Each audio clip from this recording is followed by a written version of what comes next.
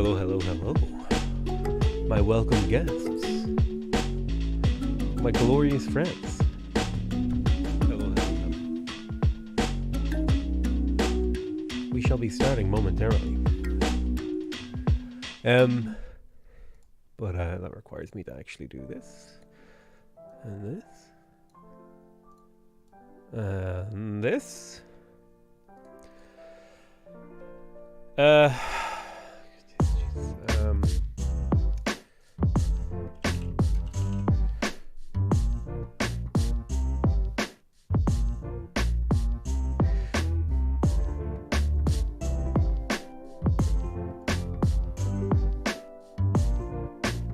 Does anyone remember?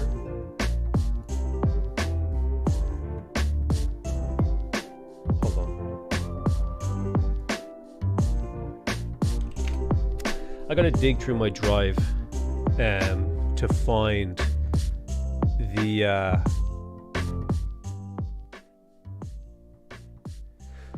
I gotta dig through my drive.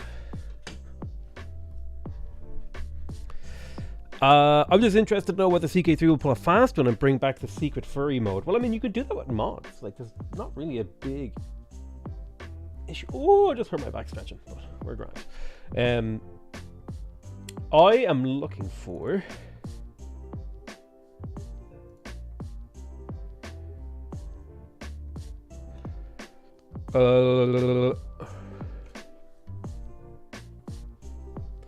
I am looking for something. What the hell am I looking for? I'm looking for my video scripts. YouTube. Civ 6 tier lists. No, not that one. Video scripts maybe. 2022 tier list. Analysis. This is the tab I was looking for. So this is the analysis tab. And then this was this. So it should look a little bit like this. Civ 6 wiki. Okay. So we're working on our unimproved tile tier list. We had a bunch of notes and we took down a bunch of data here last time. Potato, have you played Crusader Kings before? Yeah, I've played. If I open up my Steam here and type in Crusader Kings, I've played about 220 hours of Crusader Kings 2 and then about 160 hours of Crusader Kings 3. So not an expert, but by no means am I total noob.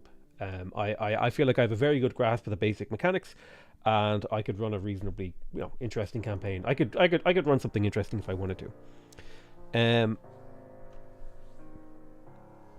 I'm successfully not a robot. Congratulations, well done. Improving the unimproved tier list meta. Yes. So this is the unimproved tile tier list that we're working on. Let's go through this script once, and then we'll start to take feedback and thoughts about it. Hey Spuddies, Potato Whiskey here today. Hey Spuddies, Potato Whiskey here, comma for mental pause break. And today we're doing a tier list on unimproved tiles in Civ 6. This is an important topic because you need to... maybe I should make it... No, I shouldn't say this is an important topic. I should say I wanted to cover this. Because in order for you... Yeah. I wanted to cover this.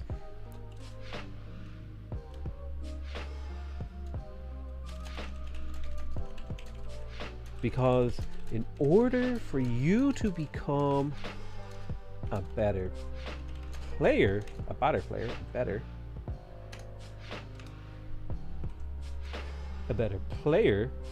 you need to understand which tiles you should work in the early game and why. Before we get into the tier list, there are a few quick concepts and ideas we need to cover.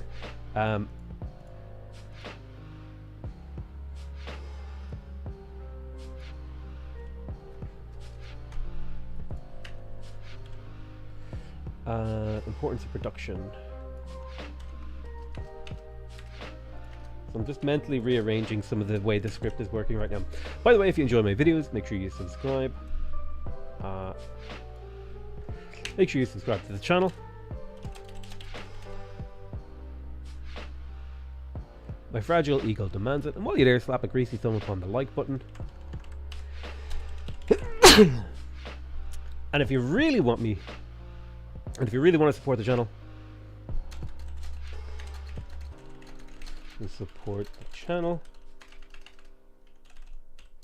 consider becoming a member.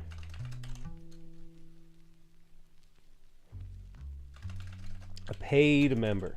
Okay, so this is like our call to action. We'll put that actually maybe a little bit later in the video, because I want to give. I think it's a hard sell to start with. I think it's okay to do like the subscribe and like call to action early, but maybe like the paid membership stuff should like go somewhere in deep. Paid membership plug ? That should go pretty deep into the video after I've provided value and I can justify that. So early on in the video, it's just like, hey, the low effort interaction. Like in terms of like driving engagement on the video, early one is like subscribe, boom. By the way, hey, just tap that like button. Hey, just tap that subscribe button. Thank you so much. And then like mid game, after I've provided information of value, by the way, paid memberships are available. And then at the end of the video, the ultimate engagement is like, hey, if you have any questions or corrections, post them down in the comments and I'll respond. And I think that is like the 3 tiers of the structure of driving engagement.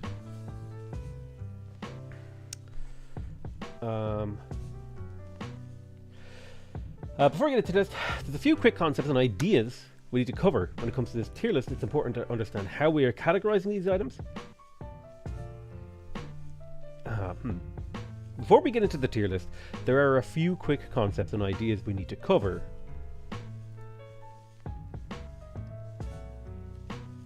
so that we can assign a value to a tile and diff tiles which at a glance might look equal.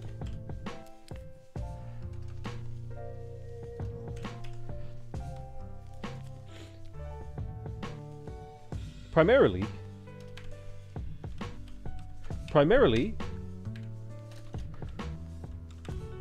we will be looking at yields as our deciding factor in the power level of a tile. However,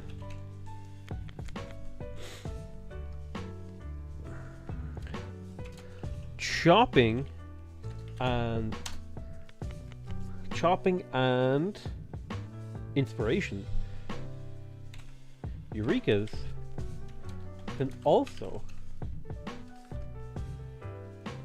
Do I care about Eureka's chopping? Chopping and however, chopping. I need like an and. A chopping and things like appeal might. No, I don't think appeal matters early game. This is a primarily early game focused thing. Chopping and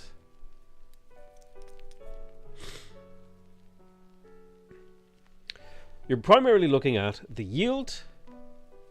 This is like super early game before you even have a builder out. You're primarily like trying to assign a value to a tile.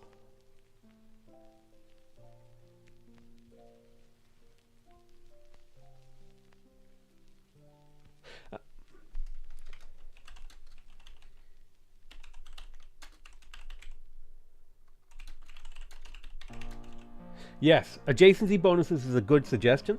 Doc No 42. However, things like appeal, pantheons, and adjacency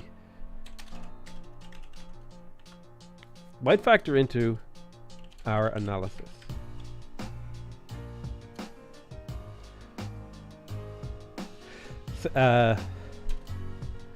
Since you'll be working on improved tiles in the early game, this advice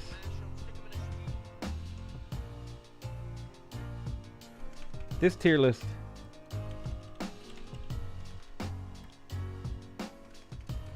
this information is mostly relevant for the first 50 to 100 turns in the game, since you'll mostly be working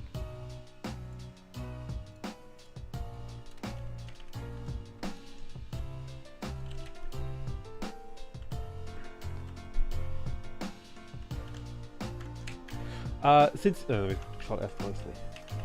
Moistly. That's not the word I wanted. So I've only used mostly once. Yeah, you don't want to use two same words like adverbs early. Since you'll be working unimproved tiles, mostly unimproved tiles in the early game, so that's a useful adverb. Since you'll be working unimproved tiles in the early game, mostly unimproved tiles in the early game, this information is relevant for the first 50 to 100 turns of the game, but especially centered around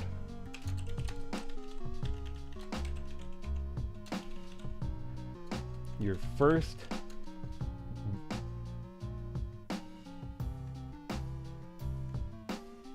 two to three cities. There's like a little bit of a ramble opener. Before we can get into the tier list, there's a few quick concepts and ideas we need to cover so that we can assign a value to a tile and differentiate between tiles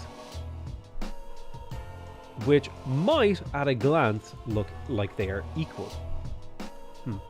Which might at a glance look the same. Like, simplify the language there. The same.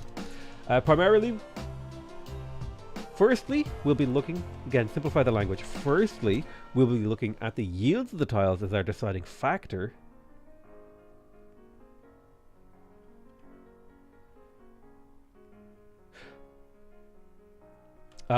We will be focusing, everyone knows what the word focusing on. We'll be focusing on the yields of the tiles as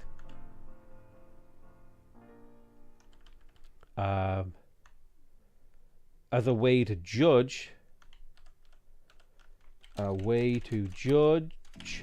the power level. So we're simplifying the language here a little bit for this.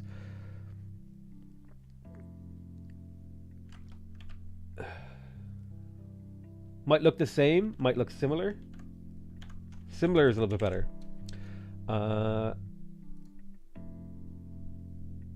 Which might at a glance might look, which at a glance might look similar.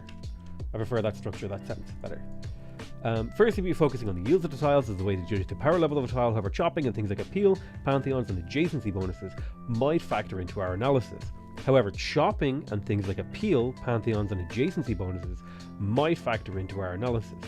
I've used the word might twice there in the last couple of minutes, and I don't like that. Can factor into our analysis, so you can use the word can as long as it's inflected correctly. Can influence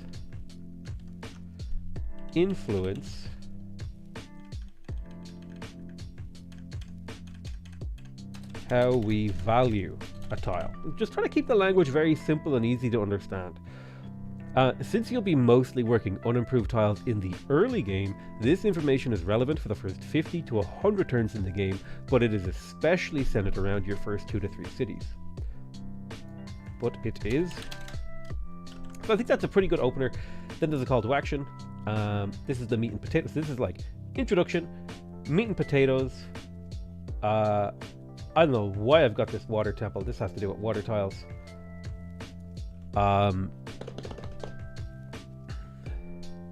Could you explain why you simplify the language? Civilization is a game played by a broad spectrum of people, some of whom don't have English as their first language. I already have an accent and I speak very quickly, so the simpler the language I use, the less confused people who are hard of hearing and people who don't speak English as a first language will be able to parse my video.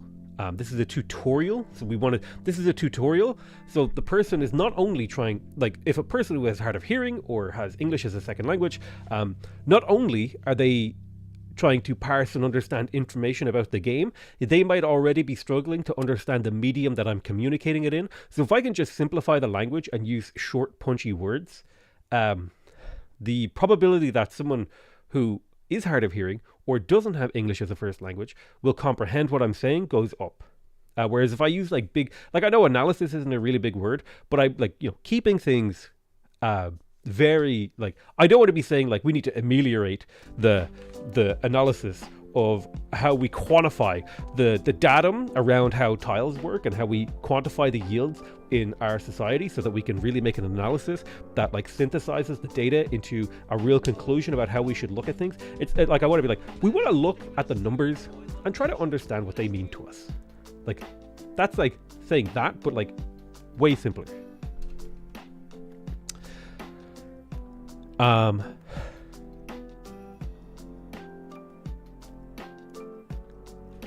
have a 200-word essay to do and stuck watching this. Honestly, Rob, here's a tip for an essay. Just start rambling. Just start saying random. Rob Moss, give me a topic to ramble about. Do it. I'll show you how to do this. I'll show you how to write every essay ever. I'm going to show you. Give me a topic.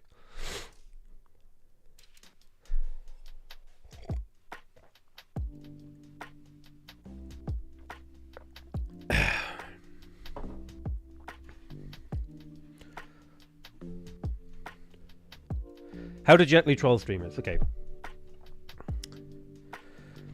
So here's what you do. You tell a story and then you cut out all the personal shit. So you say, hi, my name is Potato. I'm here to talk to you about gently trolling streamers. Now, there are many ways in which we can troll streamers. Primarily, my favorite way to troll streamers is to post inane shit in their chats.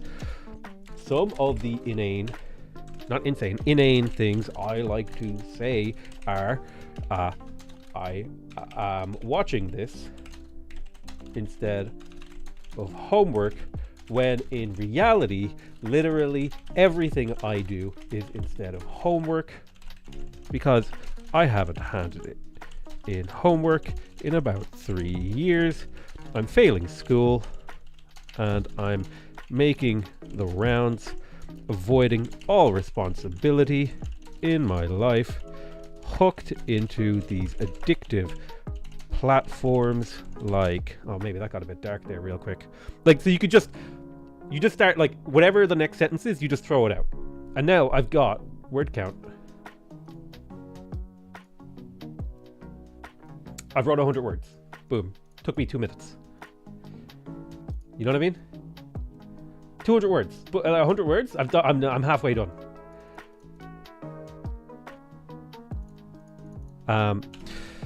You don't. And it's like, another way to streamers is to send them incomplete donation messages. So, for example, one type of message you will send to a streamer is, hey, thank you so much for streaming. I love your content. But if you want to troll them, you say, hey, thank you so much for streaming, comma, I love you, dot.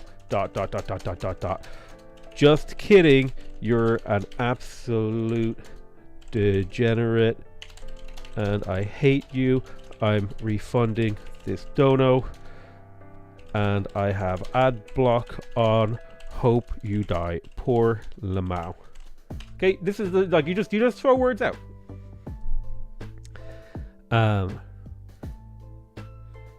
Like a 200-word essay, I could literally bang out a 200-word essay in 3 minutes before class. Like, seriously. Boom, we're almost done.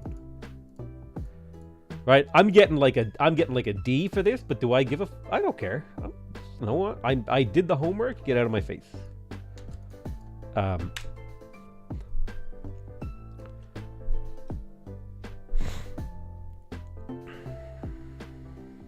Then all you gotta do is one quick right click, trolling, right click favorite. You don't even need to type it correctly. Too many people, I unironically don't even look at anything while you're typing. Like, literally close your eyes. Like, literally close your eyes while, hold on.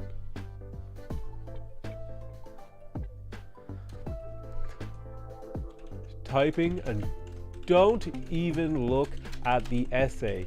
You'll get distracted. Just focus on a stream of consciousness. I don't even care if you spell things incorrectly.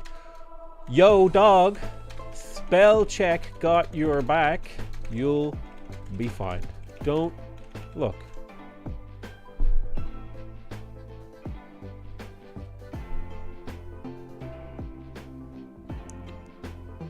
So, like, while. Don't even look. Don't focus on getting it right. Just get the words out. Don't, like, there's a thing called twanking, and it's when you're like fiddling around with things, trying to fix them as you're going. No, get like the, you gotta like trim down the wood down to size before you start like fine tuning. Anyway. So I feel like I have a strong intro. The importance of production. I'm not sure what that note is for. I did leave notes for myself throughout this. I need to justify why we consider food and production equally in this video at some point. It's because it's early game and food's value is primarily high in the early game. So note there. Food is primarily important early game because early growth is so... is roughly equal in value to early production because early growth lets you work more tiles for a larger percent of the game. E.g. this one. Food equals 50% more growth. Okay. Versus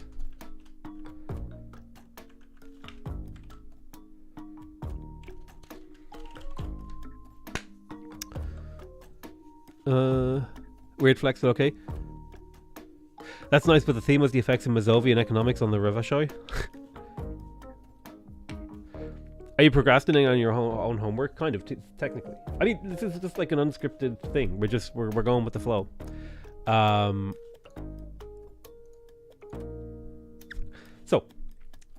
Food is primarily important to the other game, so let's get the obvious out of the way.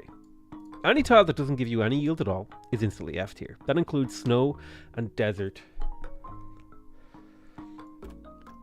That includes flat snow and flatland snow and desert. Now, in fact, I would go further than that to say that any tile with less than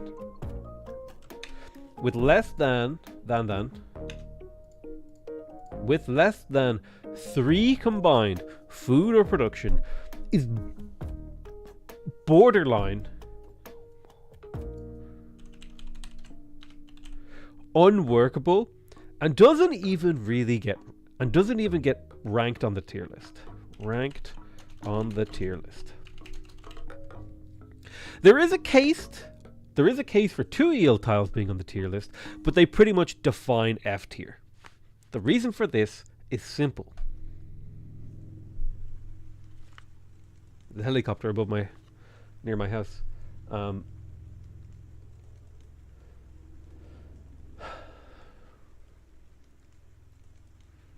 Or an airplane?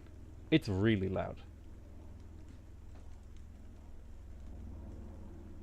It's actually hurting my ears. Holy shit.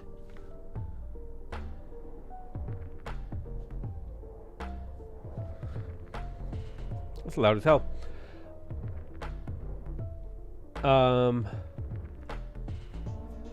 I deemed you a spreadsheet containing all the unapproved tiles of the game sorted by yields. Could be more useful when you're making the tier list. It's in your Twitch DMs. Thank you, Guy Schwart. I actually got a few different people made tier list documents of all the tiles, which I super appreciate. We will get to use those later. You weren't working on CK3 tier list, was confused to get at leaders counters. Yeah. Let's get the obvious out of it. I would go further. I would even go further than that to say that any tile with less than 3 combined food or production is borderline unworkable, and doesn't even get ranked on the tier list. There is a case for 2 yield tiles being on the list, but if they're on the list, they pretty much define. But if they are being included, they pretty much define F tier. The reason for that is simple. dash, it costs you 2 food to upkeep a population working a tile. A citizen working a tile. A pop? Should I use game terminology or should I just say a pop?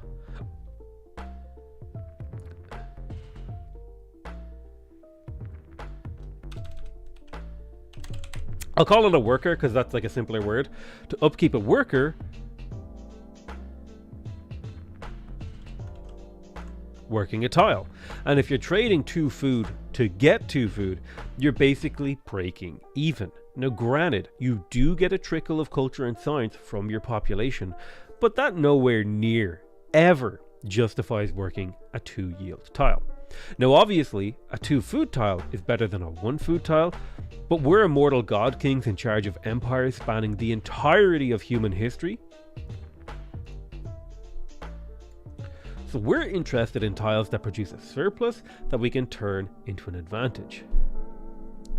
To explain what we consider. So this is probably a good point. This around here somewhere is a good point to do this. So this talking point needs to be worked in somewhere here. And I think it'll fit here nicely. So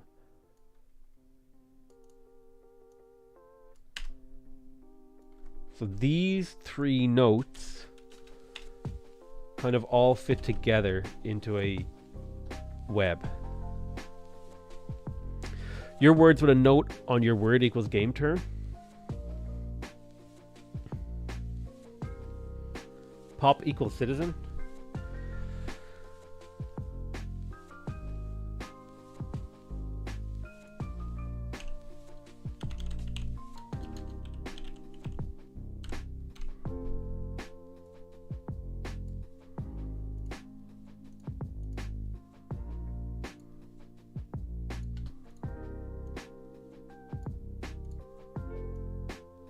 We'll figure it. We'll figure that out later. We want to get the script first. What does 3?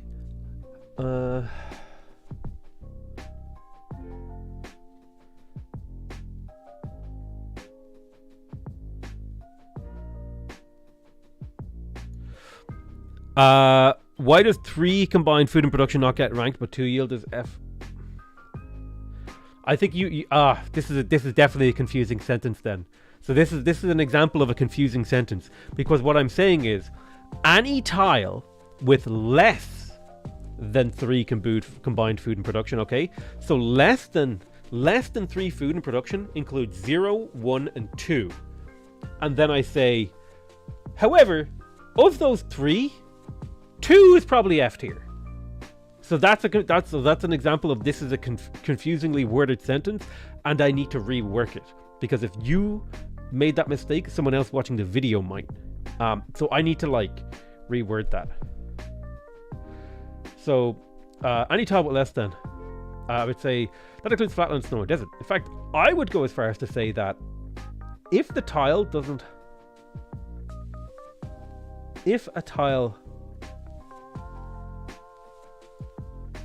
unless a tile has 3, that unless a tile has 3 combined food and production, it is borderline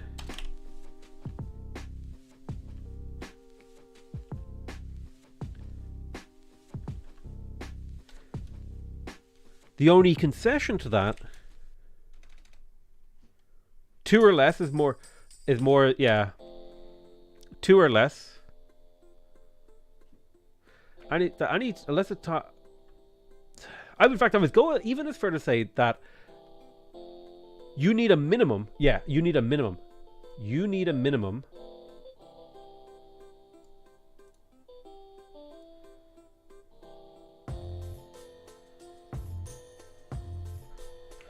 I would go further than that and say you need a minimum of 3 food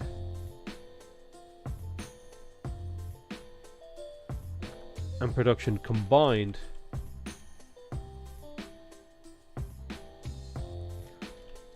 for a tile to make it out of F.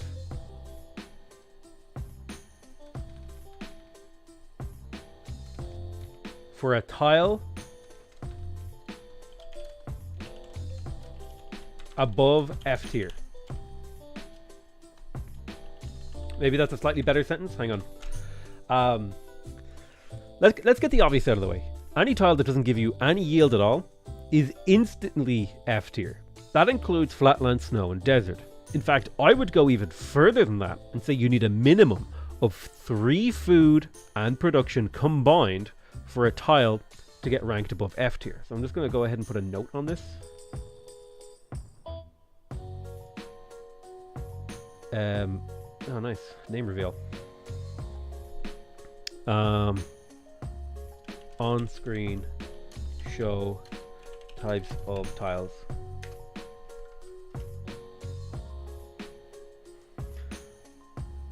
For a tile to get ranked above F tier.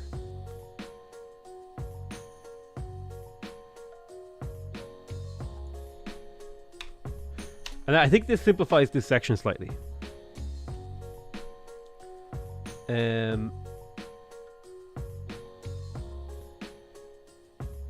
Don't DDoS potatoes? Yeah, please.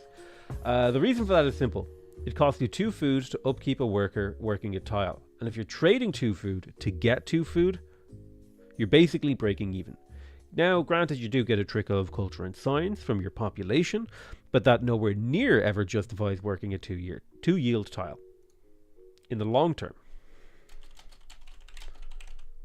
Now, obviously, a 2 food tile is better than a 1 food tile, but we're immortal god kings in charge of empires spanning the entirety of human history. So we're interested in tiles that produce a surplus, that we can turn into an advantage. Are you ever going to restart the A to Z challenge? Yes. You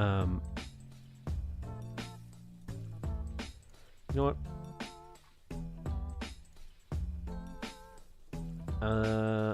I'm not going to do notes right now. I'm going to do that later. It's kind of it was occupying my brain space over here on the right. You do get a trickle of culture and science from your population, but that nowhere near ever justifies working a 2 tiled. Food and production are the foundation of your empire. Food lets you grow more population, which in turn, that population, who in turn, that feels like a very kind of, that seems like a difficult sentence. Like it would make sense. I could make it make sense visually of like, food lets you grow more population, who in turn can go on to work more tiles. It kind of feels like it's a sentence without a subject. The subject is population, but I don't think that's clearly defined in that sentence, because it's a very long run-offy kind of sentence, so I want to simplify it into like little bullet pointy languages. Like, food and production are the foundation of your empire. That's a really good sentence. Food lets you grow more population. Population. Yes, I like this. Population can work more tiles. The more tiles you work,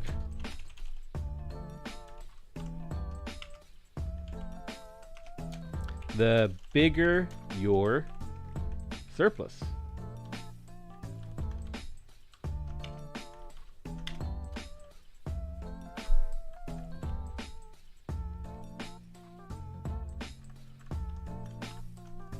Your production. Okay, so we've got it. This is like a really well constructed set of sentences now. Food and production are the foundation of your empire. Food lets you grow more population. Population can work more tiles. The more tiles you can work, the bigger your production. Production lets you build infrastructure, such as tile improvements, buildings, and districts.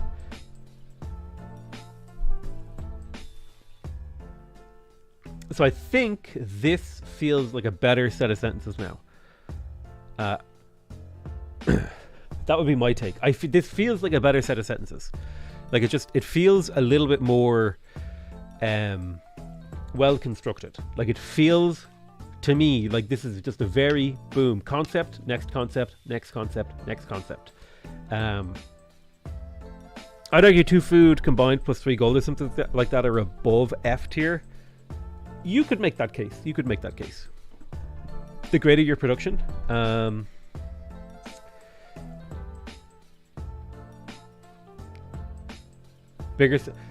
bigger your production. The more tiles you work, the greater your production is. Maybe that's a little bit better of a way to do it. The greater your production will be. The more tiles you work, the greater your production will be. That way I'm not like doing... Yeah, I think that feels a little bit more. Food lets you grow more population. More population can work more tiles. More population can work more tiles. The more tiles you work, the greater your population will be. Production lets you build infrastructure, such as tile. Now remember, we're writing this to be spoken, not read. So that's kind of like, it's going to be structured a little bit more conversationally and less formally. So that's something we also have to consider.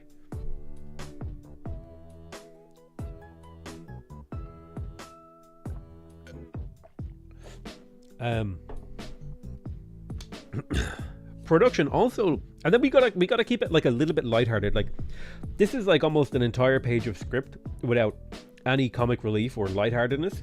So I think it's about here that we do want to get lighthearted.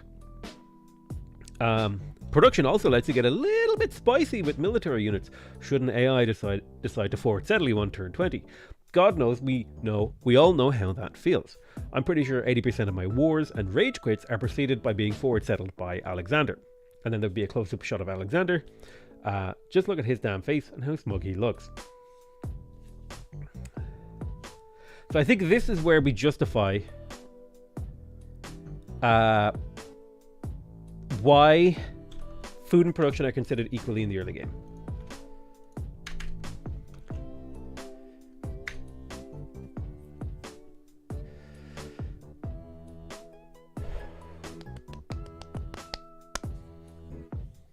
In the very early game, so I'm going to try and just like write a basic narrative here, free flow, and then we'll try and work in all the rest of the concepts.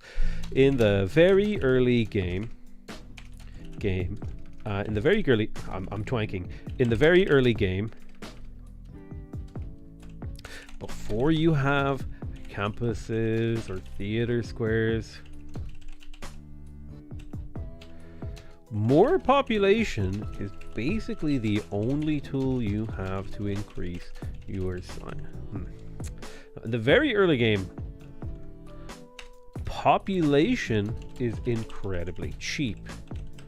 Take a look at this graph of how much food it takes to grow a pop. You can see that it gets exponentially more expensive the more population you have. That's why super early game food is about equally valuable as production.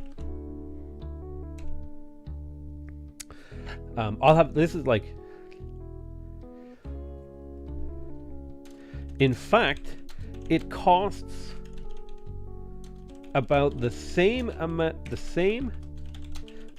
of food to get to X population as it does to get to Y population.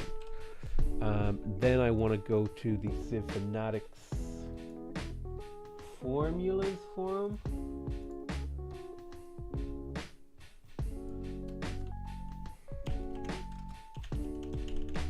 So the population cost looks like this. That's the formula for it. So going from 1 pop to 2 pop is equals 15 plus 8 times this plus 1 times this minus 1 plus B70 minus 1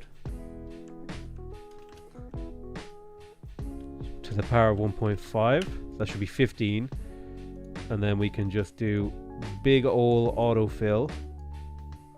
No, not like that. Can you do this for me, please?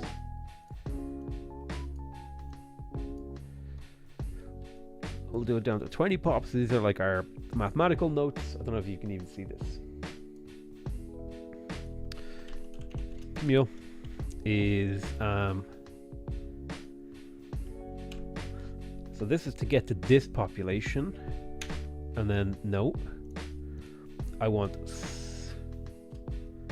equals this plus this,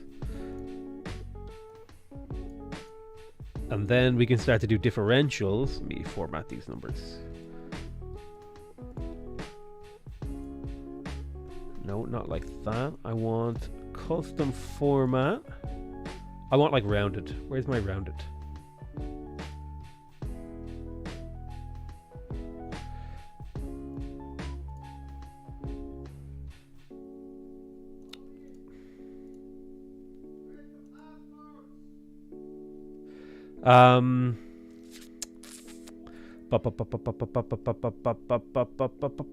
Custom normal format. That's what I'm looking for. I want just this. Here we go. So I could round. I could do a rounding, but we're just gonna just do this. Do I want to round? Does the game round? No, we're just looking at a rough estimate here. So,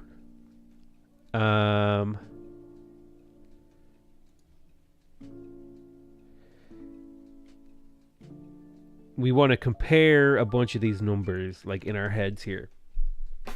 So like to go from 1 population to 10 population is 500 food.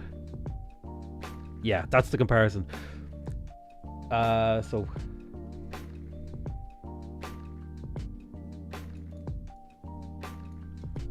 as to get from 1 population to 10 population as it does to get to 40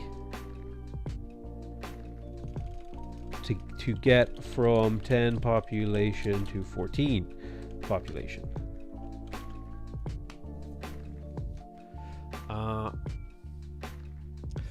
In the very early game, population is incredibly cheap. Take a look at this graph of how much food it takes to grow a pop, and we'll build a graph out of these numbers here. You could see, because it takes about 500 food to get to 10 population, and then another 500 food to get to 14. Hello from Galway, how are you, bye? You can see that it gets exponentially more expensive the more population you have. That's why. Take into account as well, the longer you have a pop working a tile, the greater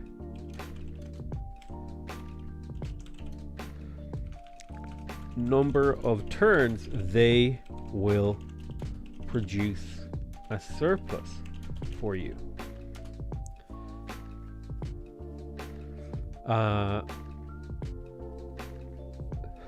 So not only does population get more expensive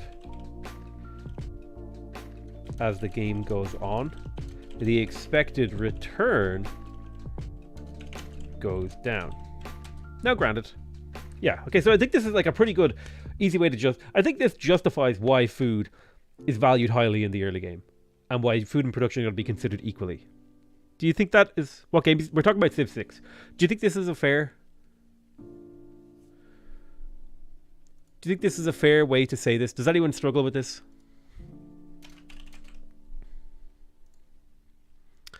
I think you need to make mention of early faith and culture from tiles. That'll be all mentioned later. Right now we're establishing the really basics, food and production, things like science, gold, culture, and faith will be talked about individually later. I have actually entire sections dedicated to that. Science on tile, special cases. You know, this is right. We're literally just out of the introduction. We're just out of the intro, and we're only now getting to the meat and potatoes. And right now we're working on Why is food and production considered equally? So let me read through this one more time, and then I'll read through my notes, and then we'll see if we've gotten anywhere close to actually explaining this concept.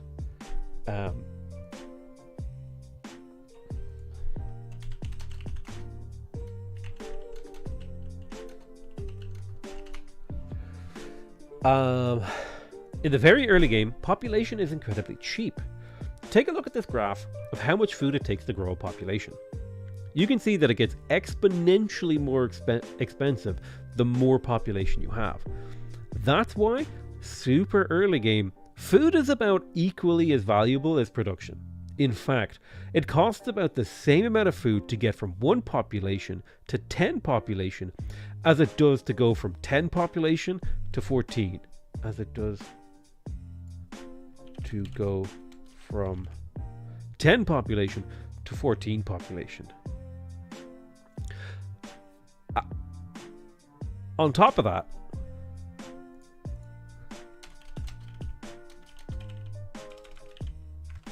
the longer you have a pop working a tile, the greater the number of turns they will produce as surplus for you. So not only does population get more expensive as the game goes on, the expected return on that population goes down. Expected return on investment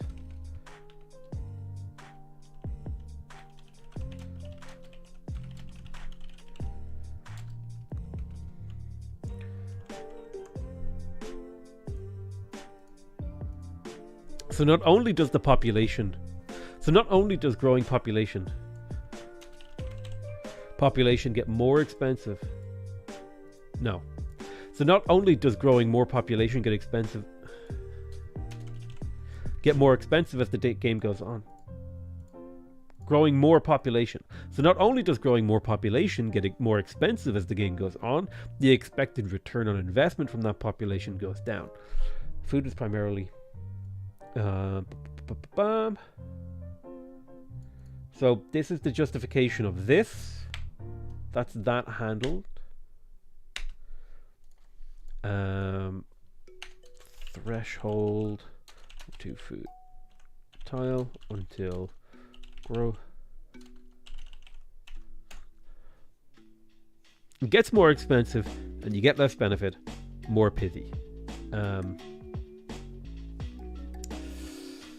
So I think that's a pretty good justification of why food and production are considered equally. Let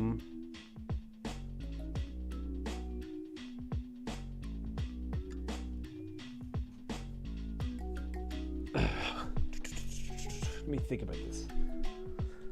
In the other game, population is incredibly cheap. Thanks for coming to my TED Talk. Well, I mean, look how long the script is already. Well, this is a different tier list, but we're already on 5 pages of text, and we're just past the intro, and we're justifying our analysis of the tiles. So I mean, like, get ready for a wordy video. Return on investment is bordering on consultant speak. I think like crypto stuff and like those like man talk and hustle channels are so ubiquitous across culture now that I think most people would understand return on investment. I think that's like those kind of things are like in the cultural consciousness now of basically everybody. So I think that's like a pretty simplified language I can use. Maybe I'm wrong. Maybe that's too complicated. I feel like getting a return on your investment is like a phrase that people say in English all the time. I don't know if I don't want to treat the people watching this video like they're idiots.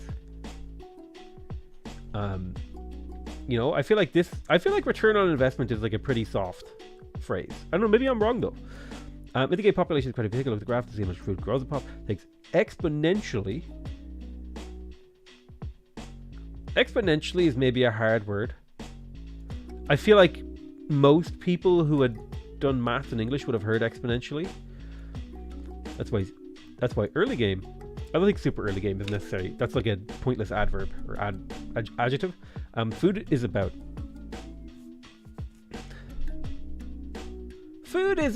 equally valuable as about as equally valuable as production is.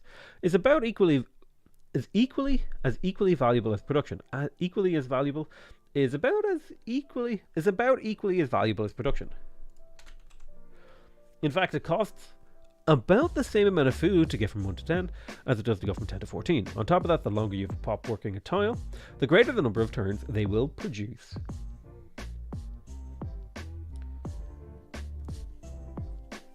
The greater the total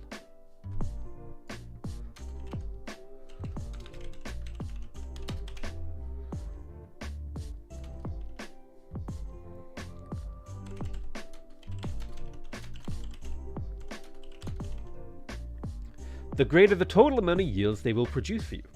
So not only does growing more population get more expensive as the game goes on, the expected return on investment from that population goes down. That's why we focus on growth early game, and then we improve our tiles. That's why we focus on growth early game, and then in the mid game we improve our tiles.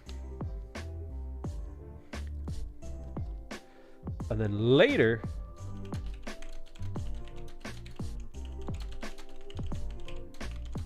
that's why we focus on growth early game, and then later we focus on chopping and improving our tiles. Equally as valuable as production. Yeah, I was really struggling with that sentence there. Like, as equally valuable as production or equally as valuable as production. I wasn't sure which way to say it. Technically, it's not exponential. I don't know what to tell you, but when you have something to the power of 1.5, is that not exponential? Is not any exponential above 1? Is that not exponential? Or logarithmic or whatever? Is it not constantly getting bigger and bigger each jump? It's n to the power of 1.5.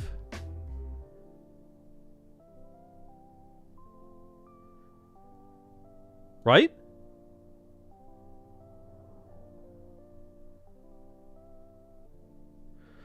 Exponential is 2 to the power of x, not x to the power of... It's logarithmic, but not specifically exponential. Am I wrong? I thought this... Is this simple? Is to the power, is that not usually denoting some sort of exponential term? It's been, now, a long time since I've done math. But I thought, like, usually you see boop boop, and it's above 1. That's like a term that grows and grows and grows and grows and grows. Like, exponentially.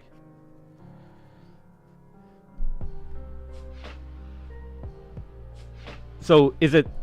If this was 1.5 to the n, that would be exponential.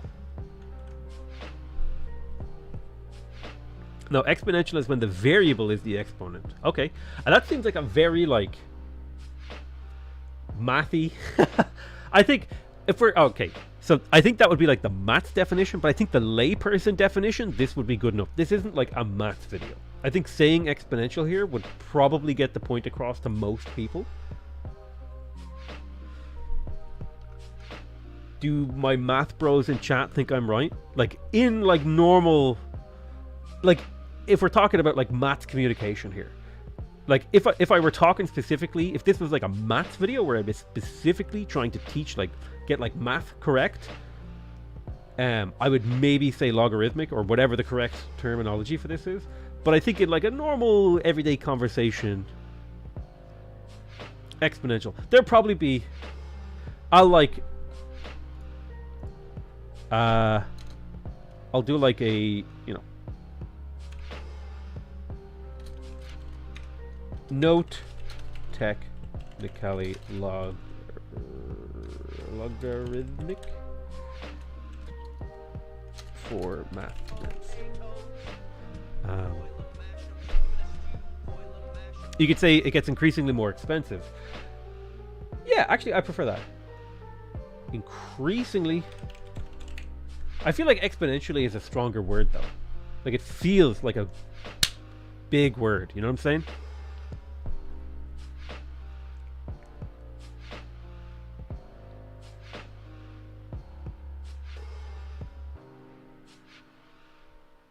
Logarithmic isn't technically right. Then what is the correct word for it?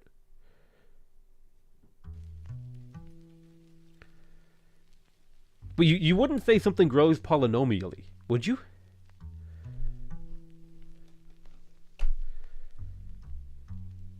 But you wouldn't say it has I've never heard someone say it has polynomial growth. Someone would. You would fucking look at that person like they have 5 heads and they're breathing fire. Like, what is wrong with you?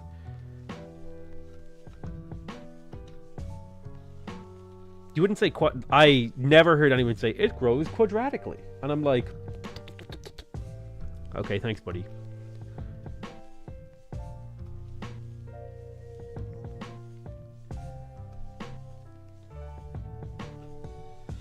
I think it's a power function, technically.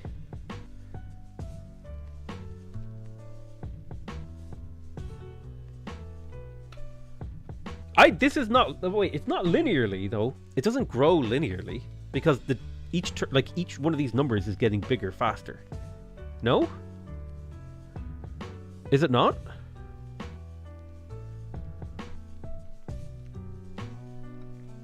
Incrementally? I'm going to say exponentially, and you know what? The math nerds could just be mad. I think we've spent too much time on this without a conclusion.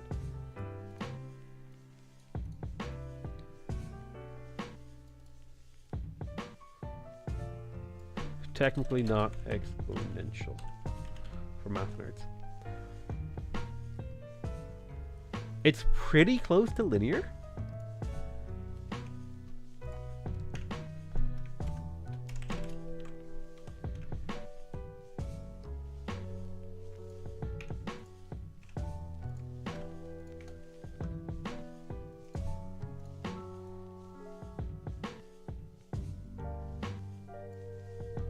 You're not wrong.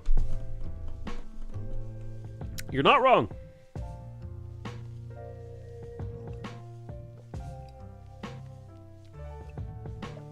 I thought that would be way more dramatic. I thought that would be way more dramatic.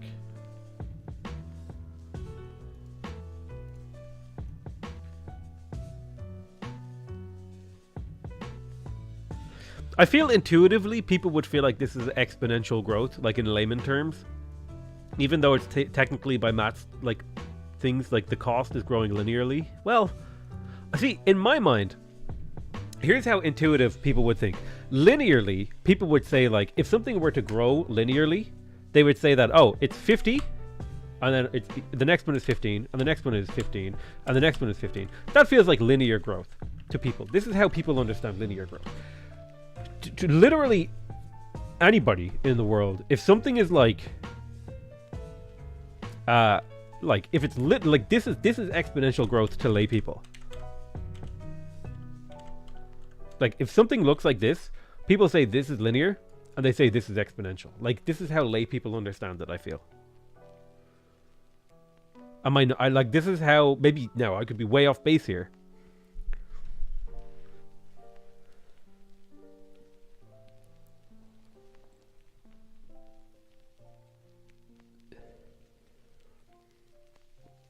Am I nuts? Yeah, this is twanking. You're good call. Thank you. Let's avoid twanking. I'm going to leave exponentially in here. I don't care if I'm wrong. Food is primarily important to the early game. Okay. The city center produces 2 food and 1 production, which is 3 total yields. That places it firmly in C tier. C tier? Really?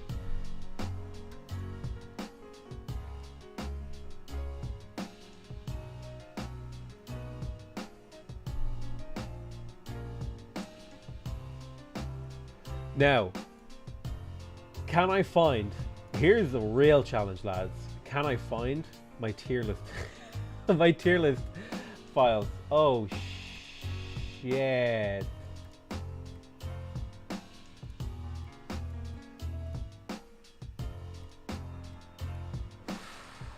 Oh.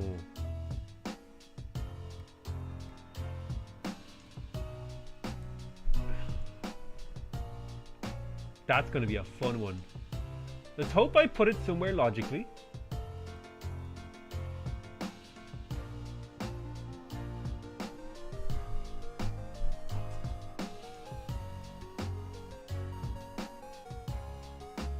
Not in stills.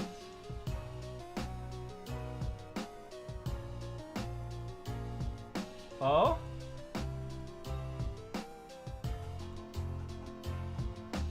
Ha ha! Yeah, boy!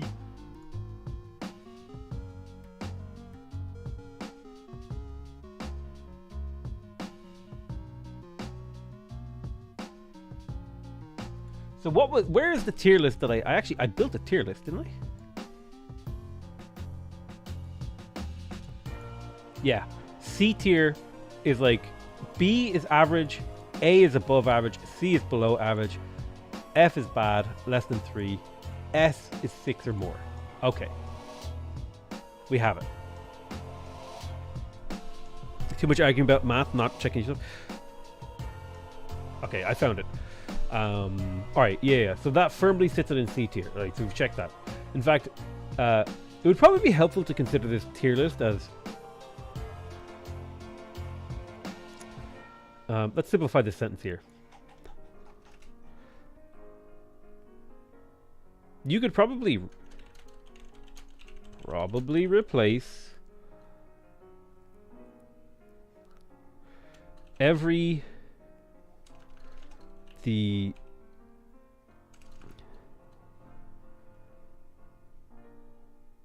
the letters on this tier list with numbers.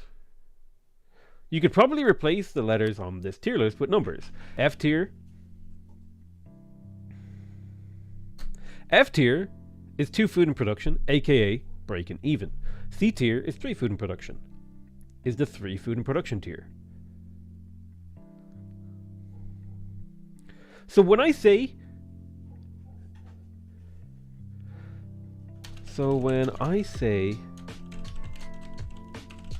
3 food and production, I don't mean it makes and 3 production. I mean it makes in total, if we add food and production together, 3 makes 3 in total if we add food and production together. The city center innately produces 2 food and 1 production, which is 3 total yields. I need more water. I've been talking a lot.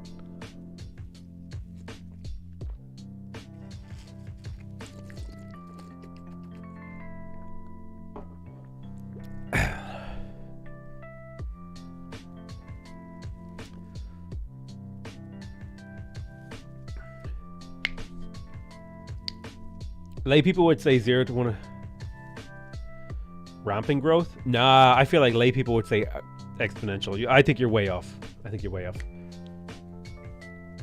Especially people like exaggerating. Dude, it's exponential growth. It costs you $5 more every time you buy one. It's growing exponentially. You know, like people would say that. Obviously, not a lot of people would use exponential unless they knew the word, but you know what I mean. You could probably replace the letters on this tier list with numbers. F tier is 2 food and production combined, aka breaking even. C tier is 3 food and production, is the 3 food and production tier, where now we're generating our first surplus. You can probably put 2 and 2 together and realize that B tier is 4 combined food and production. A tier is 5 and S tier is 6. Speaking of S tier, there's actually only 2 tiles in the entire game that occupy S tier, and both of those tiles are created by a single resources. Ladies and gentlemen, let me introduce you to the single most powerful resource in the known universe, spice.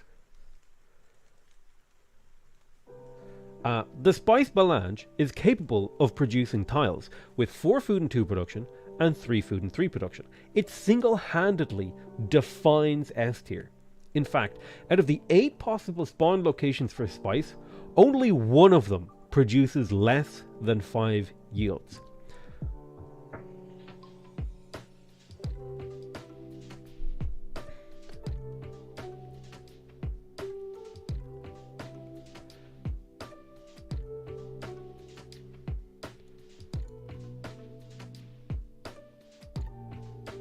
Produces a lowly 4 yields. That spice on flat, and that's a spice on a flat tundra tile. Tundra wood tile,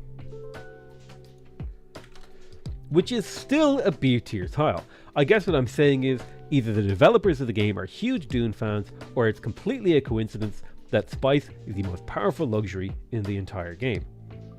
You can have 141 ivory, that's still only A tier because it has a gold on it, which is not the same as food and production. 1 gold is not the same as 1 production. It's a 6 yield, but we're considering food and production primarily here. We'll talk about gold, faith, culture, and science later.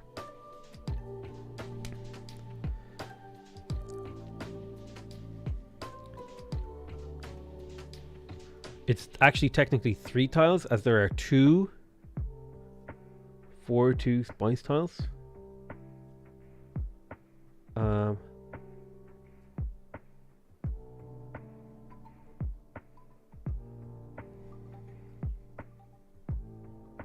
There are only hold on, are you right here? Hold on.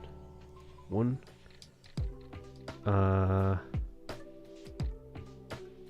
S tier, S tier. Oh, you're right, actually.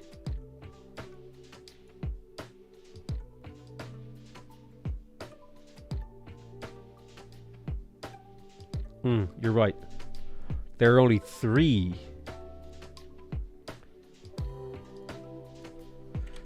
tiles in the entire game that occupy S tier. And all of those tiles are created by 1 single resources.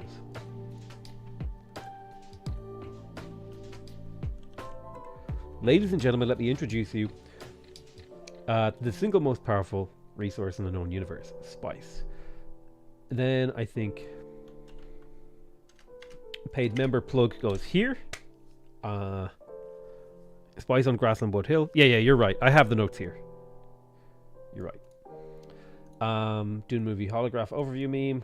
Something, maybe like a use a Dune clip or something here. It single-handedly defines the S tier. In fact, out of the 8 possible spawn locations for spice, only 1 of them produces as low as 4 yields. As low as 4 yields. I feel like there's a better way to phrase this. Why would you take your water bowl out? Stop it, Eve. No.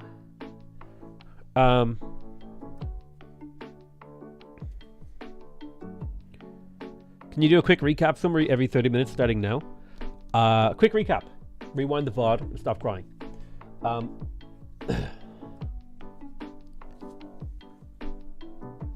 Why is F a heart? That's actually less than 3. Like actually like a number like what, like 0,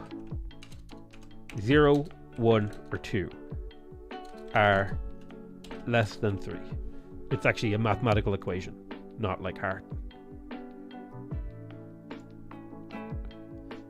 I know that's, yeah, it's just the way it's, yeah.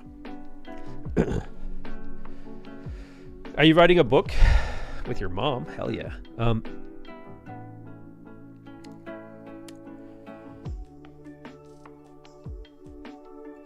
All but 1 give 4 or more yields. The minimum. I like the minimum.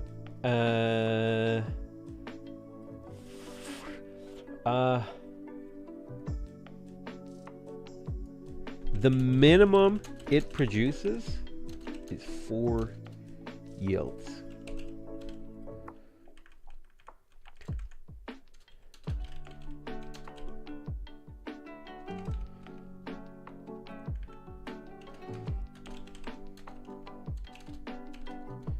The minimum it produces is 4 yields, which is a spice on a flat Tundra wood tile, which is still a B tier tile.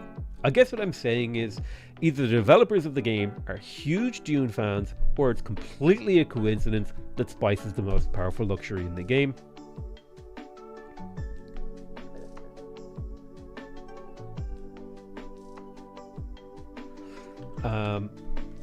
Which, in either case,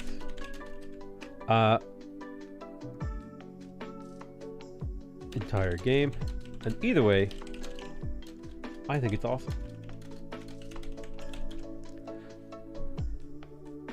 Oh, dude. Listen. Somebody get onto a modder, okay? We need the Dune mod, okay? And how it works is, it's a desert map, and every resource is just replaced with spice tiles randomly. Like, only spice can spawn. Literally only spice. That's it. Like, only spice tiles spawn. Somebody get on that. We need like that as a map script. No, there will be fresh water. Like, there's still rivers and oceans and stuff like that. It's like the Dune map, but only spice spawns. And then obviously you would probably need a mod with it that gives like a supplementary mod that lets you get multiple amenities from spice.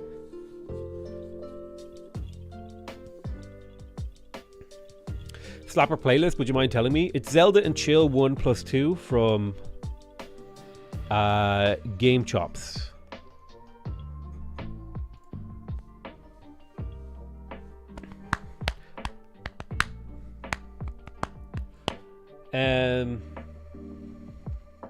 So then there's the paid membership plug for my YouTube channel. Shrewd observers of this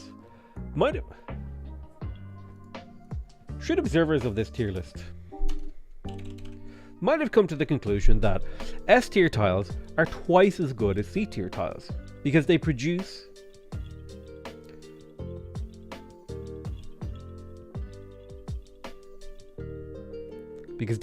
six, and C tier tiles produce 3. Don't use respectively. Respectively is kind of a little bit complicated. Simple math tells us that 6 over 3 is 2, which is a 100% improvement. Intuitively, that makes sense, and I wouldn't fault you for making that initial conclusion. This is where we can probably start talking about some of this stuff here.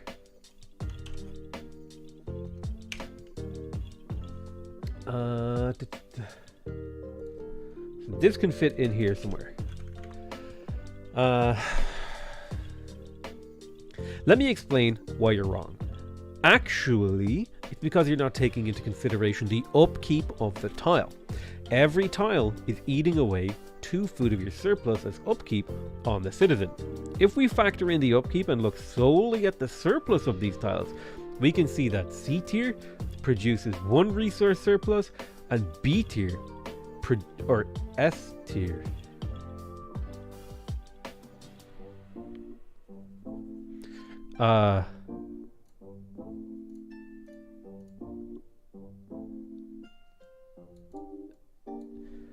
S tier produces 4 surplus.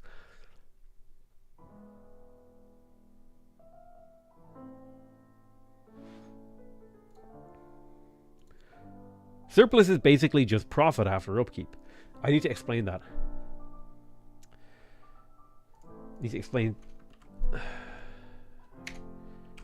Surplus is profit after upkeep.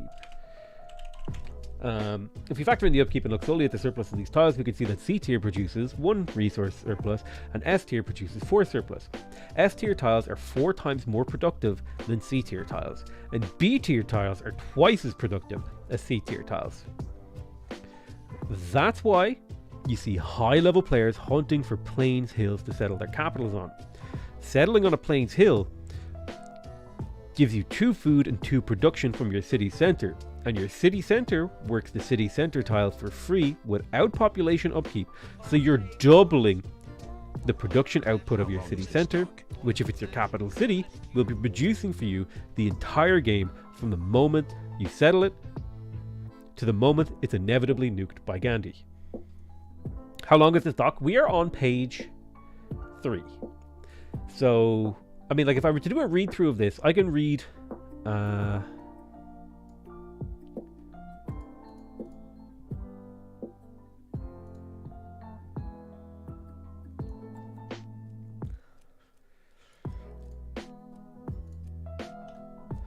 hold on. I'm going to read this sentence here. Let's get the obvious out of the way. Any tile that doesn't give you any yield at all is instantly F tier. That includes flatland, snow, and desert. In fact, I would go even further and say you need a minimum of 3 food and 3 production combined for a tile to get ranked above F tier. The reason for that is simple. It costs you 2 food to upkeep a worker working a tile. And if you're trading 2 food to get 2 food, you're basically breaking even. Now granted, you do get a trickle of culture and science from your population, but that nowhere near ever justifies working a 2-yield tile in the long term. Now obviously, a 2-yield tile is better than a 1-yield tile, but we're immortal god kings in charge of empires spanning the entirety of human history, so we're interested in tiles that produce a surplus that we can turn into an advantage. This is a good time to explain surplus, by the way. So it took me 50 seconds to read that. So if we extrapolate this out, took me 50 seconds to read this. So we take, and we're just kind of ballparking it right now. 2524 divided by 162 words. This is a 15-minute video so far. Probably, I would give it more like 18 minutes. And I think I would like it to hit that nice 30-minute threshold. So I could probably double the amount of words in here, and then that would be like a nice video.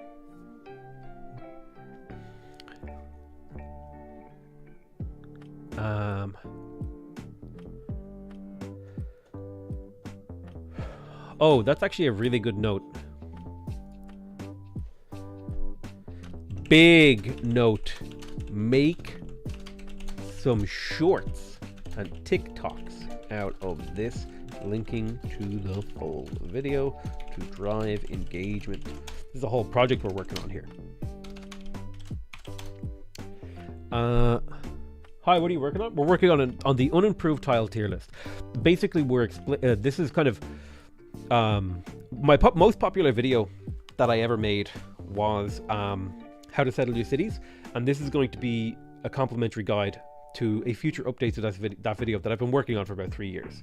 I've been kind of building up the skills and knowledge and communication ability to actually make like a really well put together video that'll go over this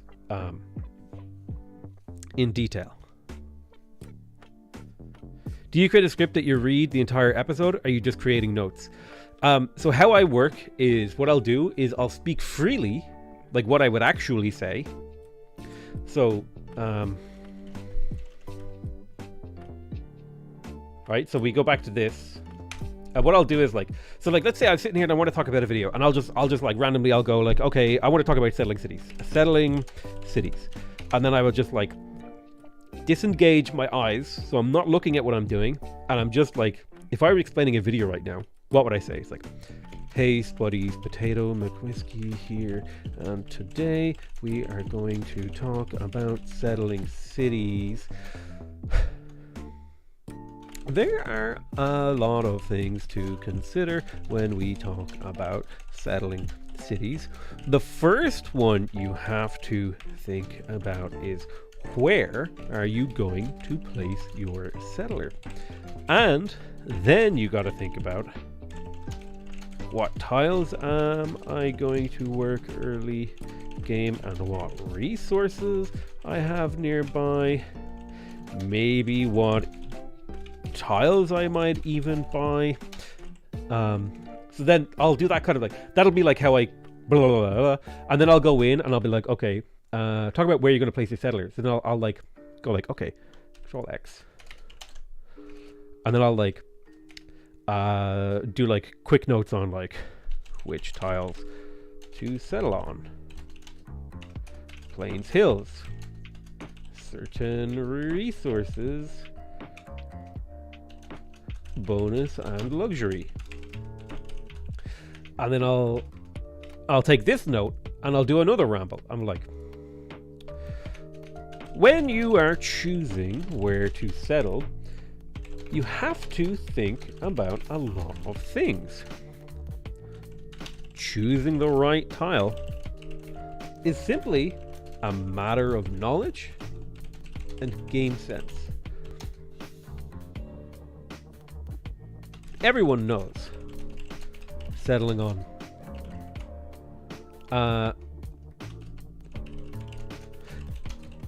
plains hills will give your capital +1 production. But did you know that settling on rice will give your city center an extra +1 food? It's important to know these things so that we can efficiently get a lot of yields. But it's not quite as simple as finding the best tile to settle on.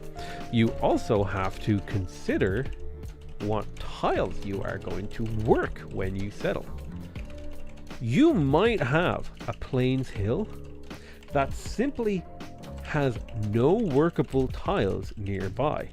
If you want to know what tiles are workable in the early game, go ahead and check out my unimproved tile tier list, by the way. I'll cover the information briefly here, but if you want an expanded, make sure to check that. So like that's how I would talk through it, and I just type out what I'm saying. So that's kind of my approach to writing scripts. That's how I do it. It's what I'm quite good at it, actually. It's one of the things, it's one of the skills I have that is I'm quite happy with. Like it's at a place where I'm really good at doing stream of consciousness and then translating it and like tweaking it. And then also I'm also really good at writing things the way I would say them. And then when I reread them, my delivery is always the same because I have a very particular way of speaking. I sometimes fumble sentences, it happens, but I can like read a sentence and figure out the way that I wanted myself to say it just by the structure of the sentence. It's like, I don't know how to explain this skill, but it's just like, there's always a way that I want to read. It's why it's actually, I have a lot of trouble reading other people's work, is because I read other people's work in my voice, which means I'm putting emphasis and accents on words that the writer wouldn't have. And so the sentence feels jumbled and garbled to me. It's kind of why it helps that I listen to audiobooks now. So for example, I would be like, when you're choosing where to settle, you have to think about a lot of things. When you're choosing where to settle, you have to think about a lot of things. Like, you know, choosing the right tile is simply a matter of knowledge and game sense. Settling on Plains Hills will give your capital +1 production. But did you know that settling on a rice tile will give your city center an extra +1 food? It's important to know these things so that we can efficiently get a lot of yields in our cities. But it's not quite as simple as finding the best tile to settle on. You also have to consider what tiles you're going to work when you settle. You might have a Plains Hill that simply has no workable tiles nearby. If you want to know what tiles are workable in the early game, go ahead and check out my unimproved tile tier list, by the way. I'll cover the information briefly here, but if you want a full guide, make sure you check that out. This is Cadence anyway. I'm actually going to go get a glass of water. I'll be back in like 2 minutes.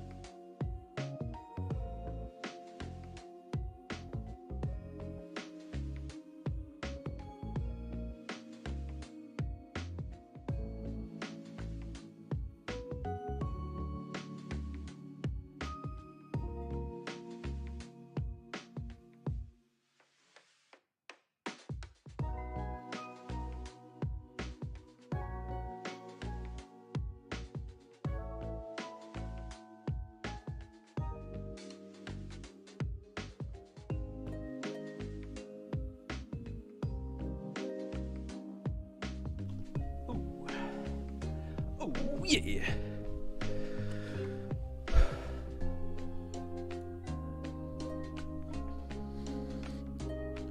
What's up, boys? Where's the tile tier list? We're working on it right now.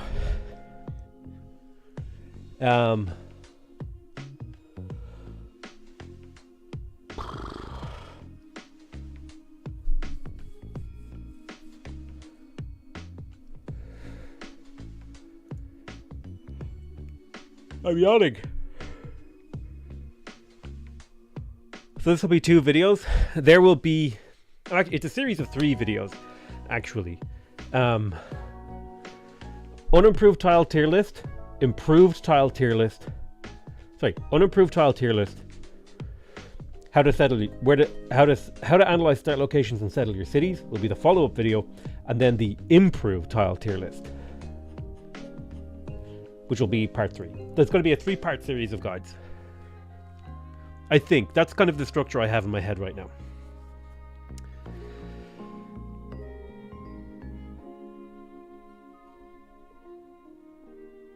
Two flights of stairs hits different, dude. When you run up and down them, let me tell you.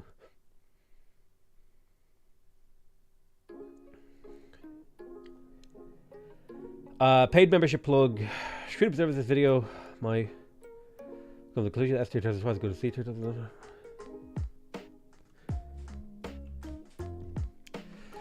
So you double into production output in your city center when you're capital C, reducing the entire game from the moment you settle the moments inevitably nuked by Gandhi.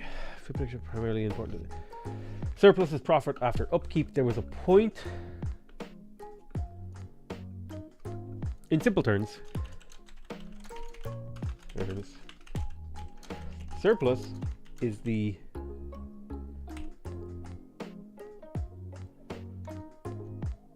profit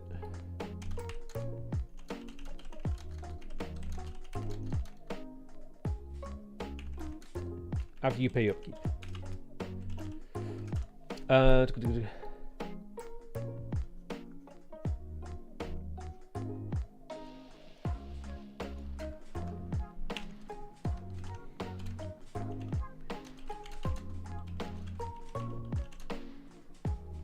You want to be getting as much surplus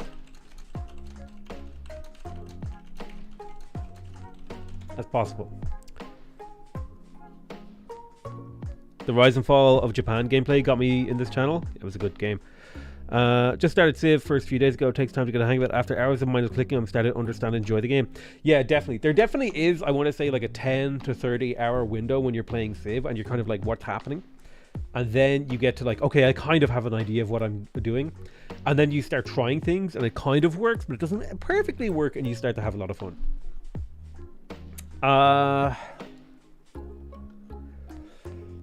Primarily, I still need to talk about the 3 food is 50% more growth. I've talked about surplus is profit after upkeep. Food and production are interchangeable to a certain point. I need to talk about that.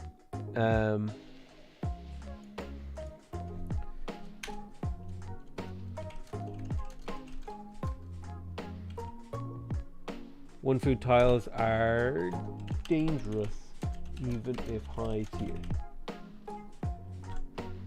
So this is kind of like some notes that I need to weave into the scripts. You might also notice that water tiles are quite weak. The baseline coast tile doesn't even make it to F tier, owing to the fact that it produces a measly 1 food, 1 gold. However, there are some really nice coastal tiles, especially when we look at reefs. Now, objectively, by the rules that we set out in the tier list, the best reef tile is a coast reef fish coming in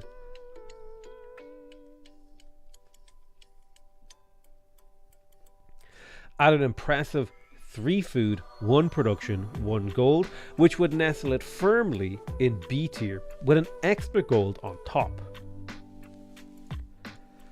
Even so, I personally have a soft spot for any reef tile, and in my heart, it's really an A tier tile, especially reefs with turtles, because turtles give you +1 science, which in my opinion, if a tile is C tier in terms of food and production, and it gives you science yield and with gold on top, that's an S tier tile. It's so incredibly rare to find a workable early game science tile, which is why turtles have a special place in my heart, although if push came to shove, I would accept that really, they're an A tier tile. Does that feel like a good section? Is that like good? That feels weak. It feels like a weak section on water tiles. It feels like I'm very like, this is my opinion, this is my opinion, this is my opinion, this is my... I need to be like, I like this is why, but fair enough, it's A tier. I need to be a little bit more...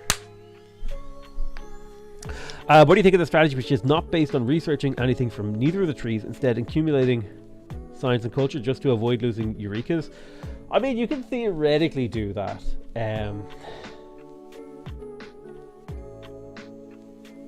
It just seems like an awful lot of optimization for a very small gain.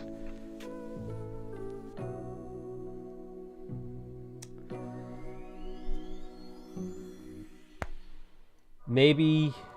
Let's see what the rest of the script is. Speaking of science from unimproved tiles, considering how important science is in Civ 6, you might think that, because this is where I weave it in, yeah. Any tile but a science automatically gets catapulted up a tier or two in value. Unfortunately, most of the early game science tiles are downright dog shit. That's right, Spiff. I'm hating on T. Not only is T one of the worst tiles in the game, because it spawns in such absolutely garbage locations with no production. No production. The best you're going to get from a T tile is if it spawns on a grassland hill, and even then it's missing the +1 gold the turtles have.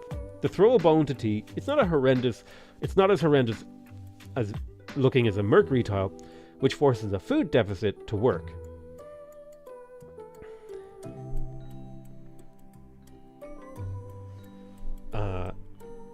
In order to work it. This is all a little bit disorganized and less refined. Speaking of mines, the best land unimproved science tiles is a grassland or plains hill iron, which comes in a healthy A tier alongside grassland hills T. Personally, super early into the game where you're working... Yeah, this is where I weave in the one food stuff. Tiles that only have one food, so this is kind of like where I'm talking about these notes. Tiles that only have one food are kind of hard to justify unless you have a 3 food tile somewhere to offset. That's because if you only work 2 food tiles, you'll have a 2 food surplus. If you work even if you work a 1 food tile, then you've literally cut your growth in half. Conversely, this is why 3 food tiles are so based on what? Early game. Because if you're working a 3 food tile, that's a 50% faster growth rate in your city. So I think I cover these notes. My rule of thumb is that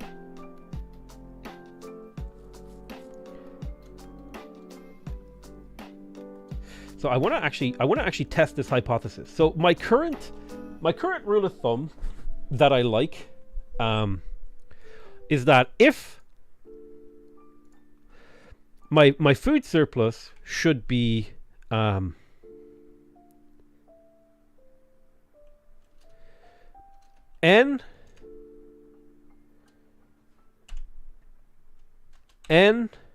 times 3 plus 1. So let's just do,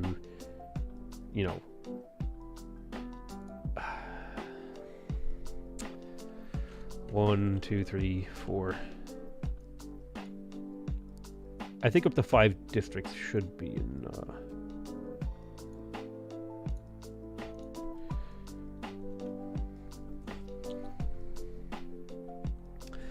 n times 3 plus 1 is when you should add, which is basically the district calculation, is when you should add another food surplus. So like, I wouldn't want to work 2 food. So when I have this much population, this is how much food surplus I want to have.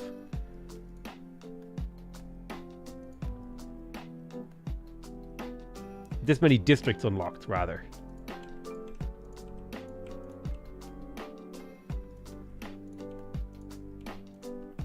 Right, if I want to grow at like a constant rate, this is like the food surplus I would go with. And I'm wondering, how does that line up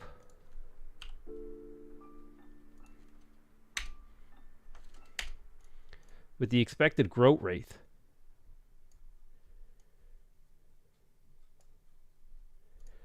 So I don't know where you're getting these numbers, but this should definitely be a 5. 666. Sorry. 777. 88. Can we format this to not plain text? Custom number format, just like a number. This keeps your growth curve relatively stable. What if it was slightly more aggressive?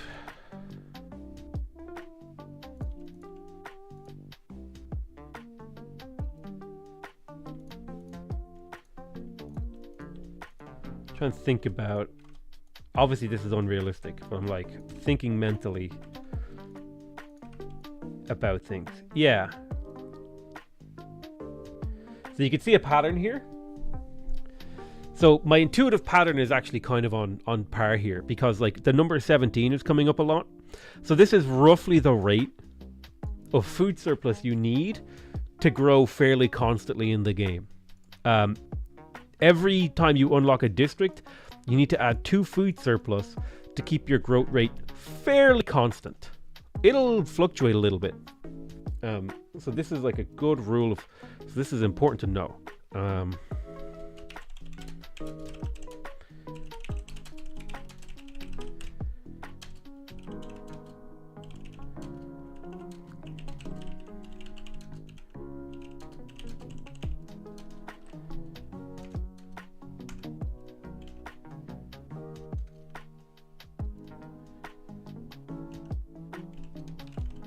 15 to 20 turns. Now I'm even considering here. Sorry. 1. Fuck, I fucked it up. Like if this was 1. And this is 1.5. This is 2. This is 2.5. This is 3. 3.5. It needs to grow faster than that, I think. So this needs to be like 1.75. 2.5. 3.25. 4. Oh, we've cracked the code! We've cracked the code, baby! Just by doing some basic analytical math. We're actually gods. 5.5. Aha! We did it just intuitively.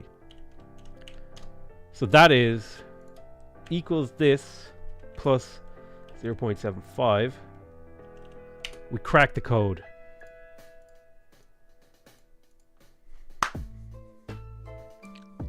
We cracked the code. So if you want to grow at a constant rate, every time you grow a population, you need to increase your food surplus by about 0.75 of a food.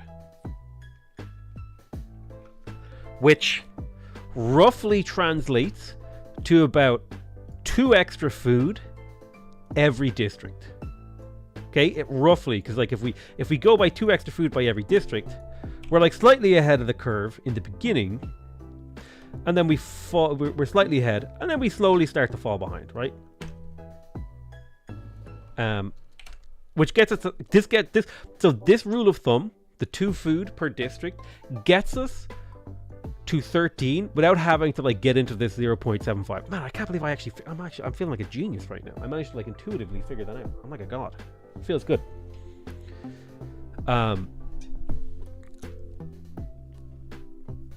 Oh, your profile pictures. I was only covering the bottom. We're not really considering the bottom of the graph, you know.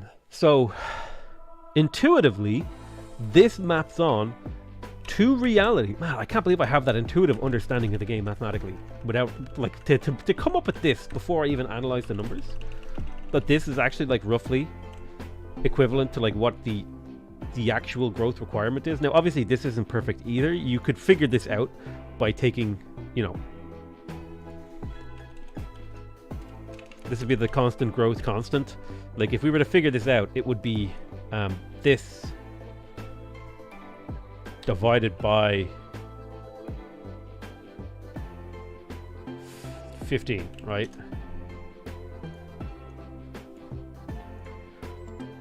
And then this is the actual amount of food that you would require to grow at exactly 15, grow a pop exactly every 15 turns. But things are a little bit fuzzier than that, right?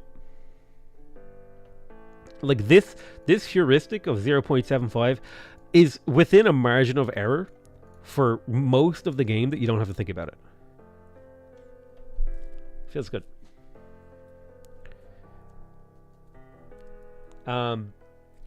So I've done a little bit of like, it's important to think about what I'm doing here is I'm getting things that I feel in my head, putting them on paper and then analyzing them. So in my head, my personal rule of thumb was like, you need like +1-ish food every time you get a district. But that's actually slightly behind where you want to be in reality. Because that would put me at like, that would put me at this level, which is probably, and I still think the 1 food per district surplus is actually a fine rule of thumb. I think that's actually like a totally reasonable as a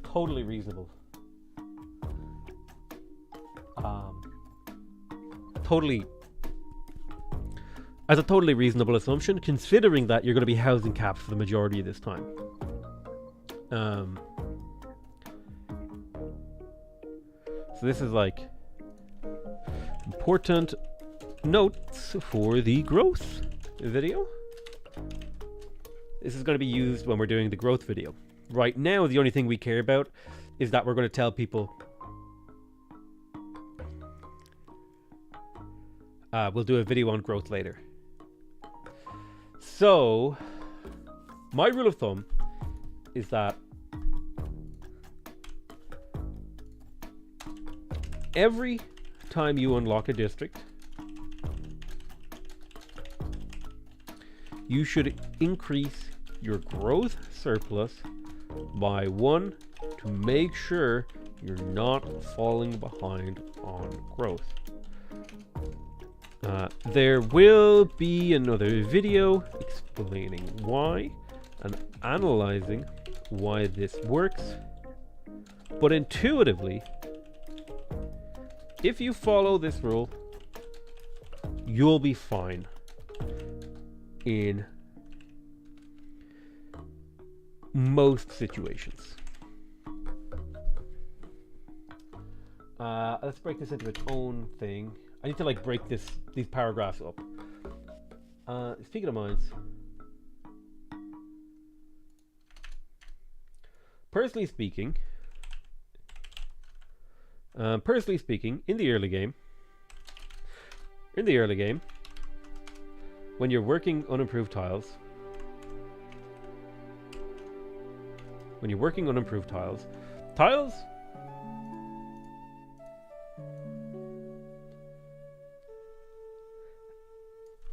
any tile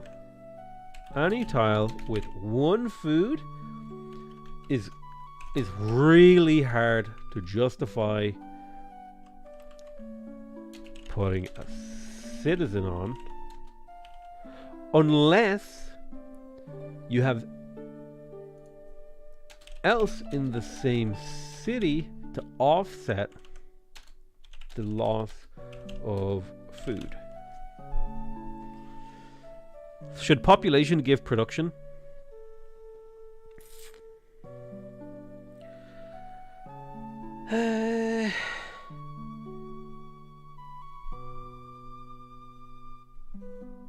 I'll be brave and controversial and say yes. I think the game kind of works without it. I would be totally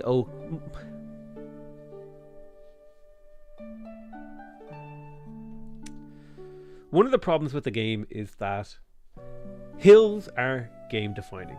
If you don't have hills, you are just behind. The quality of your empire is almost directly related to the number of growth tiles you have access to in the first and second ring of your city, and the number of hills you have in the first and second ring of your city. Things like rivers and coast are downstream of that, which does not feel fun from a gameplay perspective because the difference between those two cities is so huge. A river city with no hills is worse than a coastal city with hills, even though river has better water. I don't know. Doesn't pop give like 0.2 production? No. Population gives you 0. 0. 0. You get no production from population.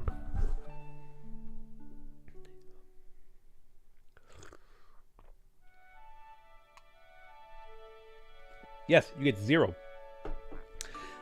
0. Nada. Nip. Zilch. 0.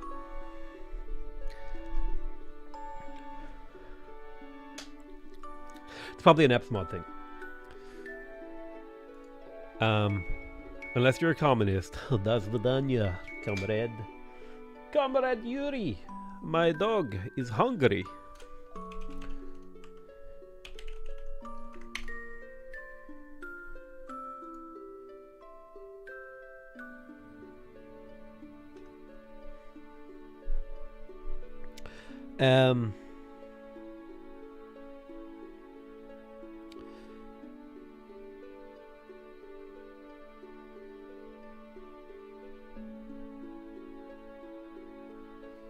I think I need like a mental break from the tier list. Load up that squabble, boys.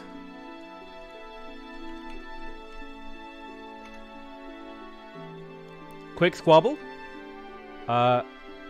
Find game. Any squabblers? There's a lobby code. XRVKC8N. We are ready. Get in the lobby. Squabble.me. I need to just play a game to get it out of my system. Always, my favorite opener is Sweet Nachos. So I have the S at the start. I'm feeling like Sasha. No, it's not an A. Shank. So the H does not go there. So that would be Stash? No.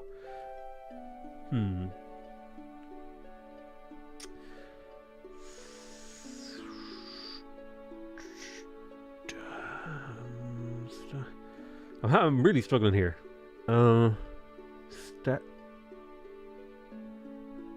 Staff? Well, we know where the H goes.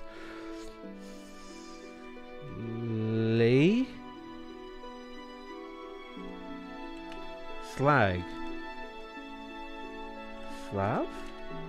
Slav?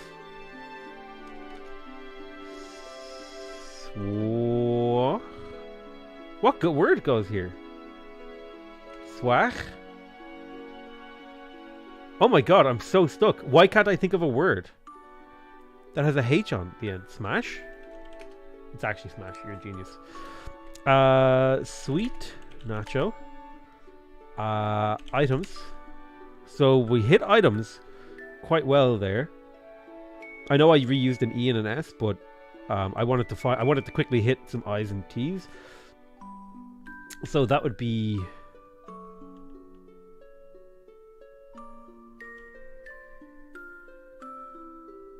tilde. Okay, we hit the I and we hit an L. So we know there's an L and an M. So maybe limit. Sweet Nacho. Neeps. Too many duplicates. We've already hit NA.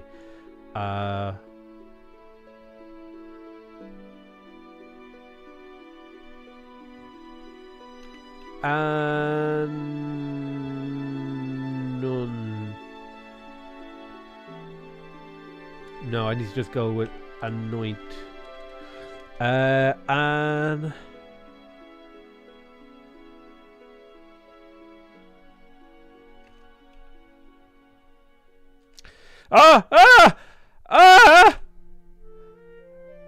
Swath. Nah.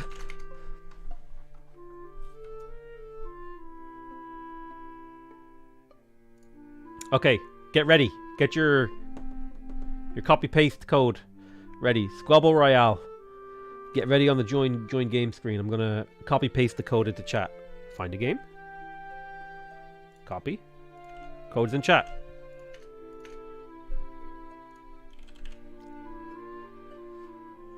Got squabbling.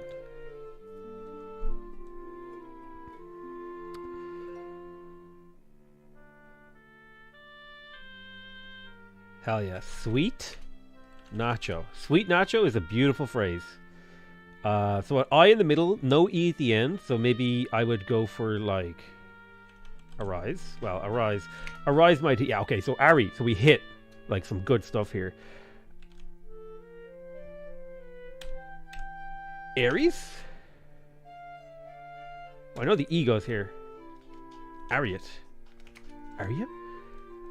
I know the E goes there. What? Oh. I see. Some... No. Omens? So the O isn't at the start of the end. The S isn't at the start of the end. So the E could be at the start. What would be emerge? No. Emote? Whoa, we're really... I can't believe we're missing. We're actually so boned. I might just fail this one. Rest. We hit literally just an S. The E goes here. So it's something something. S-E. Something O-S-E. Something. Something O-S-E. Something. O-S-E something. Poses? No, it's not posed. Posed? Oh my god. Sweet. You guys better not be stream sniping me right now and stealing my words. I swear to god.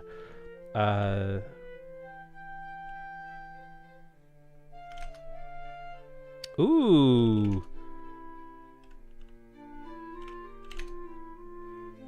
Seriously? What? How did I not get that one?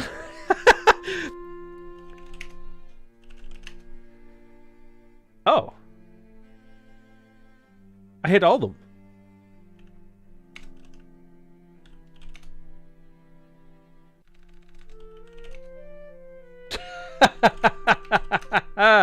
Where I god. I'm telling you, dude. Sweet nacho is like the greatest invention in human history. Oh god, I'm in last. I'm getting knocked out here. Shit. So, C.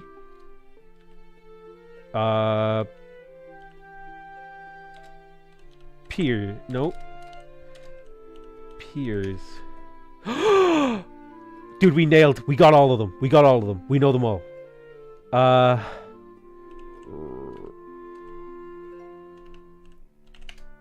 Oh, we were so close.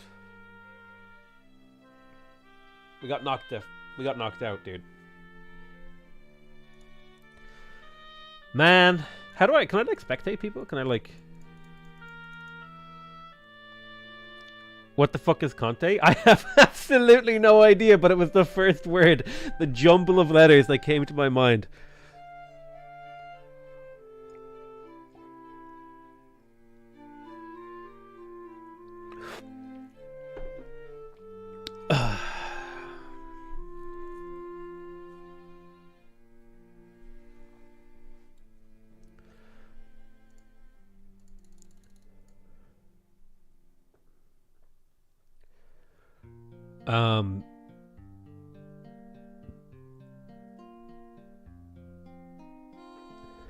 Antonio Conte, the coach, maybe.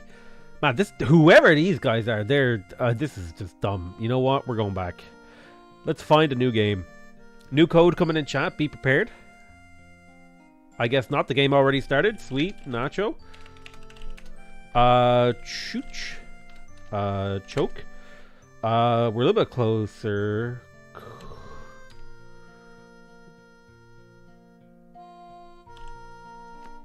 No H. What's going on here? How do I even do this word? Brioche?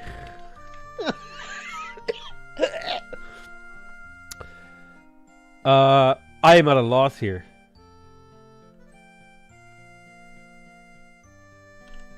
I think it's like something ox, so like Spock. I'll do spec. So it'll be like Brock? Ah!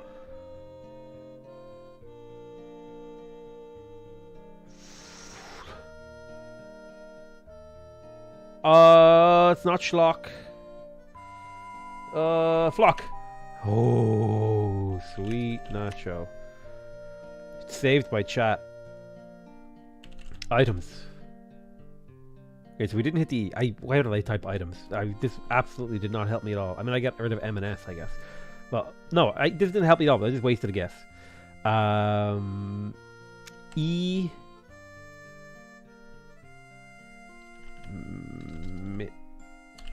No, M is already erased.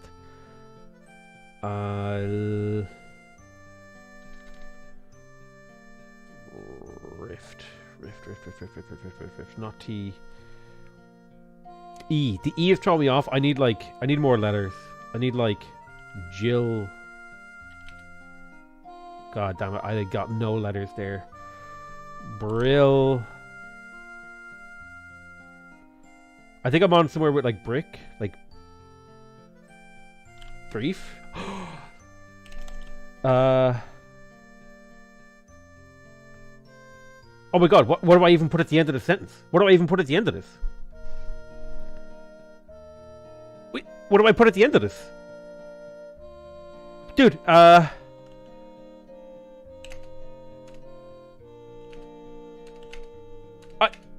which of these is a word? Which of these is a word?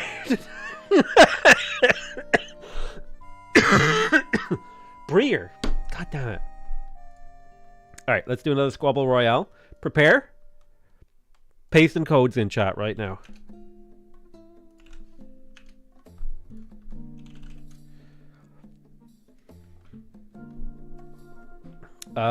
Sweet nacho. Shit. Echoes? No. There's only an E, so there's gotta be two E's. No.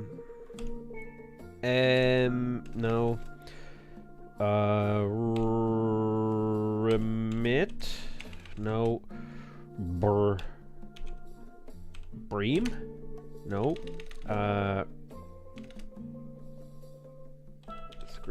Scree? No.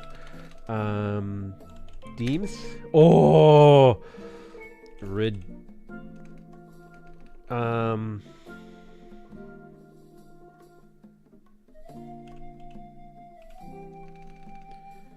Fuck.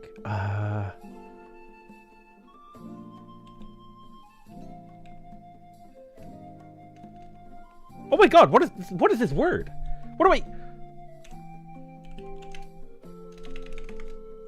I feel like D. No, there's no S. A Y. There's a Y in this word.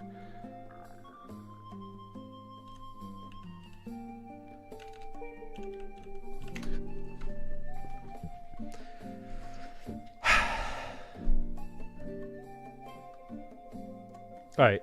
One more. Quick like.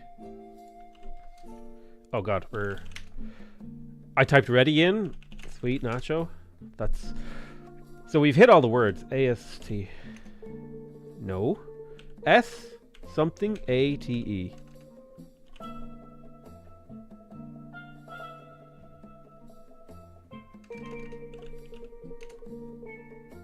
What? Oh my god, I'm so stupid. I just, get me out of here.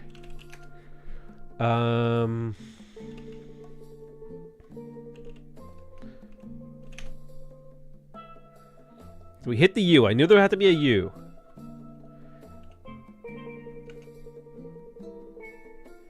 But I am lost as to, because the T was the only thing I had going for me there, and now there's no T. I need more letters. Dots? Mots? Zots? Bots? No, there's no TS.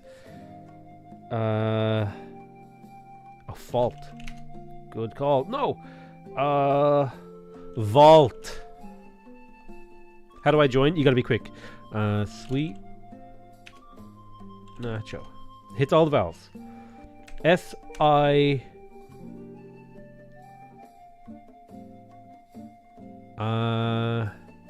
Sicko. No.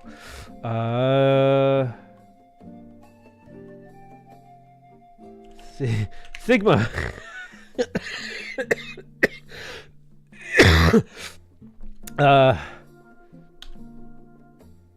Something something M-I. A... So S... A... Something M-I.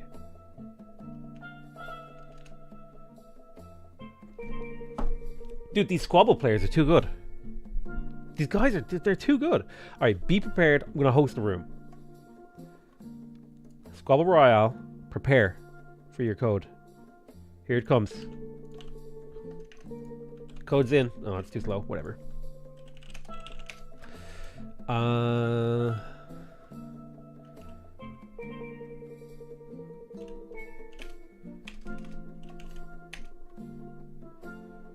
Okay, okay.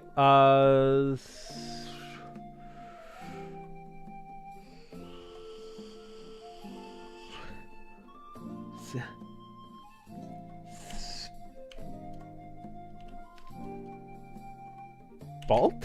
No, it's not L. Spaft?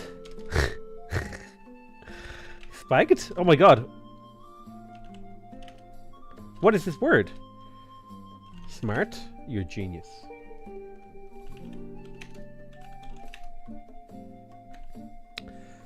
So we know there's an O. Stoke.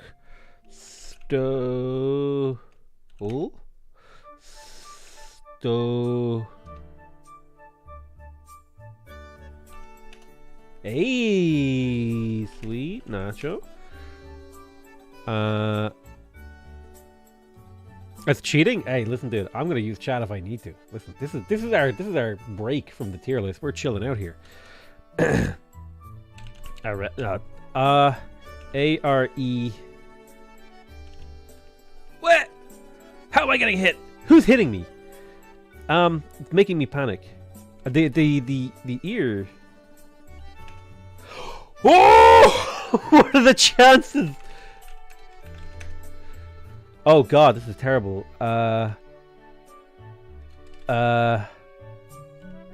Larmy? Larms? No. Larky?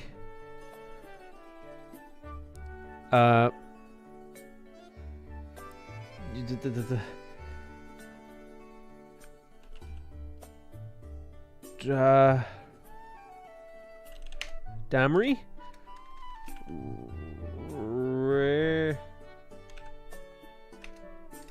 There's a Y in here, and there's two A's and a Y in here. I know that much. I know, well, there's no Y actually. There's two A's in this word, and it's got to be something like Maris. I don't know why I put the or there. It's got to be radar. Oh.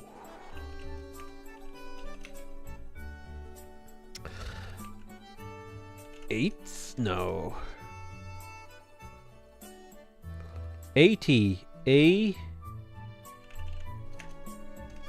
What do you mean a test isn't a word? A test? I test that it is a word. Plate. P.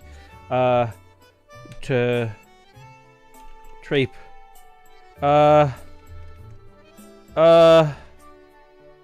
Alert? No. But it's closed. Something.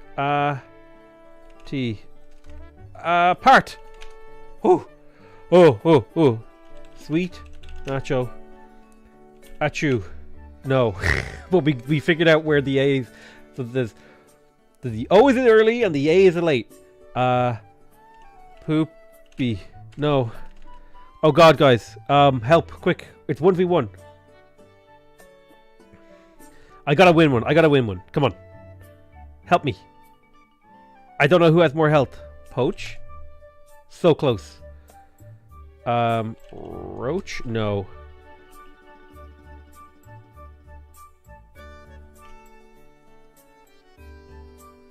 Do I have more health? Do I have more health? I had more health. We won it on the timer.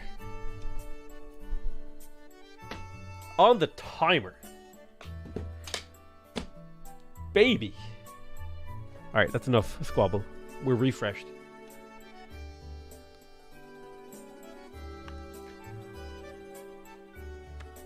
That felt good.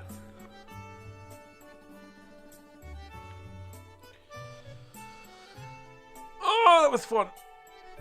Saved by the bell. Excuse me. I tactically didn't enter wrong words so that I would win on time. That's what I did. I did that. 1-1 leave game. Cap. See, as long as there's 20 to 30 people in a game. If I win in less than 20 games, that means I'm above the average win rate. Boom. I'm winning. Okay, so we were working on a tier list. Now, actually, where is Nick? Is Nick streaming? I should ask him if he wants to actually play CK3 tonight. Twitch.com/Greenzerg. Is he actually playing? Are you streaming tonight? Are you taking it easy? Are you?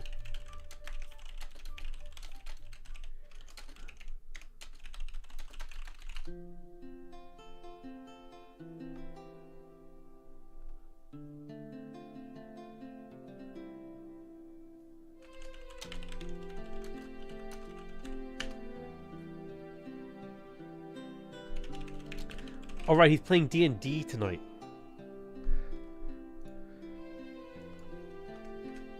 Never mind. I'm such a dumbass.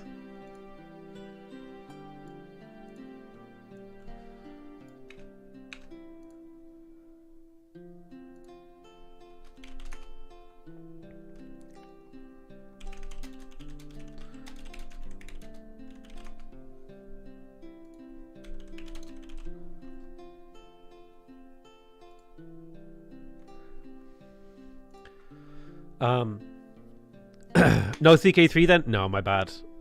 You told me to ask this on a Civ stream a while ago. Please explain why the Apadana is so great. I don't get why a few envoys make you place it among the absolute best wonders. So there's actually it used to be a lot better. It used to be a lot better than it is now. Because they nerfed Great Works of Writing. But the power of the Apadana here is this +2 envoys is pretty big. So you have to consider that envoys are probably one of the most limited resources in the entire game. And getting extra envoys with something like Kilwa Kisawani. So I would say that individually, Apadana is probably not a very good wonder. But if you're going for a culture victory, and you also plan to get Kilwa, Apadana could easily hit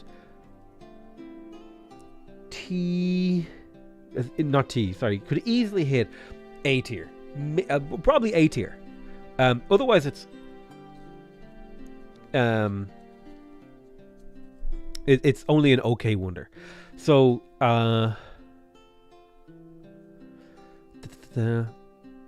yeah. It formulates a very important part of any sort of culture strategy. God damn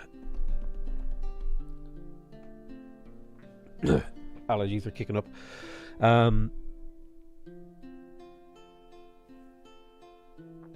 It's cheap. It comes early. It gives you a really important effect, which is envoys. Envoys are hard to get early game, so getting them early from a wonder and also getting them in a large quantity is quite good. I've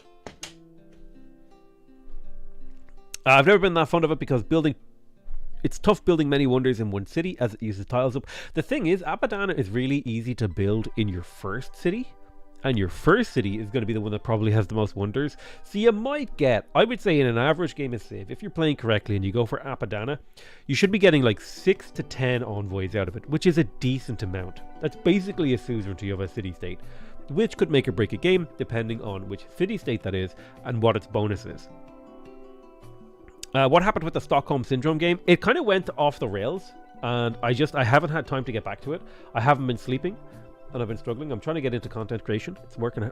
It's just time. I'm juggling too many things. Like I have to do D&D. I have to hang out with the Armchair Admiral guys as well. I have a personal life on the weekends that I'm trying to juggle too. That I also have to have integrated into my normal life. Like I had dinner with my brother and his daughter today. You know, there's a whole like span of things that I'm trying to fit into my life around content creation. And I'm also doing that on top of like having a bit of a, depressed start of the year.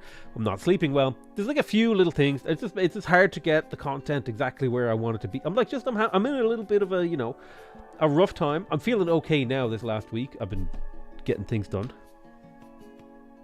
Armchair Admirals is the highest priority. It's pretty high on the priority. I'm trying to juggle a lot of things right now, and so getting to all the things I want to do is tough. And I'm learning how to juggle all of those things, and I also need to start to learn to like prioritize what's important to me and figure out what I don't want to spend my time on, rather than saying, because for a long time I would say no to everything, and now I'm saying yes to everything, and now I need to say no to a few things. Can you make the streams with the Armchair Admirals also stay in your video list? They're my absolute favorite, but it's not always possible to watch live. Well, you are in luck, good sir, because all of my past live streams are always 100% available if you go to my YouTube channel, Potato McWhiskey, YouTube, and you go to this homepage and you scroll down.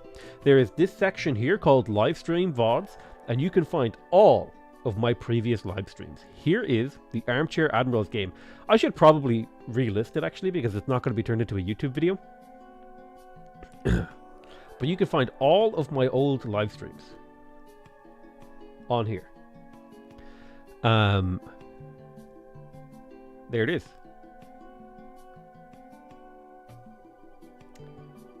You know what? Armchair Admirals I'm going to relist. I think it makes sense to.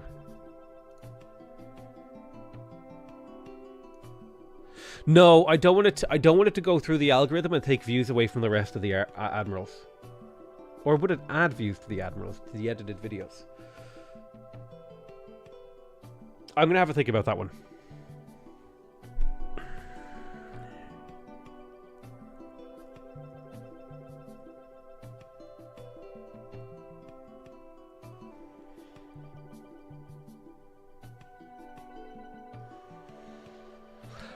I'm guessing Sweet and Nacho use all of the vowels. Correct. Sweet and Nacho use all of the vowels. So A, E, I, O, U. And they hit 3 of the most popular letters in the English language.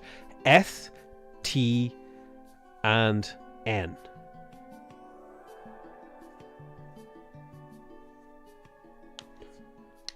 Afraid of the algorithm is a legitimate excuse. It's not that I'm afraid of it. It's that I'm trying to think about how do I optimize it.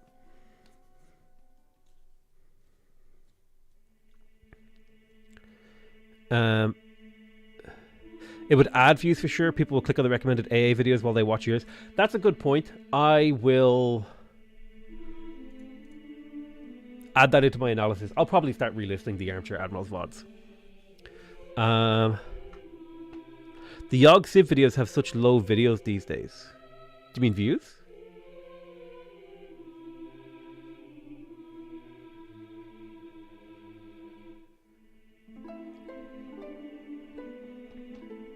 I can type good.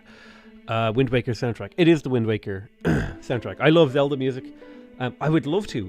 Where I would love to get on my YouTube channel is if I could stream like 6 to 8 hours a day and just play like the latest games that I want to play and sprinkle in a bit of 4X. That's kind of like the place I want to get to.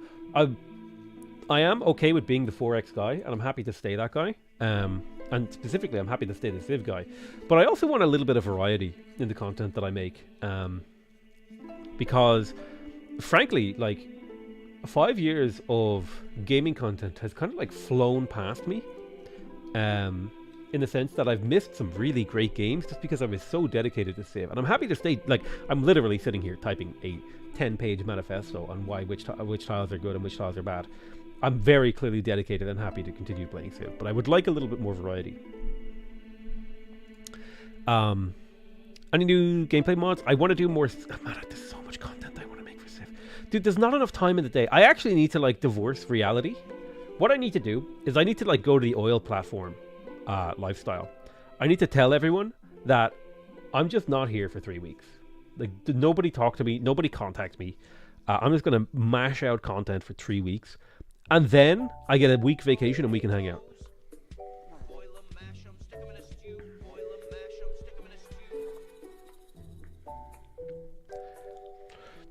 Thank you so much, Pretty Derp, for the Twitch Prime.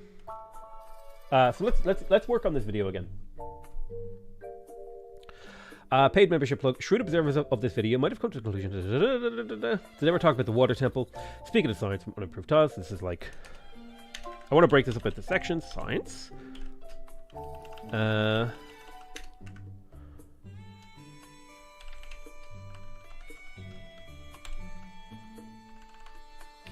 This is the one food.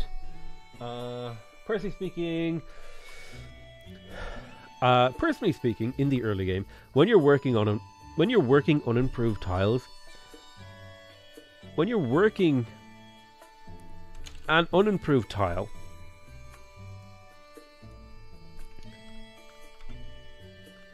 if it has only one food, it's really hard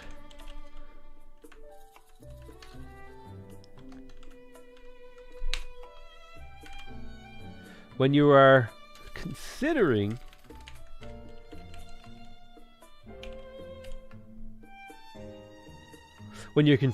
working, is it okay to have two ings? When you're considering working a tile, does that sound right? Does that sound clunky? That's how I would say it in speech, but does that make sense?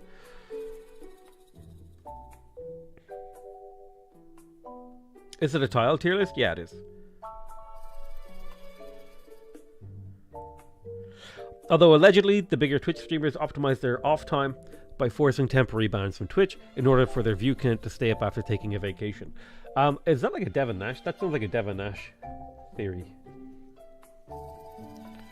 I spotted the Devon Nash viewer. I think it reached a point where the words are just lines of pixels in your brain. Consider when you it's the you are when you consider working. When you personally speaking, in the early game, when I consider working in an unimproved tile, if it only has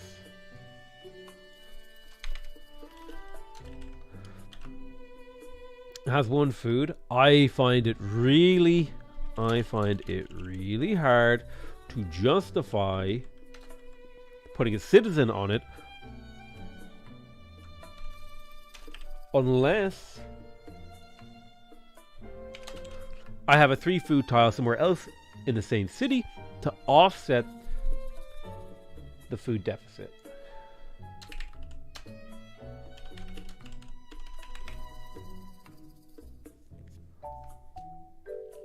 That's because if you only work tiles that give at least 2 food, tiles that give at least 2 food, you'll have a 2 food surplus in the city. If you work a 1 food tile, then you've literally cut your growth in half. Conversely, this is why 3 food tiles are so based early game, because if you're working a 3 food tile early, that's a 50% faster growth rate in your city. My rule of thumb is that every time you unlock a district slot in the city, you should increase your growth surplus target by 1. To make sure you're not falling behind on growth. There will be another video explaining why and analyzing why this works, but intuitively, if you follow this rule, If you follow this rule and keep your housing up, you'll be fine in most situations without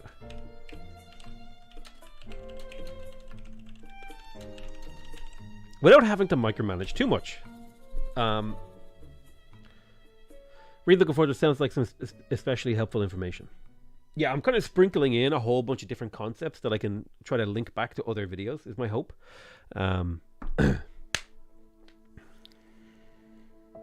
Speaking of 3 food tiles, bananas always have at least 3 food with 1 or 2 production, meaning they can theoretically be A or B tier, depending on whether or not they spawn on a hill.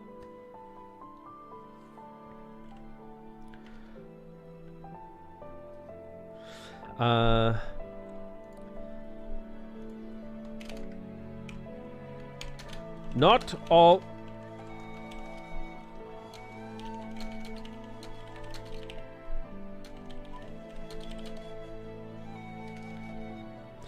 all tiles of the same tier are equal.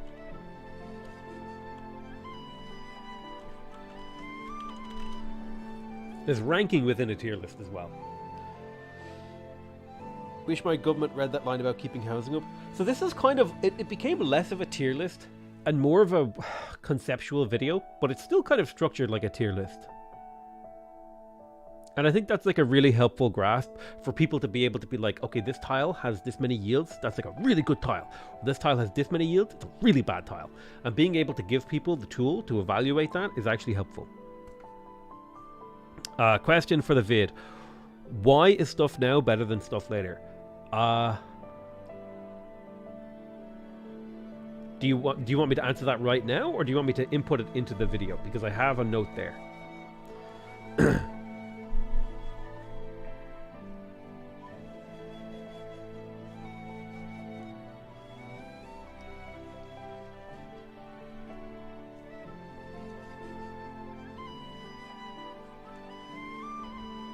I think it should be in the video. I have a note on it already. Right there. I need to like answer that question. Weave into food sugar tiles. My favorite 5 yield tiles, grassland hill, woods, deer tile. That's not because not only get that sweet 8. So this is where I talk about chopping as part of the analysis. Science tile weave.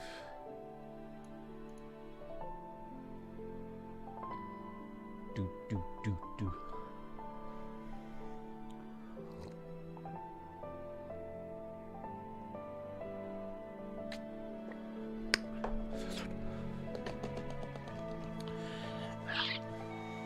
Sorry, just had to get that, like, that was like a tick. I had to get it out of my system. I was going crazy. That was a...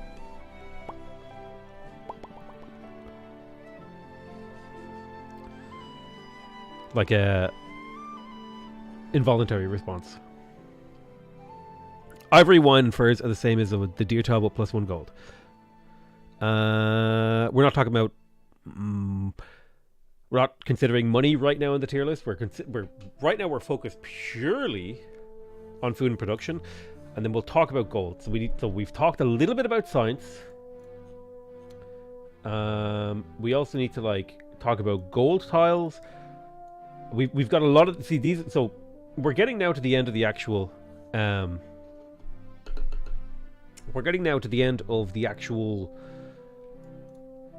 script, and now we're getting to where we're going to have to do stream of consciousness writing to fill out these things. So these are concepts that I haven't fully fleshed out. So stuff now is better than stuff later. Not all tiles of the same tier are equal. Make sure to mention housing. Well, deer can be sold, giving gold as well. Deer can't be sold. Deer can be chopped. Deer is a bonus resource which cannot be sold to the AI. Potato in shambles, rice marsh, possibly S tier. Make sure to mention housing limits on food when talking about food and production being considered equally.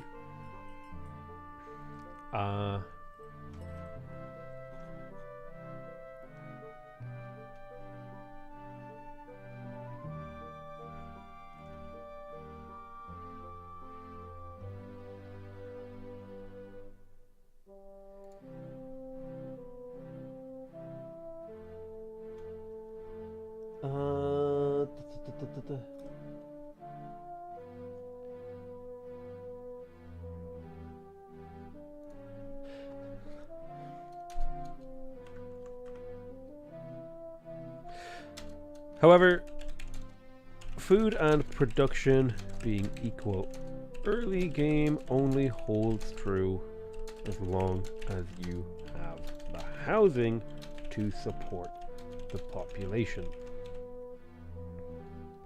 Anyway, the point is,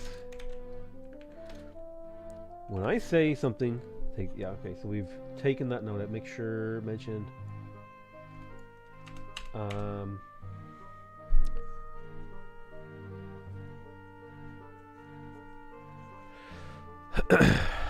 it's the same reason why I should invest at 2030. It's called compound interest. What about on slower game speeds?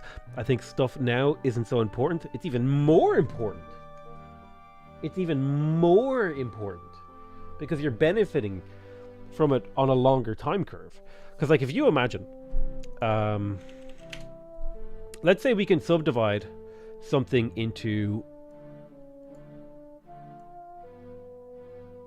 5 time units. Okay, we have 1, 2, 3, 4, and 5. Okay, this is time.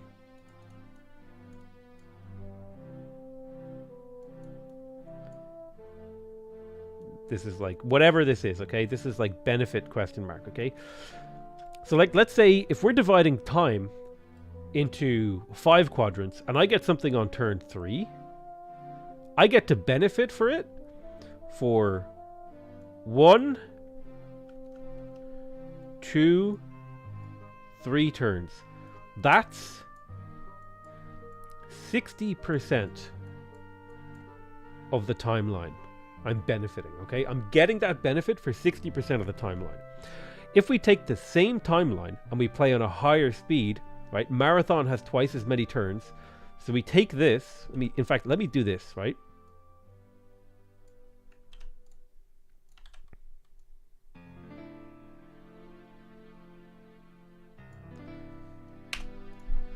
And I subdivide this timeline.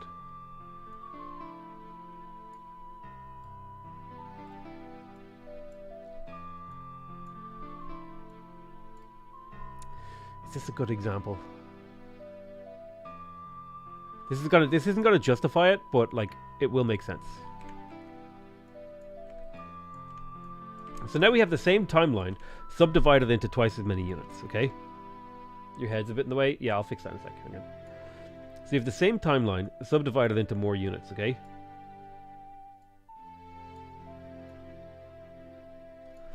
Now we're benefiting from it from here. Okay? We're benefiting. And let's say the benefit from this thing caused an effect to happen on this turn. Okay? No. Yeah. No. It caused a benefit. So like we got something from having this turn. We got some benefit. We got a civic 1 turn earlier, and we got to plug in a good card 1 turn earlier as a result of building this thing. Okay? Like that's the benefit we get. If we come down here, we're still benefiting from this for 60% of the timeline. However, if we are lucky, right, this X that happens here will actually happen here. So now, this one would normally benefit us for 40% of the timeline. In this scenario, where the time is more subdivided, now we're benefiting. Wait, why isn't this working the way that I think it is?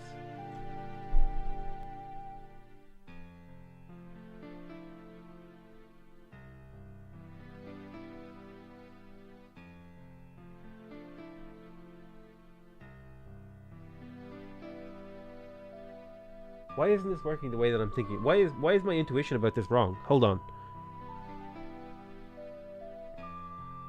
What is wrong about my thinking? Because this seems so obvious to me that this is true. Is it actually the same? Hold on. I'm trying to like mentally... There's a way to describe this. The X should be moved one to the left.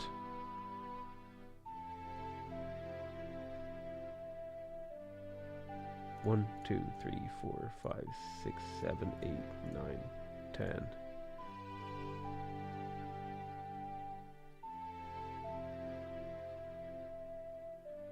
One, 2, 3, 4, 5, 6. No, it's 60%.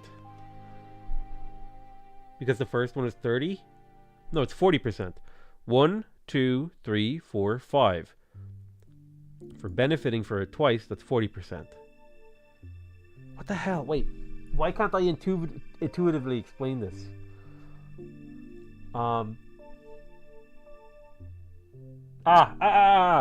Okay. However,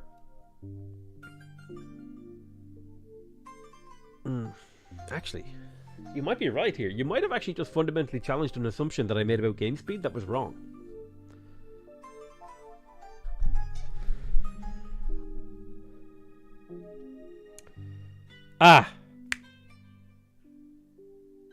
No. Have I?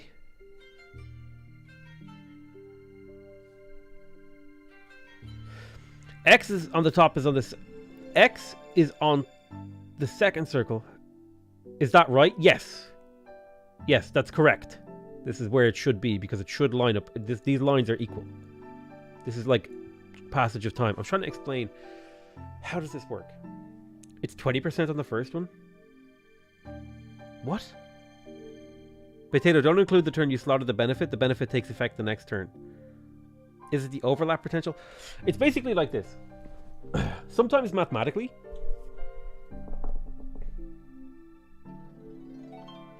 let me try and build an intuitive example of this. Oh my god. New. Let's say we're building something at cost 60, right? And on normal speed, we're building it at 7 production per turn. And then at double speed, we're building it at 7 production per turn. That means it would take 60 divided by 7, which is... I'm just going to do the quick math on this. 60 minus 7, so I can get the rough 8.6 turns. 8.6 turns, whereas this one... So, but you always round up. That's where I'm going wrong. You always round up. So that actually takes 9 turns, okay? Here's how you explain it. So this is normal, and then this is like marathon, okay? Then you take 120, you divide it by 7, and you would think that you get this number, right? You get 120 divided by 7 equals, we call it 17. Fuck, it doesn't work out perfectly here. It almost works out perfectly. I need like a slightly different set of numbers here to explain this. Maybe 8 would work. 6 divided by 8. 60 divided by 8. God damn it. Why is this so hard? 60 divided by 8 is 7.5 turns, which rounds up to 8. Yeah, okay. Hold on. We'll do it one more time. So let's say we have something that costs 60. We're making 8 production per turn. 60 divided by 8 equals 7.5. You always round it up.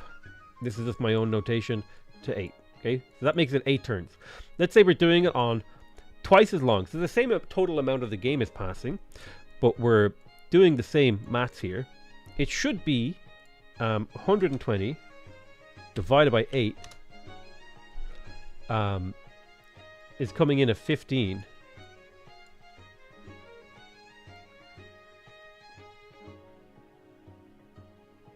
Fuck, why doesn't it work?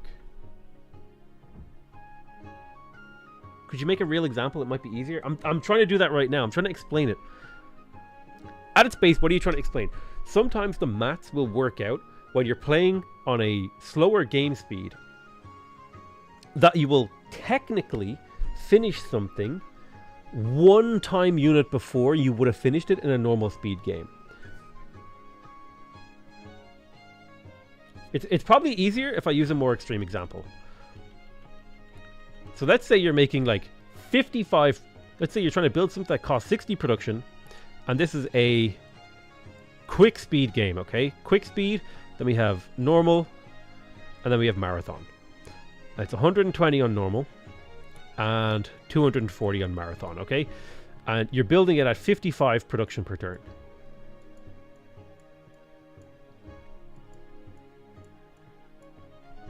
That means it's going to take you 2 turns on quick speed, 3 turns on normal, and 5 turns on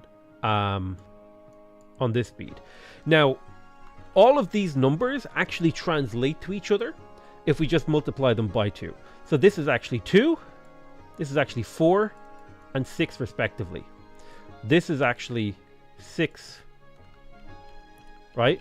So all of these numbers will translate into a set of numbers that can be compared. So 2 translates to 2, 4, and 6, right? So that's for quick, normal, and marathon. Basically, if you were playing this on these speeds, this is the turn. This is the amount of turns you would finish it after, okay? Whereas this one translates to, you always round up, so the 2.5, the 3 becomes a 2, and then a 3, and then a 6.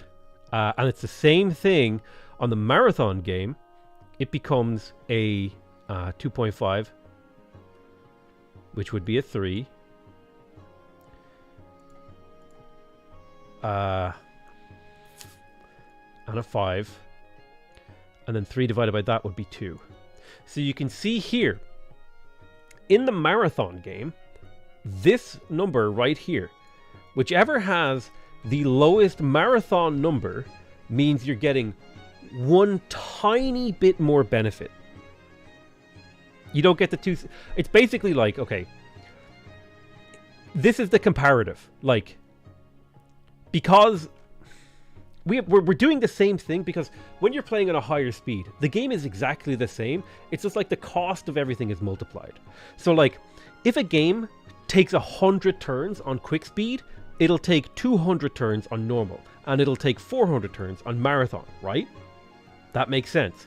So if we want to build like a way to compare these speeds, something that takes like if we were to compare the timeline of the time units again, so the timeline would look like this.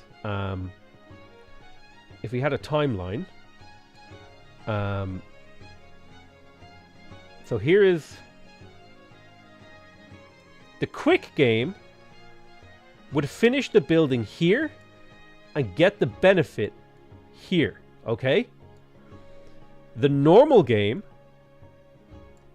okay? This is time. Would finish the building and get the benefit here at 3, okay? Which is technically 2 for the quick line. It's really difficult to explain this. However, the marathon game gets the benefit here. So even though they're mathematically the same, the marathon game is actually getting a benefit for a larger proportion of the timeline. A quick, this should be online, yeah, but I used quick just to, you know. Does that make sense? Do you understand what I'm saying here? Is that if we take this number and we run it, this is how we kind of build a list of whichever one of these has the lowest set of numbers is getting the most benefit. Does that make do people understand what I'm saying here? Basically, if you had a timeline on quick speed, this would be the quick speed turn. Quick speed turns are this big, normal speed turns are this big, and marathon speeds are this big. So even half that again. So because 4 turns of marathon speed equals 1 turn of quick speed, or whatever. Or well, this actually should be 8. I'm fucking it up. And so should this. No, that should be 6 actually. Yes, it should be 6. Does this make sense? Do you guys understand it? So chopping is slightly less valuable on line speed. Correct. Because speeding things up matters more on a slower time scale, because you benefit for a longer proportion of the time of the game. Is anyone struggling with this? I need to do a video on I don't know. You know what this is like? I don't need to do a video on this concept. He's just trying to show the benefit theoretically exists, not to quantify how good it is, so the accuracy of the model isn't super important. Correct.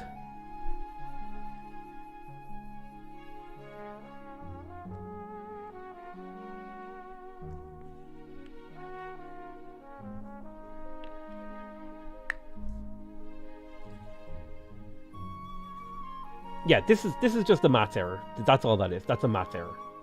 So like 2 turns, because 1Q equals 4M, okay? 8 is bigger than 5, right? Because this takes 5 turns. This takes 2 on quick, but 2 quicks are worth 8, which means this finishes it first in the timeline, which means you get extra benefit time of that thing. You get a very, very slight increase in the total benefit. But the production carryover will be less. It doesn't matter. That never matters. That never matters. Because the timeline, that never matters. This is always true. If we have a timeline, right? Never ever matters. Never ever matters. Never. Marathon speeds will always come out on top. Because what you're thinking about is, oh, how many turns does it take? But a turn on quick speed is not equivalent to a turn on marathon speed. A turn on quick speed is worth 4 marathon turns. Do you get me? Like, let's say, okay, we're going to do another timeline here. This is the quick timeline up here. Let me do it with actual lines. This is the normal timeline. The quick timeline is above.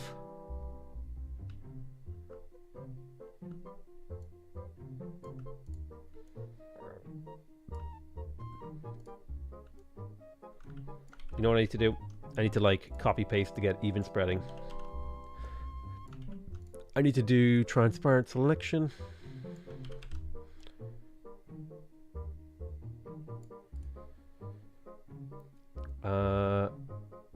Flip horizontal.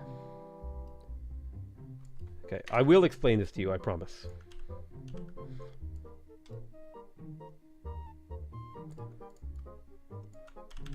God, explaining time mechanics for these games can be a bit complicated, but I'm going to do my best.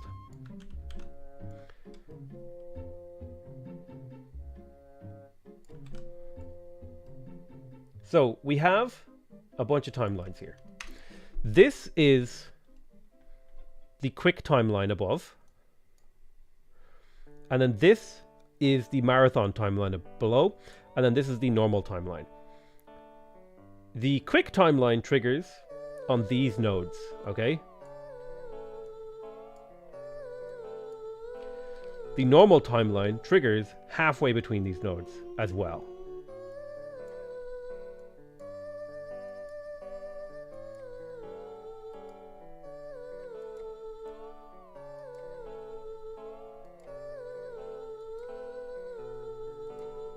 And then the marathon timeline triggers halfway in between these nodes.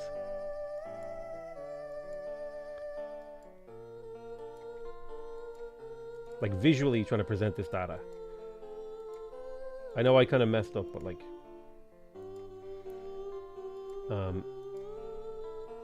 we're going to explain this So you will understand this when I'm done, because I'm 100% right.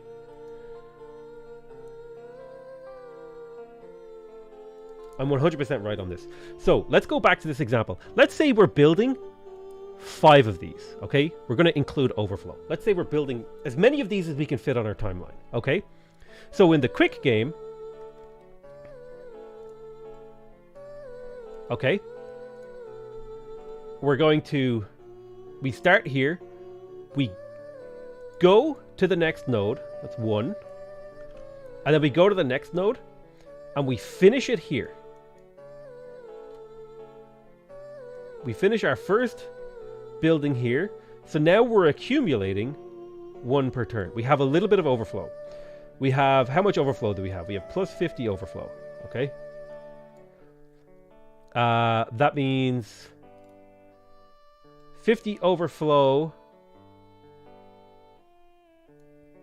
means we'll finish 1 here. We'll basically finish 1 every single turn, right? Whatever it is that we're building.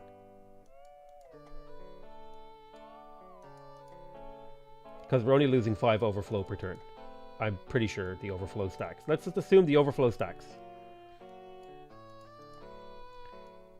Okay, so if we were to quantify the timeline here, we're getting a benefit from this from here to here, right? This is the timeline section that this thing is benefiting from this thing, and it goes from it accumulates 1, and then 3, and then 6, and then 10, and then 15, and then 21, and then 27. And that's because every turn that we're accumulating, every turn that goes by, we're getting +1 whatever arbitrary quantity of resources, right? From this thing. So this is adding +1 per turn, and then this is adding +1 per turn, and then this is adding +1 per turn, and then this is adding +1 per turn, right? So boom, boom, boom, boom, boom, boom. We're always adding +1 per turn.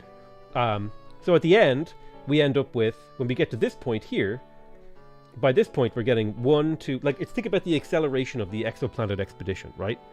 You get me? We end up with, what is this, +7? 1, 2, 3, 4, 5, 6, 7, 8. So then this is +8. No. You get 1. And then you get 2. And then you get 3. And then you get 4. And then you get 5. Then you get 6. Then you get 7. So this should be 28. And then you get 8. So that should be 36. Okay? So you end up with 36 units of value at the end of this timeline. Let's do the exact same calculation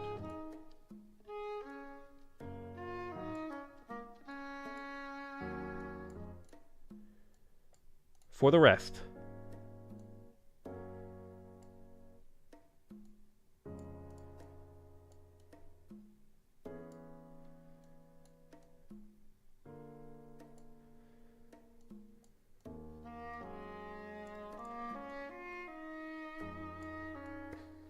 For the other timeline, okay?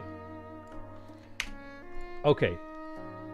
So we start building it, and we build it, and then we finish it, what is it? 1, 2, 3, 1, 2, 3, 4, 5. We finish it here. So in this one, we finish it here.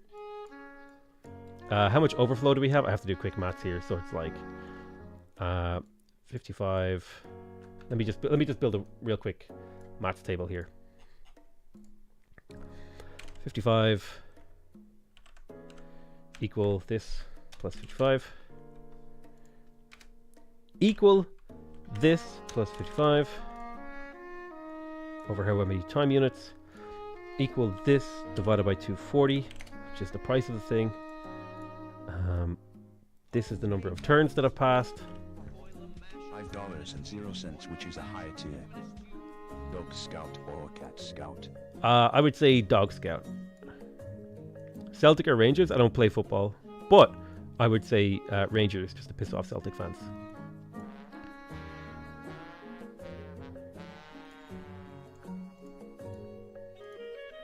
What's going on here? My numbers? Why are you being weird? Aha. There we go. Round down.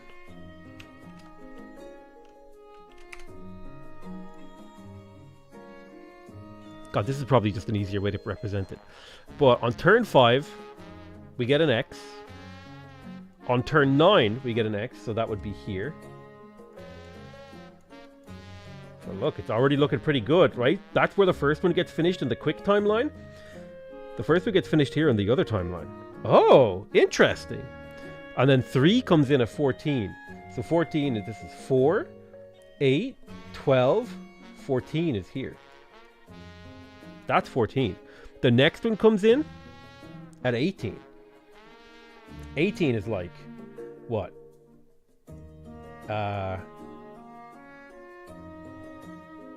Here. So no matter what, even visually, I don't even have to do the counting. The fact of the matter is, these are the same timeline, okay? And just every single time an X appears on the marathon timeline faster, that is just time you are benefiting from this on the timeline before you're ever benefiting from it on the granular. So basically this comes down to slower speeds being more efficient by virtue of being more granular. Correct. Which means the reason we're into this is because somebody asked earlier, does that mean stuff now means less on marathon speed because there's more turns? And I said no, because you have more time to compound the value of the benefit on a marathon. Actually, anybody who does finance, who's done anything with interest, if you calculate your interest, let's say you do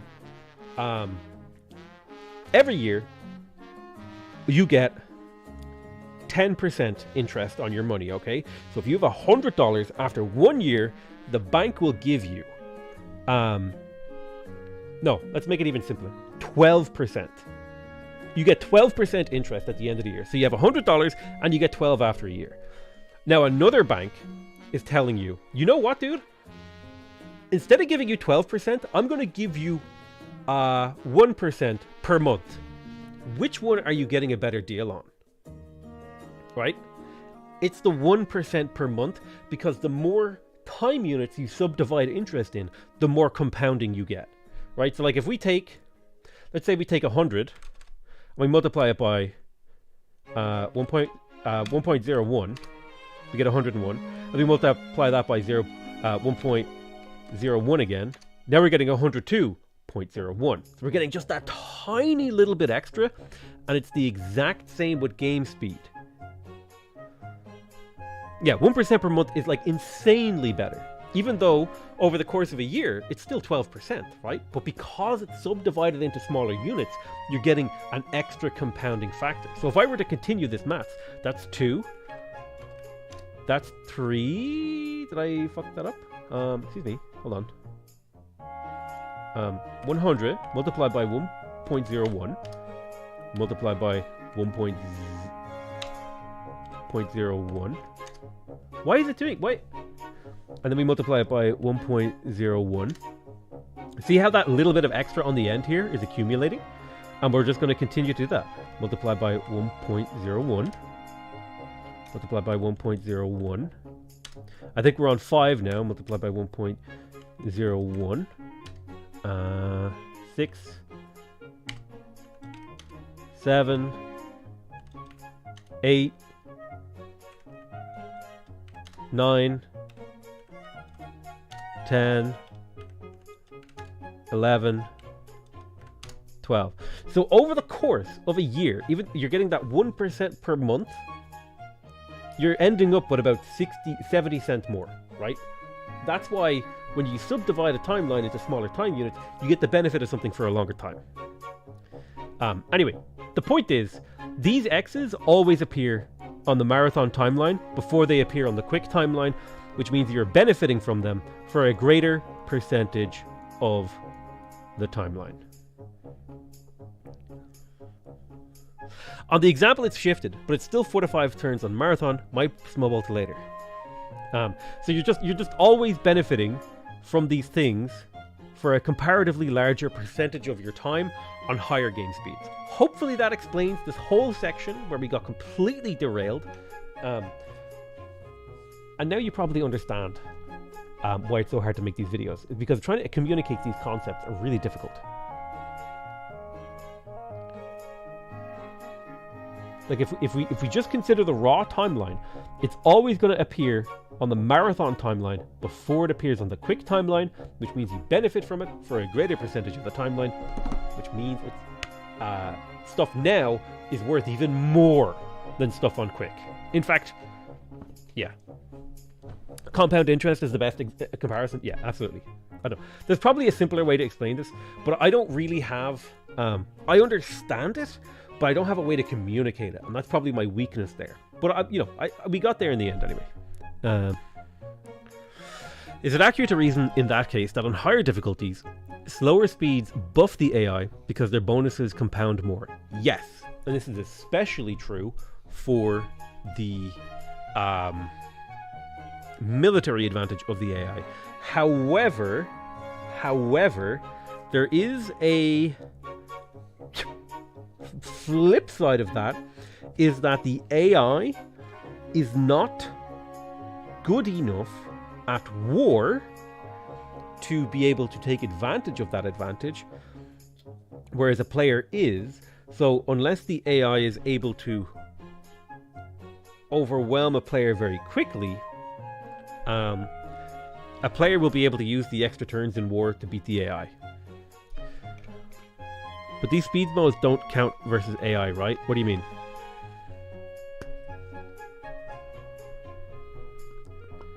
So even constant values, you technically get more. Yeah, it's kind of it's a hard concept to explain, but...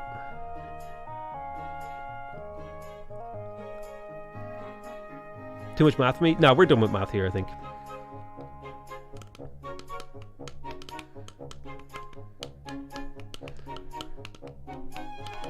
Somebody asked a question and I just tried to explain.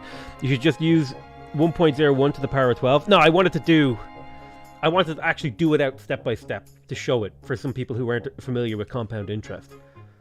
There is a limit to how much, like if you were computing your interest every second, there's like a limit that it approaches based on the interest. There's a formula for it for compound interest. I don't remember what it is, but it does approach a limit, and I think that limit is like a either a transcendental or like an imaginary. Oh, no, not an imaginary. What the hell is pi? It's irrational. I think the limit is irrational. Maybe it's like E or something. I can't remember.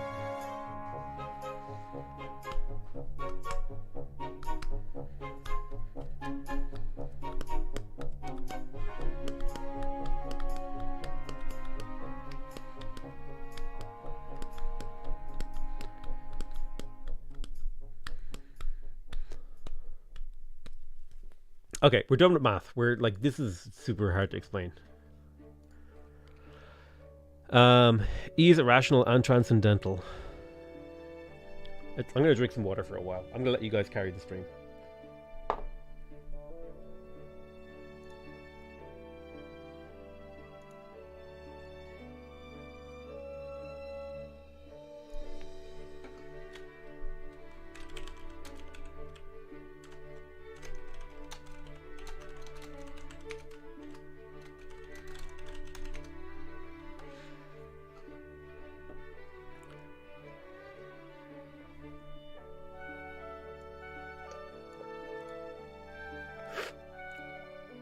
Alright, took a water break. E, the mathematical constant. Okay. We just did a whole lot of math and arguing. Let's take a 5-minute break. I just looked up the limit of the compounding interest and it's a damn MIT paper. Honestly, you just need like one formula. I'm pretty sure that entire like paper boils down to a single formula.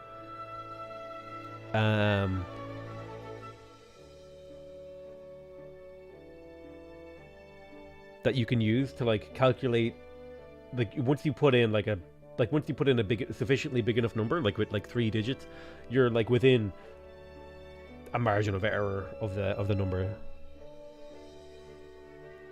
E to the x. This is driving me crazy because it's not true. What's not true, Damn Rider?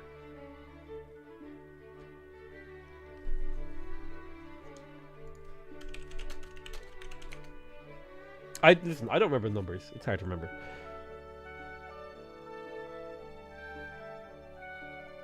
What tier list are you making? This is the unimproved tile tier list manifesto.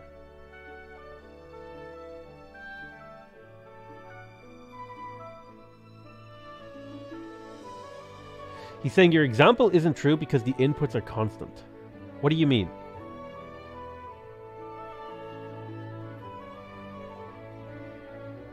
Compound interest doesn't apply here? No. Compound interest is just an analogy. That's all it is to help people understand that, like, getting stuff a little bit sooner in your timeline means you get the benefit for a little bit longer. So it's kind of like compound, not exactly like, but a little bit like compound, like a very small, tiny amount of compound interest.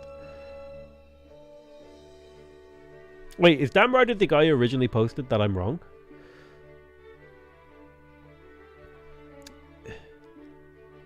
No, it's always. Dude, it's inarguable that it's always, no matter what you change the production cost to, it always appears in the marathon timeline first. Unless there's like, there are edge cases, sure. When you get to low production numbers and high turn numbers, there's probably a breakpoint where it's not true. Like, again, like let's say we have, I don't know, but it's never gonna be worse. There's no way it can be worse. There's no I don't think there's a mathematical way it can be worse. I don't think they're actually, like, give me the example you want me to run, Damn Rider. Tell me the numbers. All right, we have, like, let's say we have a production queue of 3 things. We have x1, we have x2, we have x3, we have x4. And then we have the production cost, which is the production amount, which is a constant. So you tell me what you want to do. What 4 things do you want me to build in a row that will make what you say is true? You built something, and you had that 2, 3, 5 thing, yeah?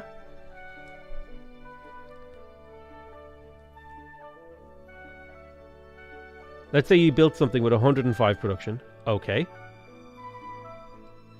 So let's say 105 over 55. That's it's not 148 actually. Oh, you're saying, I see what you're saying. You're saying, let's say I did 60 divided by 55. Okay. That equals 2. Right? With plus a 50 surplus, okay? And then we build something worth 105 production. But we have to factor this in, which would take 1 turn. Okay?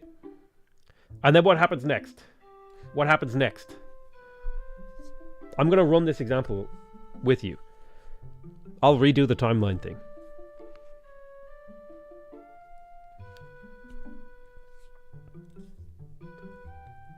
How can you draw your X's like that? That's the way I drew them by hand in school. You drew, because this was multiply and this was variable, is how you distinguish between them. You draw an X like 2 backward C's.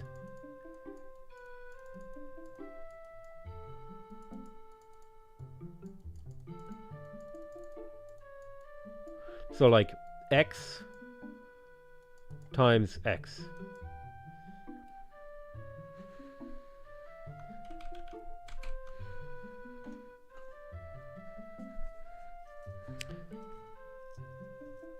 It'll finish the duo buildings in 3 turns. Okay, but what happens after that? We need to actually, I want 4 numbers here.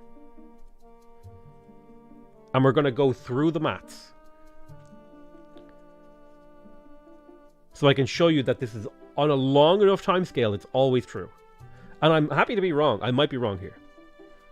You want to do it again? Okay. You want to just go 60 and 105. All right, maybe you'll be right.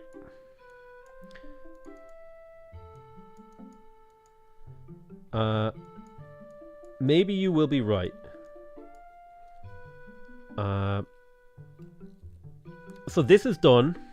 So the number format we're following is 2. So it's 2, 1, 2, 1.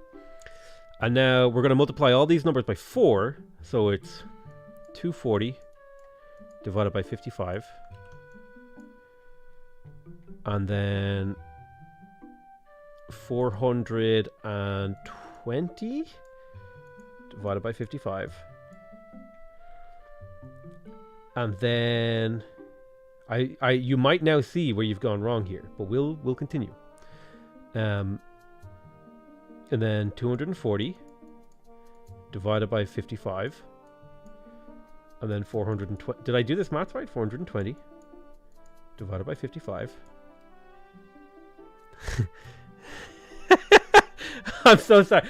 Oh, do you see? Do you see now where you have gone wrong? You forgot about the overflow here for the marathon speed. But we'll go through it again. This will build it in 240 divided by 55.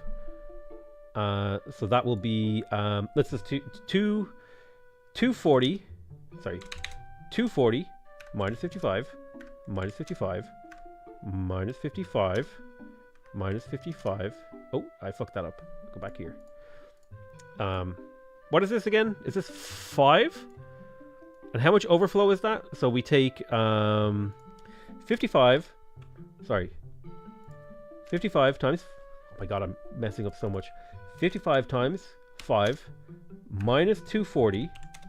Okay, that means we have plus 35 overflow. Boom, boom, boom. Just in there. You don't need to keep typing in 55. I'm trying to do it so that I'm like doing deliberately rather than just tapping enter. So now we have it's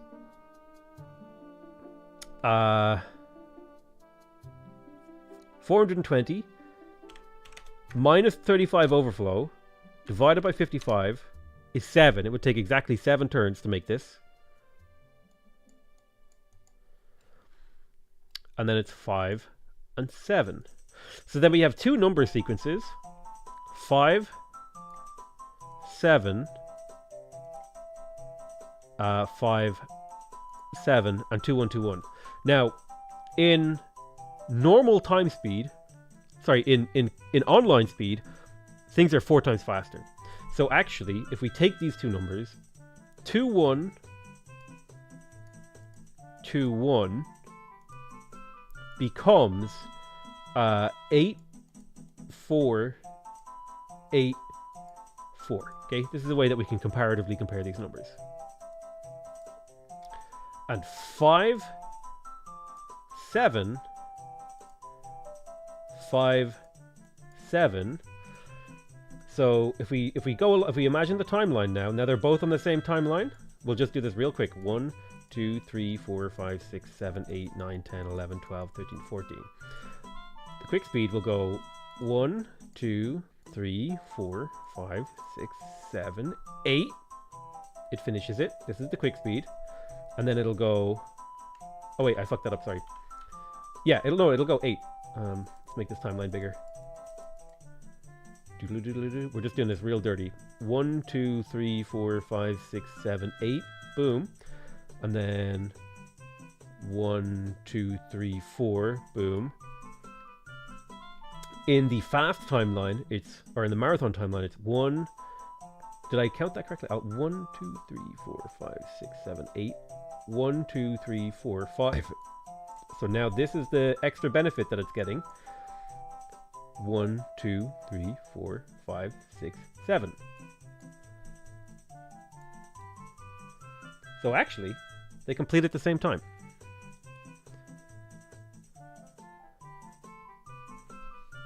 see? But the marathon timeline has this section of extra benefit. Anyway, Dam Rider figured it out.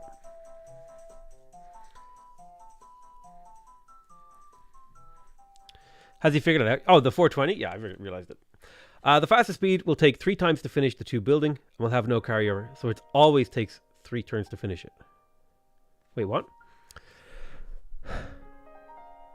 No, I'm still right, but you've bullied me into submitting so the stream can continue? Wait, what are you talking about? They literally finish at the same time. Where have I messed up? So it took 12 for marathon and 3 for quick. Exactly 4 times as much.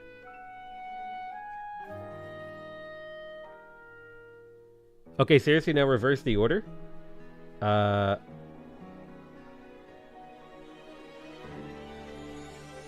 The only reason you can reverse the order is because of the overflow. If you reverse the order, the maths, it still works out in my favor. There is no universe in which I'm not correct here.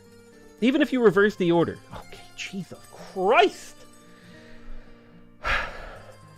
105 divided by 55. 420 divided by 55. And then it's 60. What about this? And then 240 divided by this. 420 divided by 55 is 7.6, so we call that 8. 8 times 55 is 440. That means there's 20 overflow. Okay. This took 8 turns, so this is 8. And then the overflow here.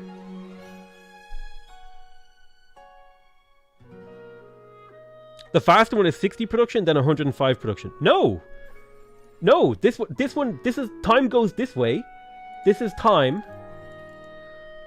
In the quick game, time only happens here. Okay? Time only happens here. So, like, let's say the thing you build gives you plus 10 of whatever it is every 1, 2, 3, 4. Every 4 units of time in this whatever, right? In this one, you're getting plus 10, right? Plus whatever this little section is worth. You're actually getting more value in the marathon timeline. How, I don't know how this isn't obvious. So now we take 220 divided by 55, because 240 minus 20 is that. So now we have a 8-4 situation, okay? And then we do 105 divided by 55. So that's 2 plus overflow. So that's 2 plus an overflow of what? 5, is it? Yeah, plus 5 overflow, which means then it takes 1. So at best, Dam Rider, when we multiply this out, you're coming out equal to me. The best situation you can get, Dam Rider, is equal to me. The timeline would look like they would just line up perfectly. No matter what, you always have the potential to get slightly more proportional benefit on a slower game speed. Oh shit, I'm covering up the numbers.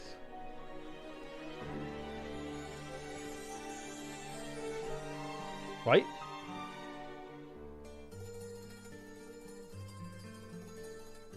This takes 2 turns, which is 8 turns on marathon, and this takes 1 turn, which is 4 turns on marathon.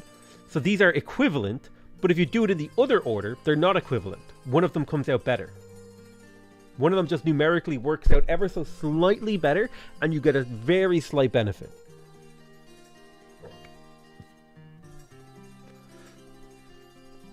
Here's a simple way to do it.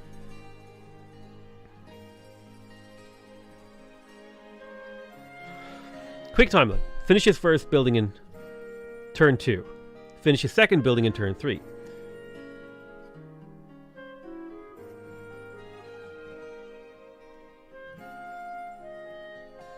Dam Rider. What's the point? You're forgetting to are you forgetting to multiply the turns? 1 turn of quick speed is worth 4 turns.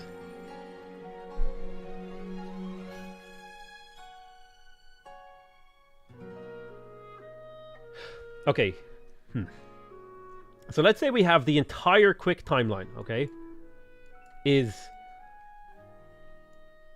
2 turns. On the marathon, so there would be start, 1, and 2. On the marathon speed, there would be 1, 2, boop, boop, boop, boop. So something that finishes in 1 turn on quick speed would finish on turn 4 on marathon. You have to multiply when you're comparing the timelines. You're actually getting the first 2 buildings a turn later on marathon, but you're not. We did the maths. The maths it's irrefutable. You can't refute the maths. Am I crazy? Am I nuts? Where are you getting 13 from? 3 times 4 plus 12? 3 times 4 equals 12 plus 1 is 13? Okay, where are you getting... That's not how you do the... What? 30... Wait, have I done it? Wait, hold on.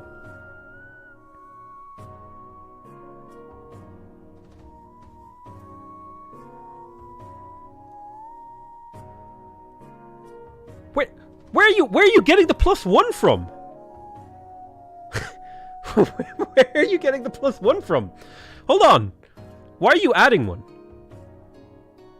It took you 8 to finish the second building? No, it didn't. It took me 7. I did the maths. You keep forgetting this carryover production from this section here. Damn right, get on Discord. Get on Discord right now and call me. I swear to fucking Christ, you're gonna drive me insane. Where are you getting +1?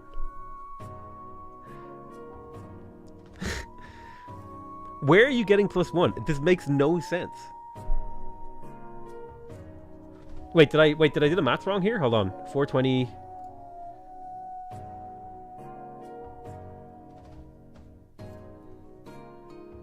That should be a 5.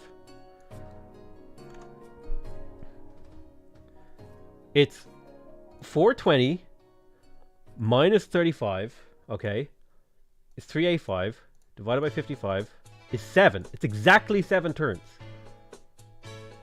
which is the number I have.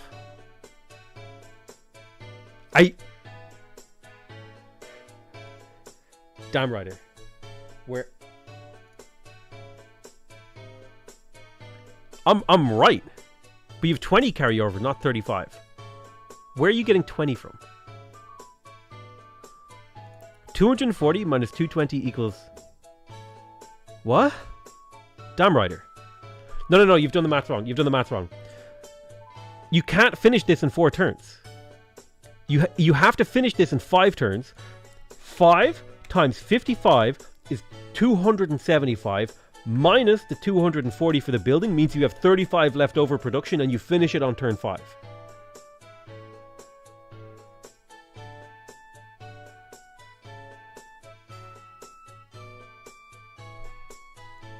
That's why this is a 5, and that's why this is 35 carryover production.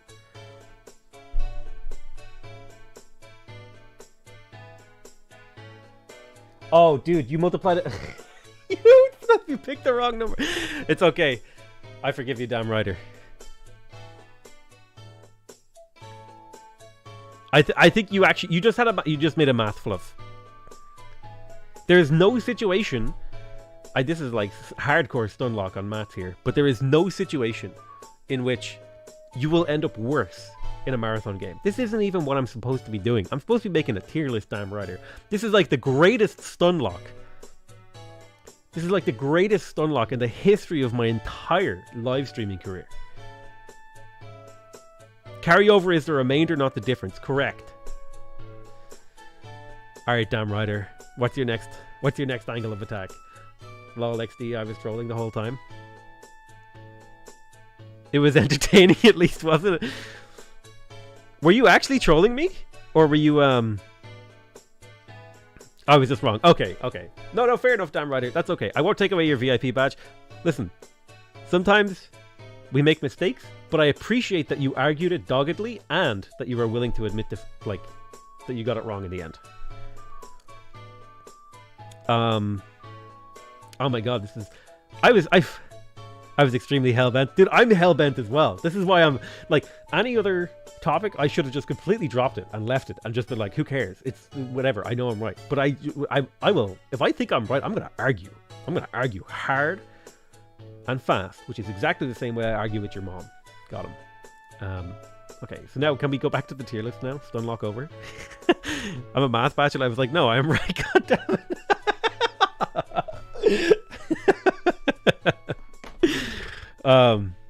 God, that's a legendary Stunlock right there.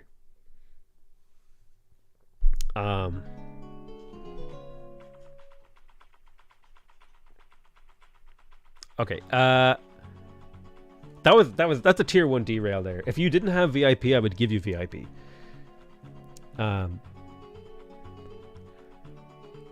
You did math wrong. Yeah, you just like, it happens to us. Like, it's so easy to have a number just bloop, move. Now, I could have gotten really mad at you and like banned you and been like, you're an absolute moron. But you know, that was an entertaining Stunlock. I'm gonna go, guys. That was like a big argument. We're gonna go take a break. I need to pee. I'm gonna get some more water because I just argued like really passionately there. How long have you been arguing math on a Civ 6 tier list? Like an hour and a half. Okay, I'll be here.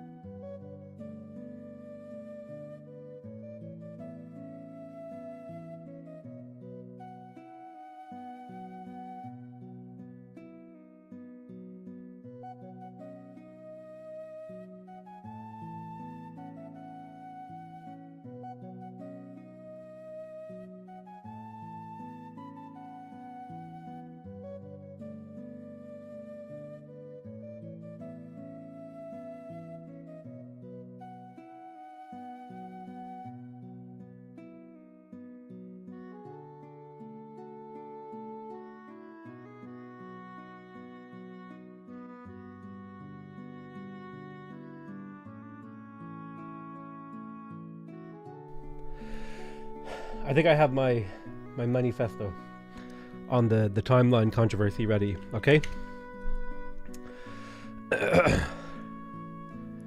If we have two timelines,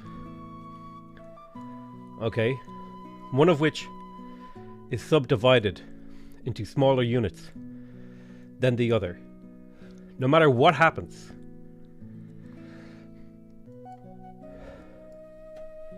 events in the less granular timeline must always happen at the same time as the other timeline at best. Okay? Because this is the same timeline, just subdivided into smaller units. This can only move this way. This cannot move this way, because if this moved this way, so would this. Because these two events are linked, but only to this as a maximal. This is like the limit. This is the limit. It can approach this, but it can happen earlier on the... Very relaxing to the break. You didn't get owned. Well, you got owned a little bit. Bringing up related topic around assumption stuff now, stuff later. This does not hold true for chopping. Right, since you use the benefit per turn. And there's more turns in a marathon. It's a wash because of the thing we talked about. Per turn benefits. You might like... that is true. Actually, what you say is true. Like, in a...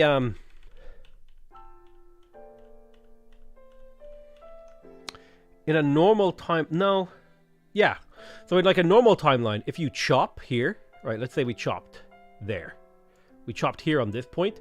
But in like the marathon game, we chopped here. So technically, we are missing this section of the timeline. So this is actually negative. This is like, you know... This is negative. Technically, that's true.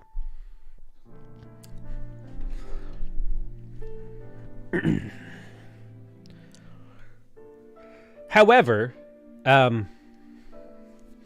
theoretically, if you're getting some other benefit, because the chop arrives earlier in the timeline, if you're willing to sacrifice like the 2 production, you know, that you're losing, which is like 0.5 production on this timeline,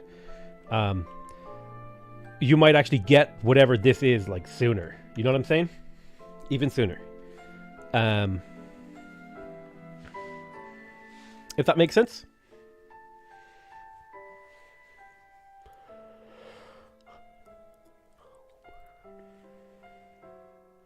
Like, if I chop here, I lose 2 production, but like if the thing finishes here, I gain whatever yield it is, right? More than I would have here, which is when events could have happened. Do you know what I'm saying? So yes, you do lose more when chopping, but only if the loss is very slight. The loss is very, very slight.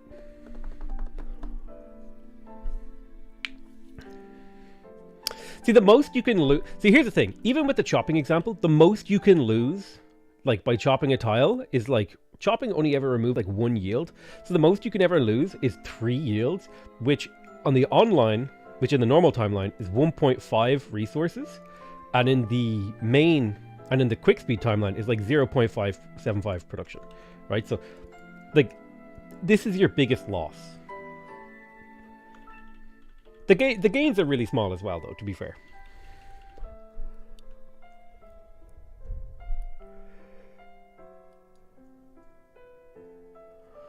Chopping can allow stuff to finish more quickly than in the quick mode.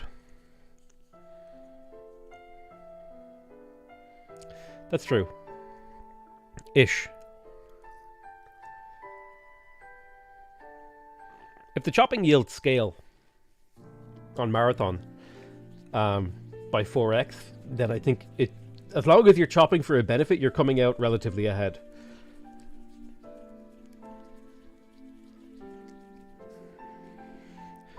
Wouldn't you also gain more from keeping the tile on slower too, though?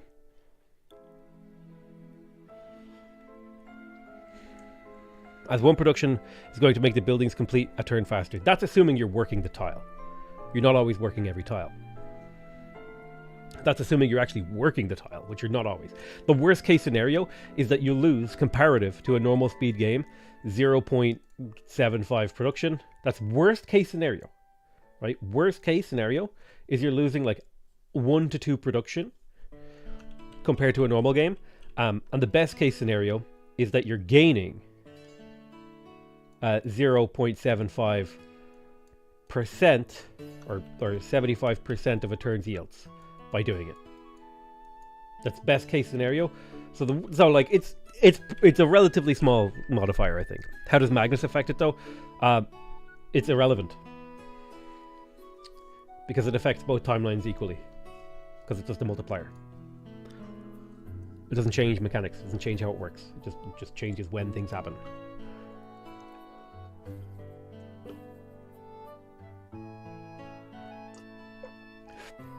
Let's say I expect a game to last, I don't know, 300 turns and chop at 100. I would expect, for example, to lose 200 production over 200 turns. No, because we have, let's do actual lines for this again. We have a graph. Like, this is just a simplified representation. This is time. Goes that way, it's linear, and then this is yield.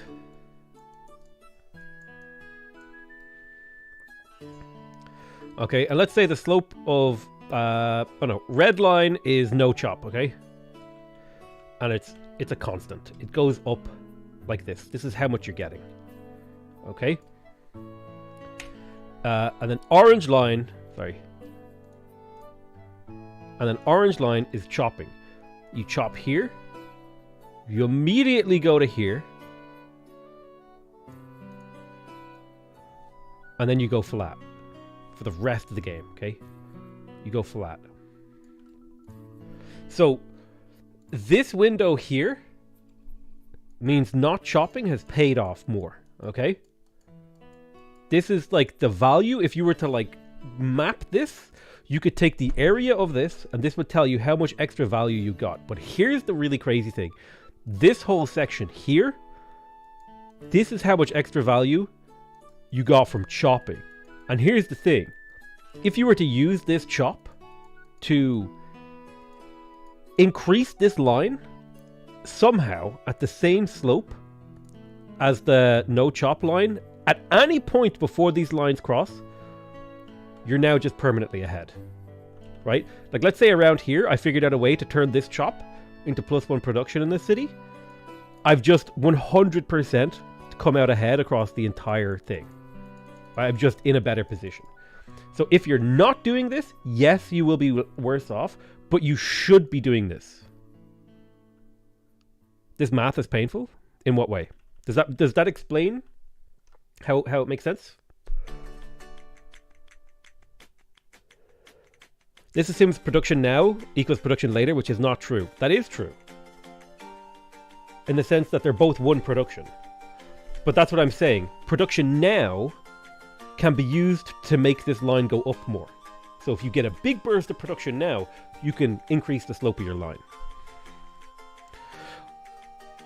Yes, I know my point exactly. The question is, what does give me that benefit to get parallel again? Harbors are a good example. Harbors, shipyards. If you're chopping out harbors and shipyards, this is what you're doing. You're increasing, you're boosting and then increasing the slope of your line.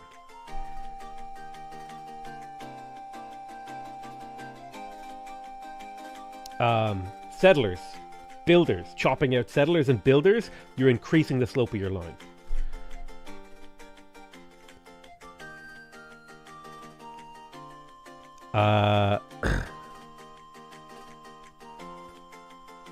Districts as well.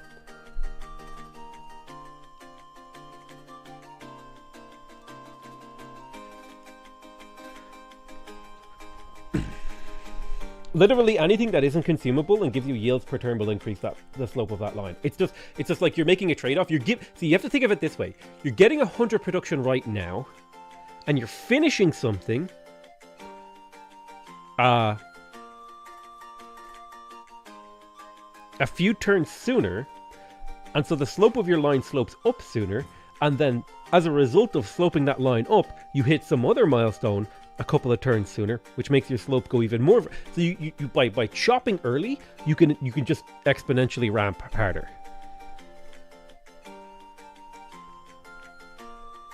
There's also, opportunity cost as well is a thing to think about.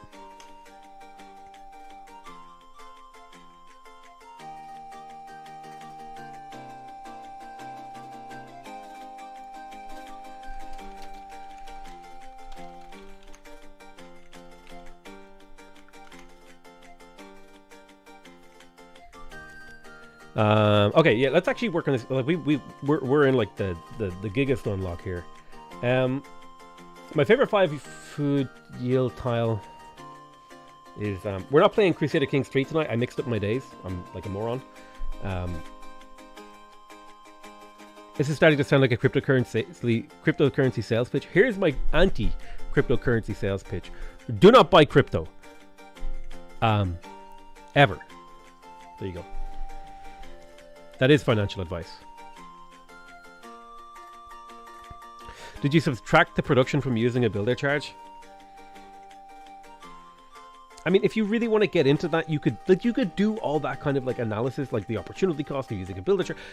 But like generally speaking, as long as you're not like way too out of whack with the relatively rates of what you're getting, stuff now is worth more than stuff later. And people even intuitively feel this. However, that's only, I guess I'm always missing the second part of this statement. That's only true if you're using that to get even more stuff, right? So like, what would you rather have? $1 today or $10 in 10 days? It's like, obviously, $1 in 10 days. However, what if the offer was $1 a day for 10 days or $10 in 10 days? $1 a day is so much better because you're getting your payout quicker. You can use that money to do other things to make more money.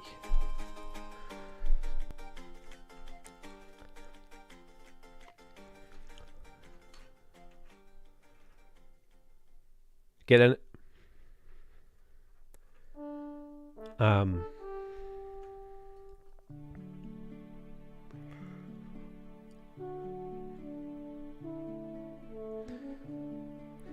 But yeah, this is like,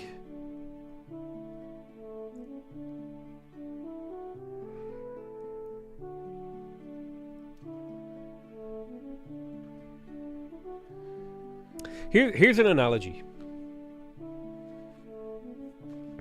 Okay, let's say you have two situations. You can get $20 now, but you have to pay back $1 a day, right? Or you get $1 a day forever, right? Now, it might seem that the $1 a day forever thing, that's fantastic. That's amazing. But like, you're not considering all of like the opportunity cost. You have to go get that $1. You have to, do all sorts of other things. If you could take that $20 and very quickly turn it around into 40, you're ending up just better off because you don't have to like spend all the mental, there's an opportunity, I don't know, forever, even like after I die. No, like just, but till the game ends, which is your death. It's not a perfect comparison because if we were to really do that comparison, it would be like, would you rather have $100,000 now, or what's the average life expectancy? Let's say most people live to be 70. 70 times 365.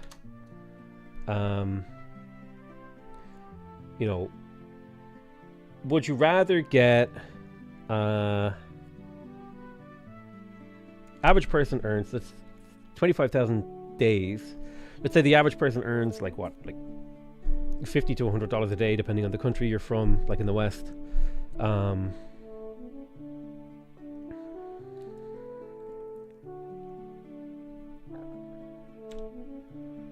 let's say you're getting $50 a day. Like, would you rather get $50 a day for your whole life, or get 600k when you turn 20? Right? That's the analogy that you're thinking about. Obviously, everyone's going to take the 600k when you're 20 because you can invest that, get 3% per year. Boom, you've got like exponential value, x to the whatever. Boom, you're a billionaire. Congratulations. Anyway, I'm having a lot of fun.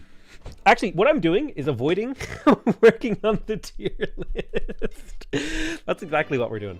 Okay, personally speaking, in the early game, when I consider working an unimproved...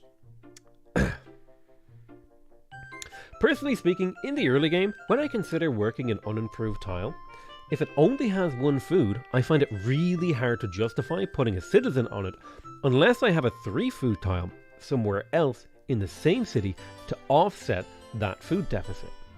Okay, that's the way that sentence is said.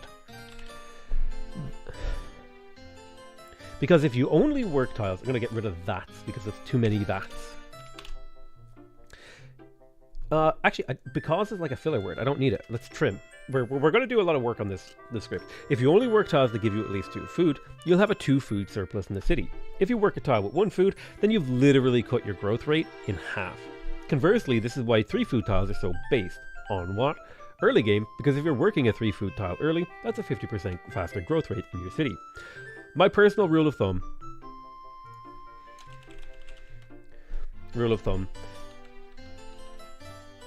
is that every time you unlock a district slot in the city, you should increase your growth surplus target by 1 to make sure you're not falling behind on growth. There'll be another video explaining why and analyzing why this works, but intuitively, if you follow this rule, and keep your housing up, you'll be fine in most situations without having to micromanage too much. Speaking of 3 food tiles, bananas always have at least 3 food with 1 or 2 production, meaning they can theoretically fit into B or A tier, depending on whether or not they spawn on a hill. Sugar plus 5 food tiles. Why is this here? Why do I want to talk about sugar plus 5 food tiles?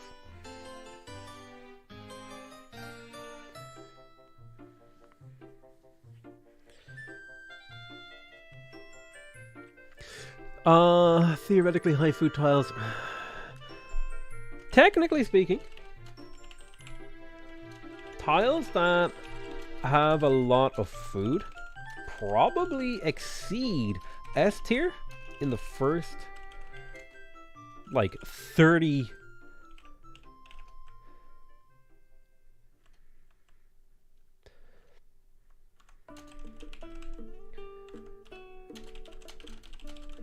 because they give you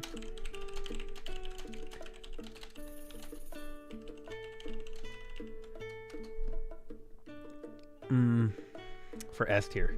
Like if we think about a sugar tile, I need to get my Benjamin. Thank you for the Airtable.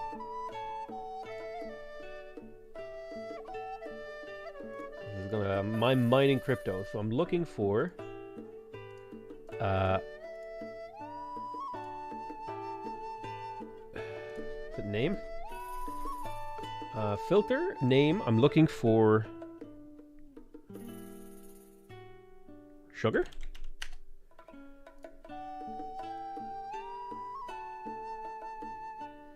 Is grassland marsh sugar really 7 food? That can't be right. Is it actually? Is a grasslands marsh sugar tile 7 food? There's no way! Maths has gone wrong here. It should be... yeah, that should be 2, 1, 2. Yeah, there's something... something went wrong here.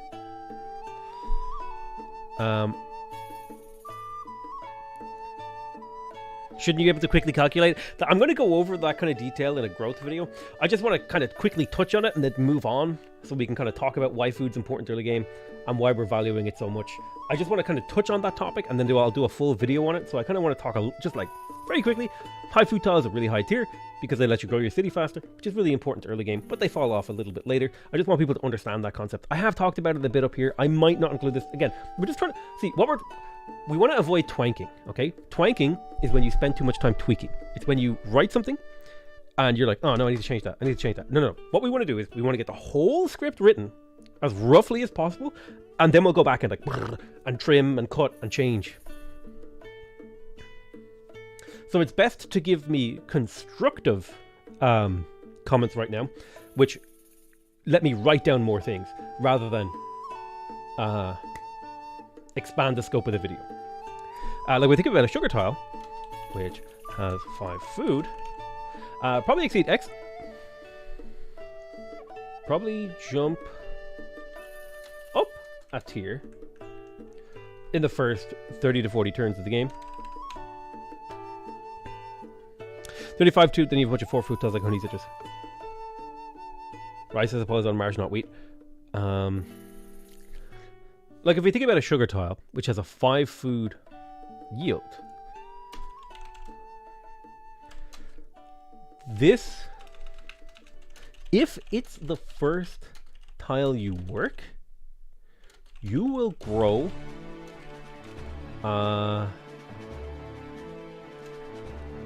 to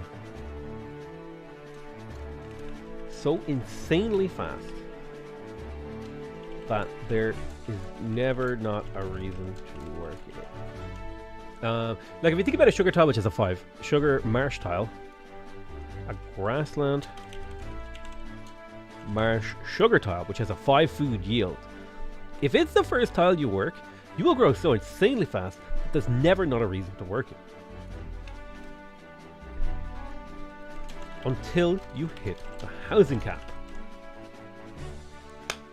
You can talk about the high food tiles in terms of how many plains, hills, mines they can work and have a reasonable growth in the city. Oh, that's actually, dude, you're Peppermint Butler. You're a fucking giga brain, okay? You're getting credit. Congratulations. You just earned your VIP, okay? You were a VIP in everyone's mind, but what you just said was the most intelligent thing said in chat for probably the last 2 hours. Nobody look at Damn Rider too hard, okay? Because we don't want to bully him. Another way.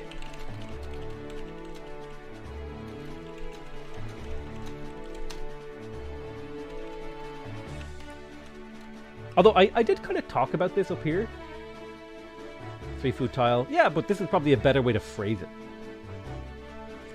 Is that it allows you to work really good low food tiles like plains, hills,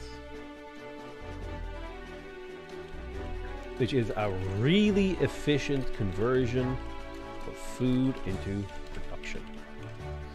Another way to think of this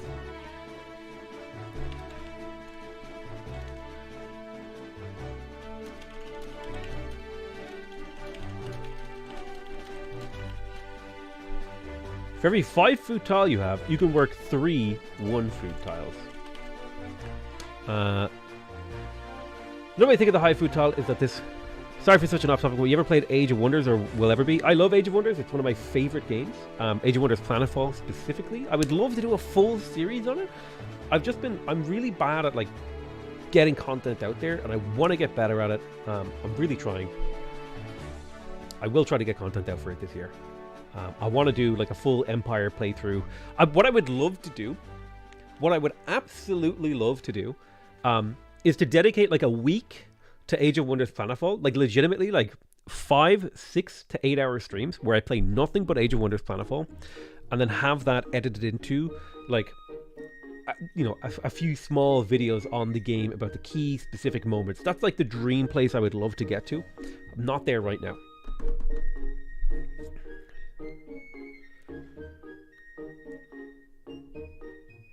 By followers, primes, and viewers. Right click. Ban. My favorite. Right. Wait, no. Fuck you. I'm using the Irish spelling. Not all tiles in the same tier are equal.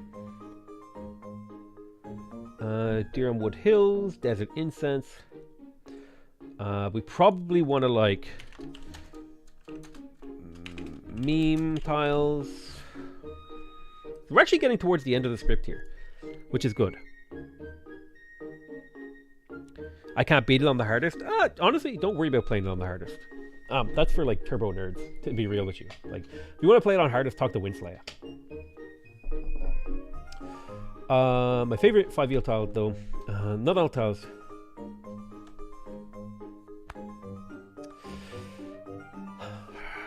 Not all tiles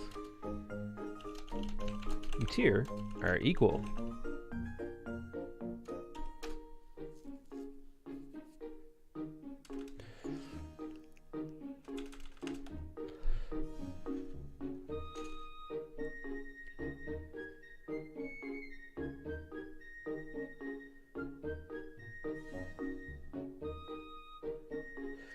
I need to talk about culture and science. I need to talk about gold, culture, science, and faith on unimproved tiles. Not all tiles in the same tier equal. That'll probably be a part of this concept. Meme tiles, like really shitty meme tiles. So meme tiles would be stuff like desert incense.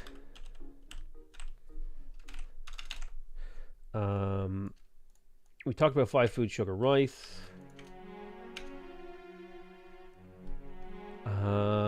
Is rice?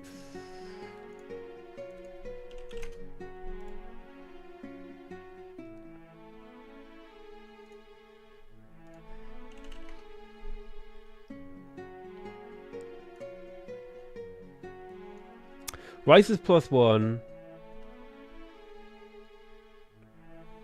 I don't know what he's got like the maths wrong on Marsh here, I think.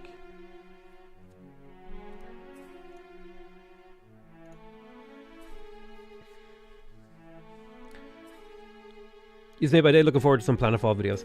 Multi-streaming is God tier? Hell yeah. Just an issue I have a turn-based game with real-time fights. It takes ages to do fights compared to everything else in the game. Usually the best way to do that is I'll just auto-resolve the battle, and then if the auto-resolve is like easily won, I don't care. Like if I lose 1 unit, who cares? If I lose the auto-resolve or the if I lose the auto-resolve or I lose a unit that I want to keep, I'll fight the battle manually. Is how I usually do it. Like auto-resolve is fine. Like if you like, again, I'm not like a super hardcore player of Planetfall, so.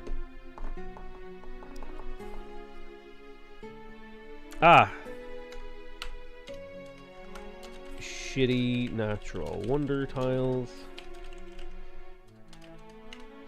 Foodless.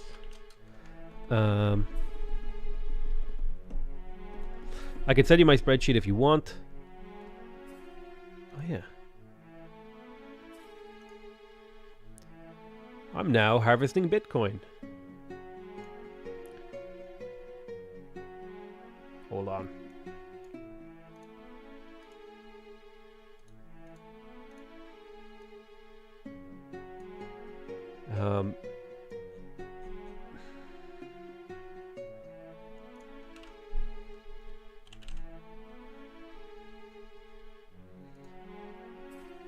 I could do conditional formatting.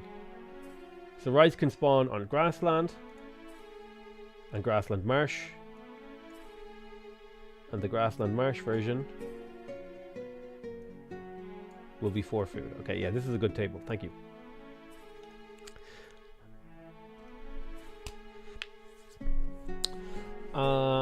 My favorite 5 yield tile though. Probably jump up here because they have such a huge population ramp.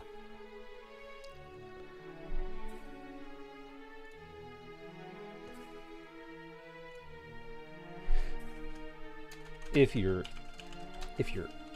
at the population cap or just generally further into the game, food heavy tiles start to slip down the tier list.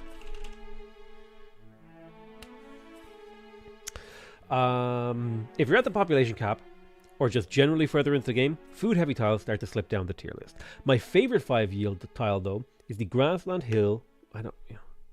Is the Grassland Hill Woods Deer tile, and that's because not only are you getting that sweet A tier 5 yield, it also has the incredibly unique property of being double production choppable. Should be 2Bs. Choppable. This feels more appropriate to me. Deer and Woods both yield production when chopped, which allows you to do the Giga Chan double chop followed by improving the tile with a mine. Another way to think of a high food tile like this. Oh!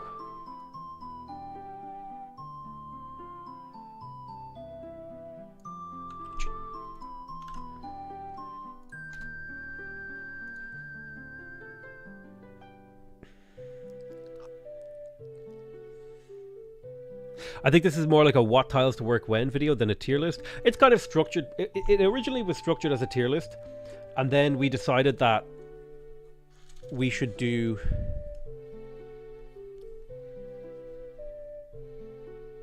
And then it kind of morphed into more of a guide. But I want to keep it like structured as a tier list because it's like a kind of interesting way to categorize things. Like, these things are really good up here, these things are not so good down here. So kind of so it's not really like a tier list traditionally. Oh, I should probably go back. Explain why it's not an because that's probably... Because our initial approach to this was to actually do an exhaustive tier list. We did a tier list of like every single combination of tiles, and then I realized that there's like 500 different combinations of tiles or something absurd like that, right? So then I was like, okay, instead of doing a tier list of tiles, we'll do a tier list of the yields that tiles can have, and then explain the theory behind why we make those decisions.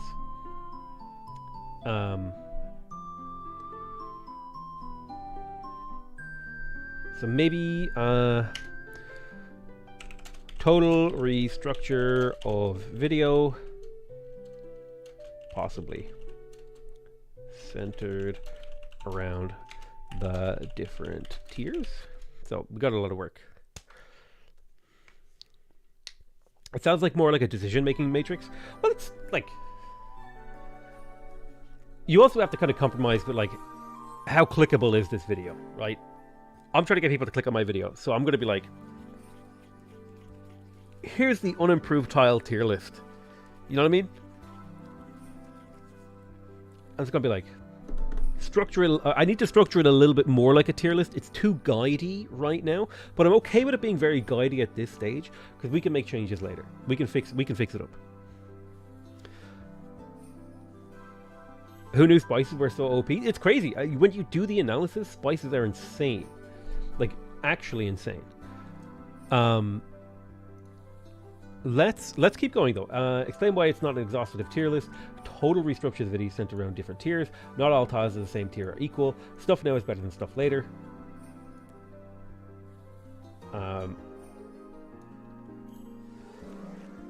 If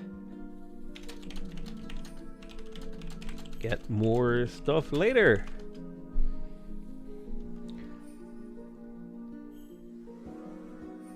Potato and shambles, rice marsh, possibly S tier. Not wrong. Meme tiles, luxuries that give +2 food.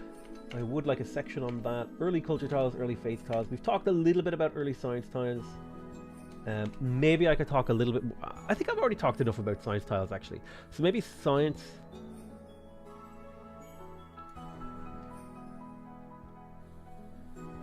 Maybe in the science section.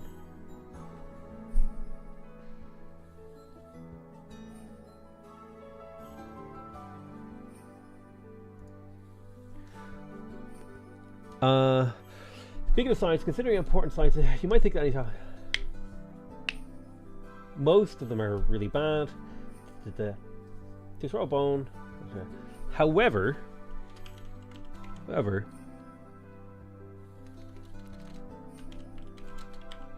these are A tier tiles.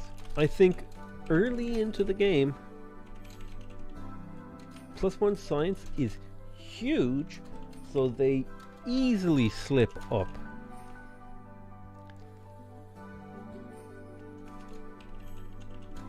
tiles are A tier,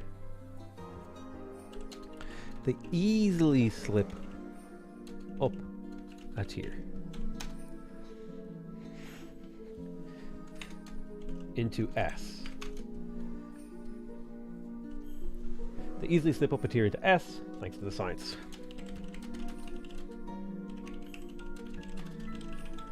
Let's see. Speaking of science, there's a whole section here, the water temple. The baseline, you might also notice that water tiles are quite weak. The baseline coast tile doesn't even make F tier, owing to the fact that it produces a measly 1 food and a frankly irrelevant 1 gold. However, there are some really nice coastal tiles, especially when we look at reefs. Now, objectively, by the rules that we set out in the tier list, the best reef tile is the Coast Reef Fish, coming in at an impressive 3 food, 1 production, 1 gold. I already upped the tier, I think, which would nestle it firmly in the B tier with an extra gold on top. Do turtles give an extra production? This is something someone implanted this into my mind, and I know they don't, but somebody put it into my mind. They don't. Okay. Even so, I personally have a soft spot for any reef tile. What do reef do again? It's +1 food, +1 production, right? Yeah. Personally, have a soft spot for any reef tile, and in my heart, it's really an A tier tile. Especially reefs with turtles, because turtles give you +1 science. Which, in my opinion, if a tile is C tier in terms of food and production, and it gives you a science yield with a gold on top of it, that's an S tier tile. That's an S tier tile. It's so incredibly rare to find a workable early game science tile, which is why turtles have a special place in my heart, although if push came to shove, I would accept that really they're an A tier tile. Okay, I think that's okay. Speaking of science from unimproved tiles, considering how important science is in Civ 6, you might think that any tile with a science yield on it gets automatically catapulted up a tier or 2 in value. Unfortunately, most of the early game science tiles are downright dog shit. That's right, Spiff, I'm hating on T. Not only is T one of the worst tiles in the game, because it spawns in such absolute garbage locations with no production, the best you're going to get from a T tile is if it spawns on a grassland hill, and even then it's missing the +1 gold that turtles have. To throw a bone to T, it's not as horrendous looking as a Mercury tile, which forces a food deficit in order to be worked, but at least a Mercury can be improved by a mine. Speaking of mines, the best unimproved science tile is a grassland or plains hill iron, which comes in at a healthy A tier alongside grassland hills T. While these specific tiles are A tier, are they A tier? What are these tiles again? Grassland. So it's grassland, hills, iron, which is 5, which is A.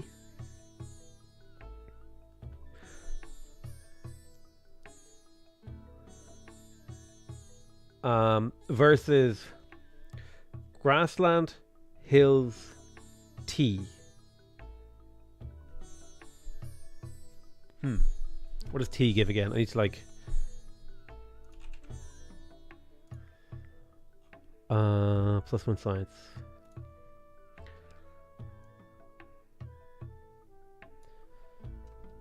While these specific tiles are A tier, not all A tier tiles are This is a perfect time. This is where I do it. This is where I wedge in.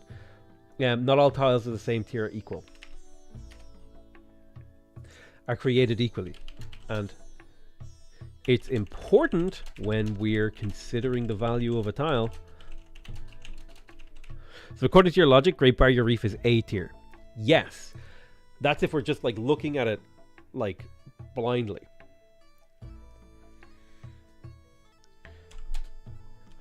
I would consider science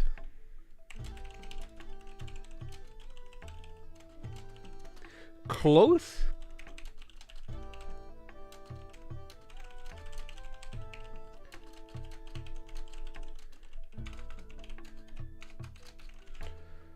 not trade all of my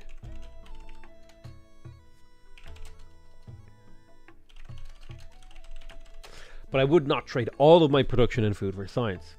You need a certain baseline. Ah! Here's how I loop it in together.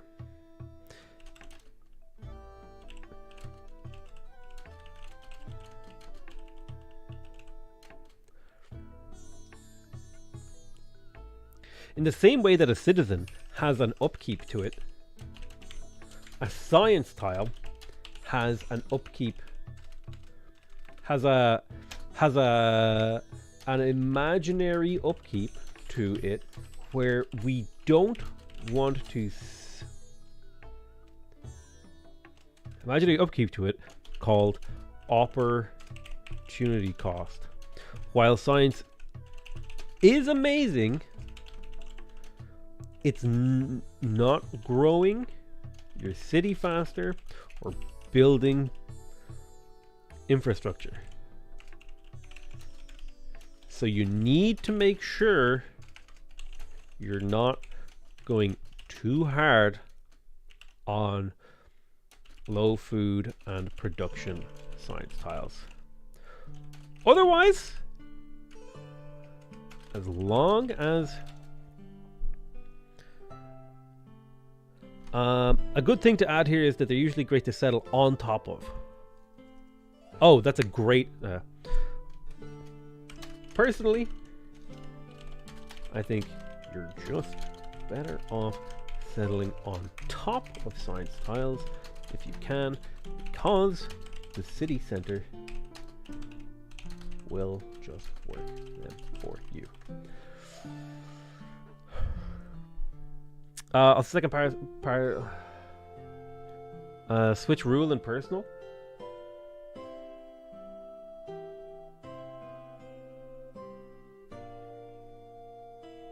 Oh, my personal rule of thumb.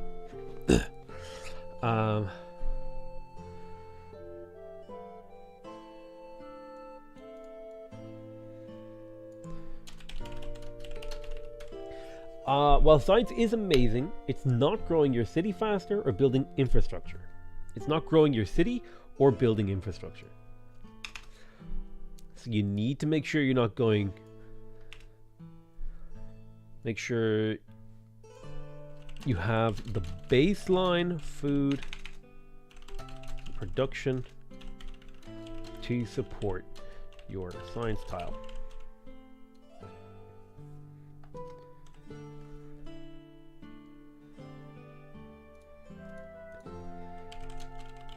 On average, 2 food and 1 production per tile. I think it's totally okay to work a bad science tile.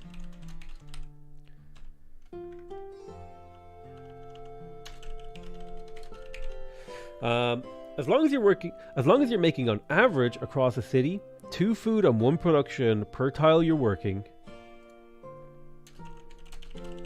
I think it's totally okay to work a bad science tile. Personally, I think you're just better off settling on top of science tiles if you can, because the city center will just work the science for you, and you don't have to make that. Because the city center will just work the science for you.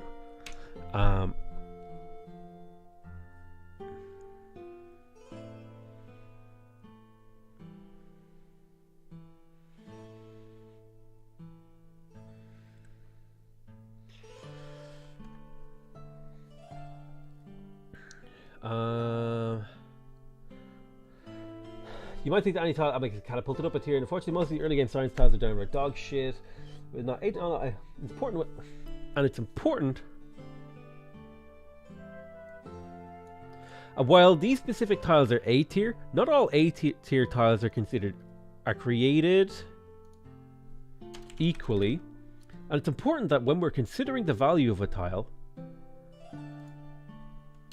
that we make sure we're not crippling our city's growth and production.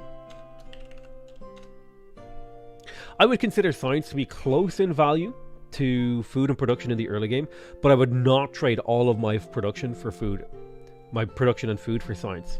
In the same way that a citizen has upkeep to it, a science tile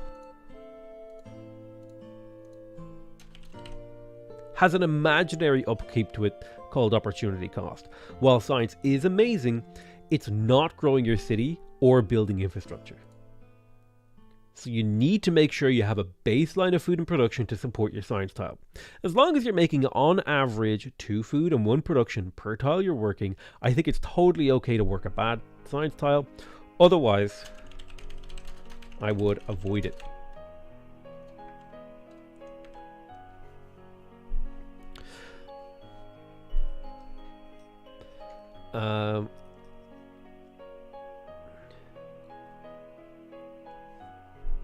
I need to get rid of personally because I use it again. I need to make sure. Am I using personally too many times? Personally. I've used it twice in this script, which I think is a reasonable amount. I think when you're using a word 3 or 4 times, I think that's like, if you get it to 5, it's too many times. I need to, like, if it's like the word food is used 67 times here. Like the word is used 18 times in this section, which is maybe too many times. Maybe I could do, considering how important it is in Civ 6, I could maybe cut down on some of these science words. Like, speaking of science from unimproved tiles, considering how important it is in Civ 6, you might think that any tile with a science field, like, is that better? I don't know. Personally, I think it's fine. I think it's important that I have it like structured in a way that doesn't feel like blah.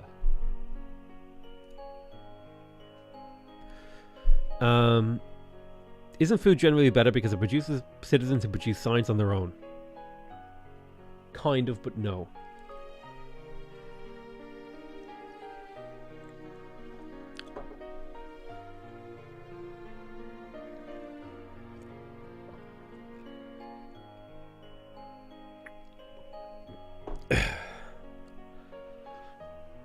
I really, really, really like the structure of this video. Personally, that's why I like, personally speaking, in the early game, you have to remember, this isn't written to be read, it's written to be heard, if that makes sense. So this is supposed to be conversational language, where I'm going to be using a lot of inflection and intonation to get across meaning. So, like, it might seem redundant, like, I think this, but the point here is the conversational language. This is how some people might think. Personally, I think, because without the inflection, it doesn't make sense. So I totally agree with you, Mick P. Deras, but like, that's people speak like that all the time. Well, personally, I'm not a big fan of that. But you could just say, I'm not a big fan of that. But the personally is kind of like making a very clear communication distinction that this is what I think and isn't necessarily maybe like the objective reality. You know what I mean? Like, personally, this is how I feel about this situation. Or it's a what's the word I'm looking for? It's like a filler word, right? And I'm okay with a few filler words.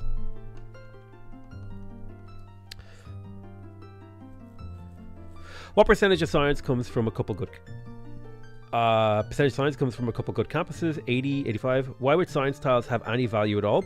Tyler, because this is specifically an unimproved tile tier list, and the vast majority of the time when you're working an unimproved tile, it's going to be in the very early game when you don't have campuses unlocked or built. So +1 science is like 20% of your science yield. Yeah, you're nearly doubling your science in the early game if you're working a science tile.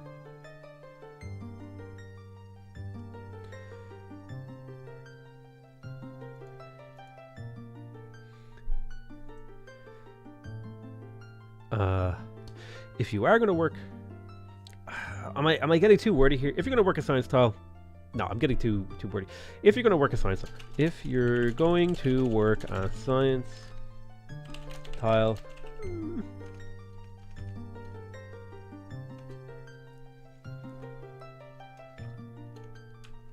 yeah, you know what? I don't think I need to add that. If you're going to work a science tile, make sure you're doing it early and then to switch off it later so you can grow the city for key technology. That feels like I'm getting like into the weeds. Like, you know, you work a science tile from turn 1 to unlock astral astrology 5 turns sooner so you can plant down your holy site 5 turns. Like, this feels very into the weeds and maybe not necessary.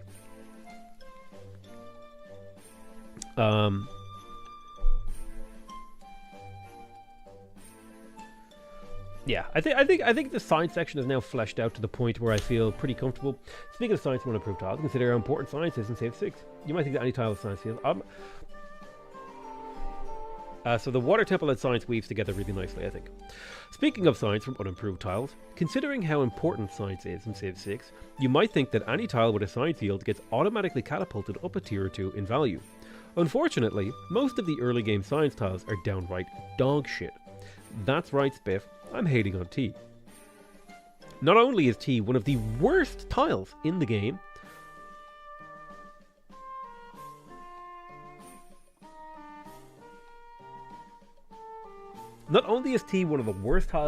because it's no. This capitalization here. Not only is T one of the worst tiles in the game. I need to restructure this sentence.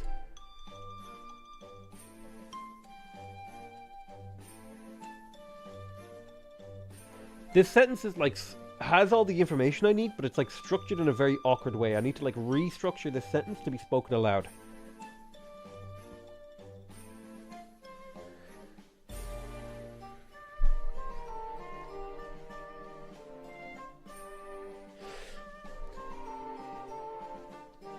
Not only is T one of the worst tiles in the game,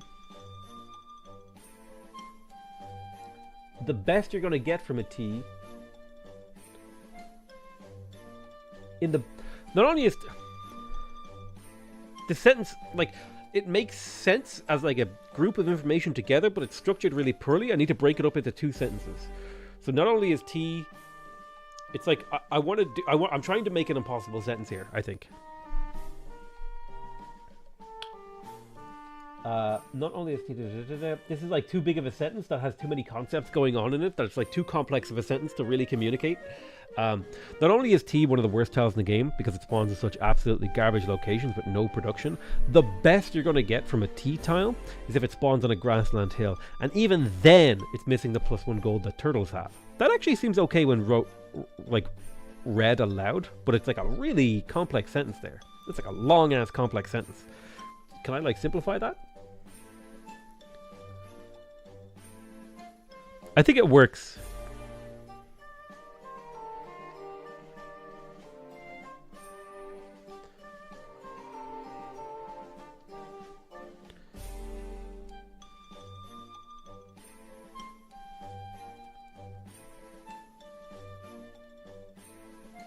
What if I said, because it spawns in absolutely garbage locations with no production, T is one of the worst tiles in the game. The best you're going to get from... Yeah, I think that's a better structure. Because it spawns the Control X, Control V.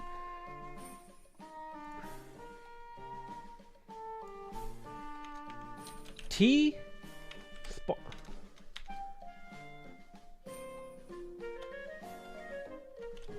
It spawns in such absolutely garbage locations. In absolutely garbage locations with no production.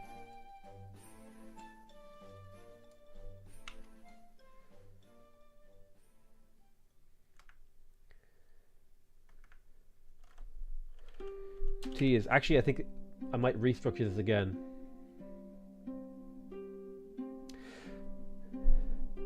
T is one of the worst tiles in the game. It spawns in absolutely garbage locations with no production. And the best... Yeah, I think that's better. Control X. Like, we've simplified the sentence a little bit. T... That's right, Spiff. I'm hating on T. I know. Controversial. T is one of the worst tiles in the game. It spawns in absolutely garbage locations with no production. The best you're going to get from a T tile is if it spawns on a grassland hill, and even then it's missing the +1 gold that turtles have.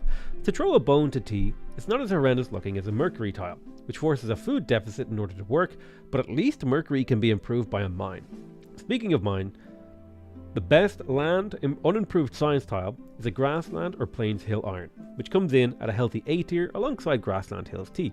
While these specific tiles are A tier, not all A tiers are created equally. It's important when we're considering the value of a tile, we make sure we're not crippling our city's growth and production. I would consider science to be close in value to food and production in the early game. But I would not trade all of my production and food for science. In the same way that a citizen has an upkeep to it, a science tile has an imaginary upkeep to it called opportunity cost. While science is amazing, it's not growing your city or building infrastructure, so you need to make sure you have a baseline food and production to support your science tile. As long as you're making on average across a city to... No, I don't like how that's structured. On average, 2 food and 1 production. You're working across a city, across an entire city. I think it's totally... As long as you're making on average 2 food and 1 production per tile, you're working across an entire city, I think it's totally okay to work a bad science tile. Otherwise, I would avoid it. I think you're just better off settling on top of science tiles if you can. I think you're just better off settling on top of science tiles if you can, because the city center will just work the science for you. Okay, so I think we've managed to refactor this into something meaningful here.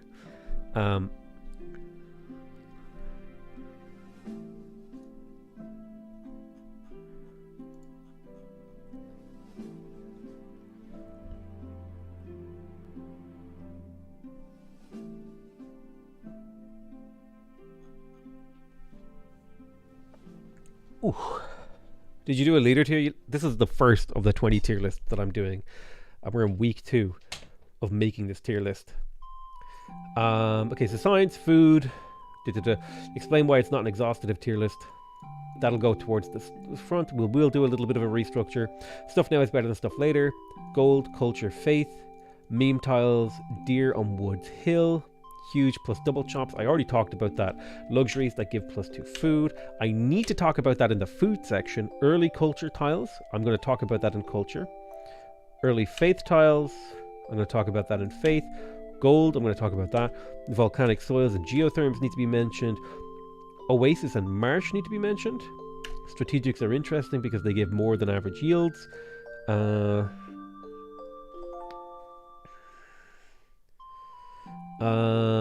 I don't think appeal is actually that big of a deal, to be honest.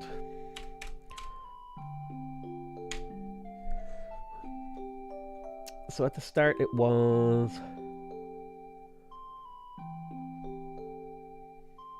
Pantheons, was it actually?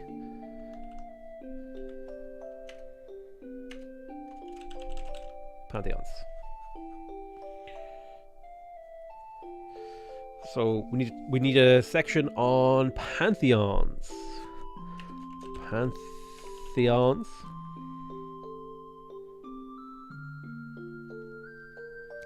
So I think here's how I'm thinking about structure of the video narratively. All right, so we start off with the breadcrumb. Breadcrumb, the justification for locations on the tier list. Okay, so we're gonna just that's like the narrative flow that we're gonna give. So it's gonna be like intro, breadcrumb, explain how we value tiles,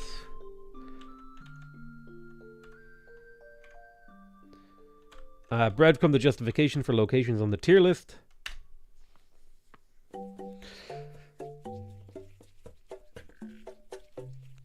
Then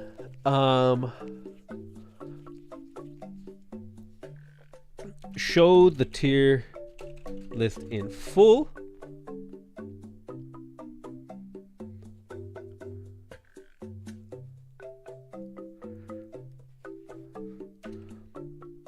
Outro. So that's kind of how we do it, right? That's like if we're thinking of the narrative structure of the video.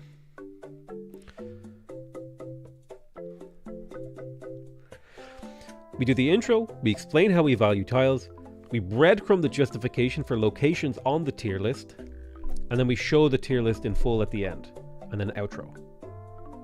Right? I think that's what we do.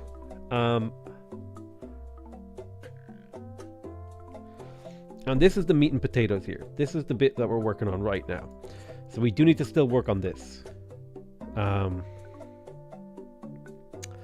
There was an argument to be made for showing this stuff, like the actual terrain tier list. That'll be part of like okay, so actually when we show the tier list in full, it will actually be 3 tier lists, kinda, then combined into 1 giga tier list. Talk about layers. So I need to talk about layers. Onions have layers. Terrain, feature, resource.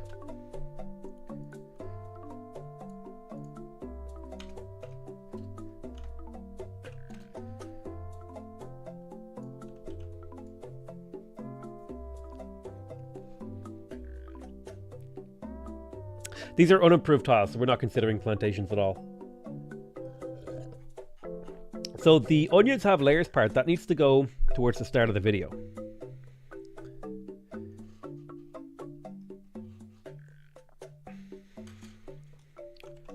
I need to do meta narrative. Actually, I need to do like the meta narrative about making the video. It needs to be woven in here somewhere. Like the process I went through, like my initial approach, initial approach was multiple tier lists of each layer.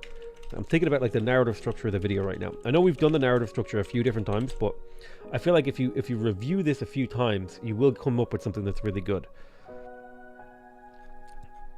I think this needs to go up here somewhere.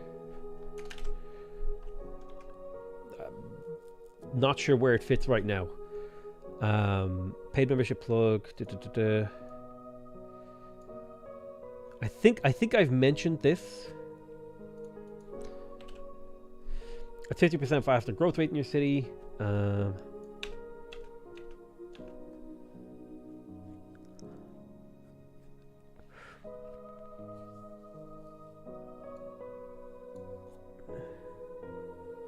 Speaking of science,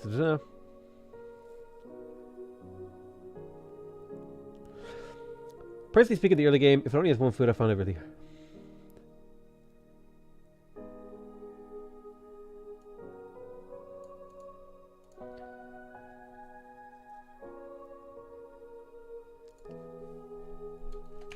This kinda goes. No. I'll put that down here. Now, consider that the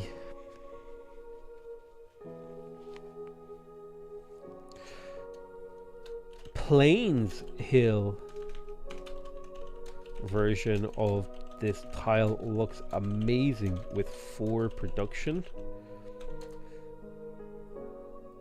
Only having 1 food is a drawback, like I alluded to earlier. They are the same tier, but unless you can secure an extra food from elsewhere, grassland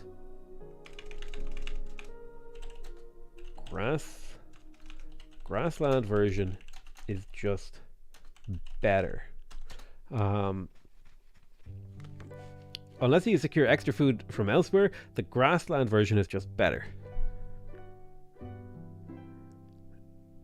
You should insult the viewer by saying that our minds are too small to comprehend a full tier list. True!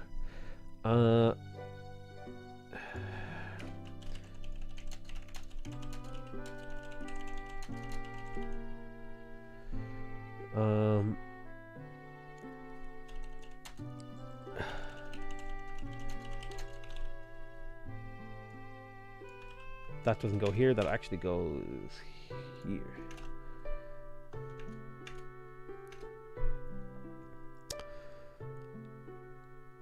How easy it is to monopolize should be a factor. I mean, that's just random, isn't it? Like how many spawn on a map. Like that's just random. I'm not gonna get into the weeds. I should probably talk about forest fires. Yeah, I should.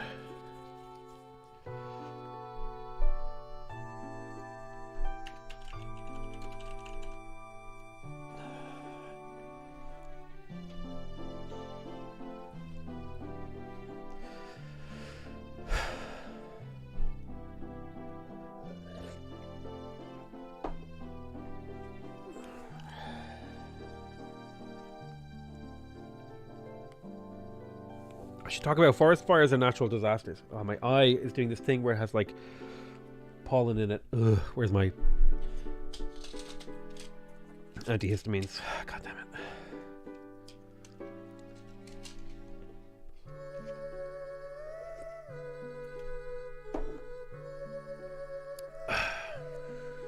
This is the Epona song, for anyone wondering. I think. Feels like it. Or Malon Ranch.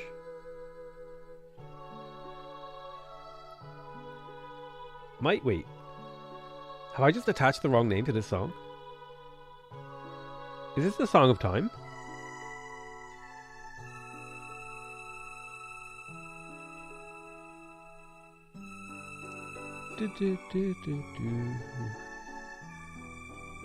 Why do I think this is the Malon Ranch song?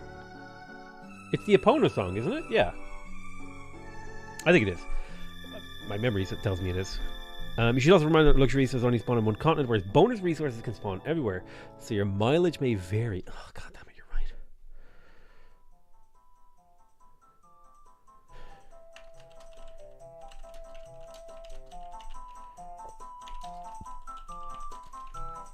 Actually, that's the perfect time to mention it. Is up at sea resources. Oh, there's so much to take into account here.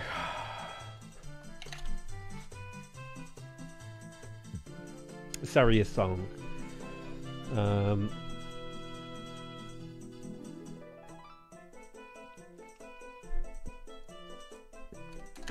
At this point, the tier list is starting to look quite full and top heavy. And you might be sitting there wondering, Potato, why haven't you just done a normal tier list where you rank every tile? Possible tile. And I say to you, you couldn't possibly comprehend a tier list of that magnitude. I tried to enumerate. I'm gonna claim credit for enumerating the tiles. I enumerated the possible tile combinations.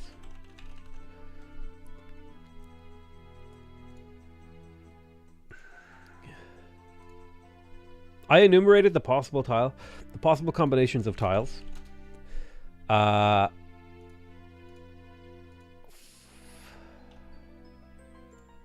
many things are on this? Let's take credit for it. Yoink. 282. And there are over 300 different tile combinations. In order to simplify it for the viewers, small and weak brains, I decided to group things by total yield category. So instead of looking at X tile for yield and Y tile for yield, I decided to teach you the system by which I value tiles, so you can intuitively know where every tile goes in the list. However, if you do want to see a full 300 tile tier list. If this video gets, fuck, how many likes should I ask for? 100k in a year.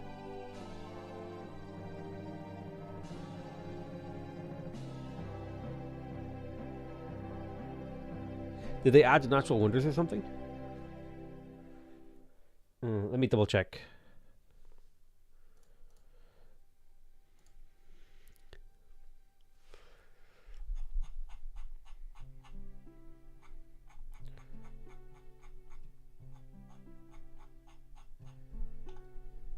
I'll just say hundreds.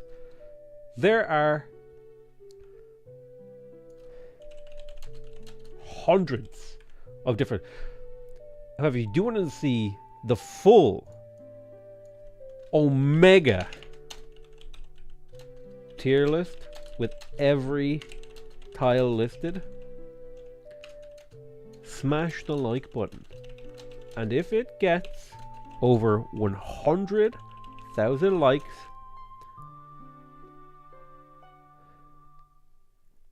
before Y date, I'll do it live. I'll do it live. So we're driving engagement, telling a story, we're being entertaining, a bit of levity, straight back into it.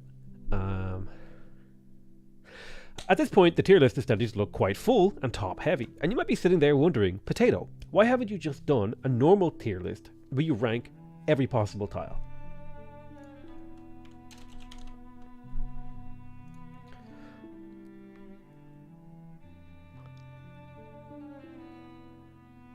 Maybe they added all the strategics. Oh, did you not do strategics? If you didn't do strategics, I'll just leave it at hundreds. But yeah, it's like 300 for strategics.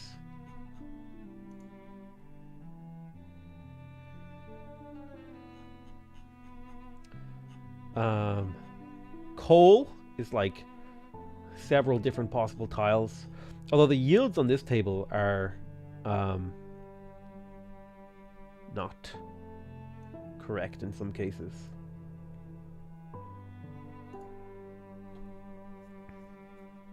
You did Iron Horses and Niter? Oh, that makes sense. This stream is unintentionally how to be a YouTuber. Is it? Explain why it's not exhaustive tier list. Initially, I was going to actually do 3. This is where I work in the layers. Actually, this is when I do it. Onions have layers.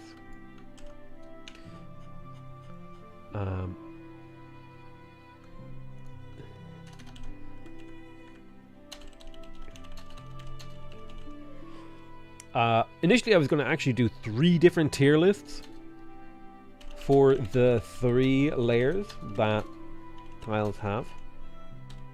Well, technically, tiles have 4 layers, but this is the unimproved tile tier list, so I left improvements out. The first layer is the terrain layer, and the tier list looks something like this. Insert this, boom, hills up high, things lower. There's a little bit of subjectivity to it, but generally speaking, things that are hills or have special abilities are core. But generally speaking, things that have... But generally speaking, the more food... generally speaking, the more yields a tile has, the higher on the tier list it goes.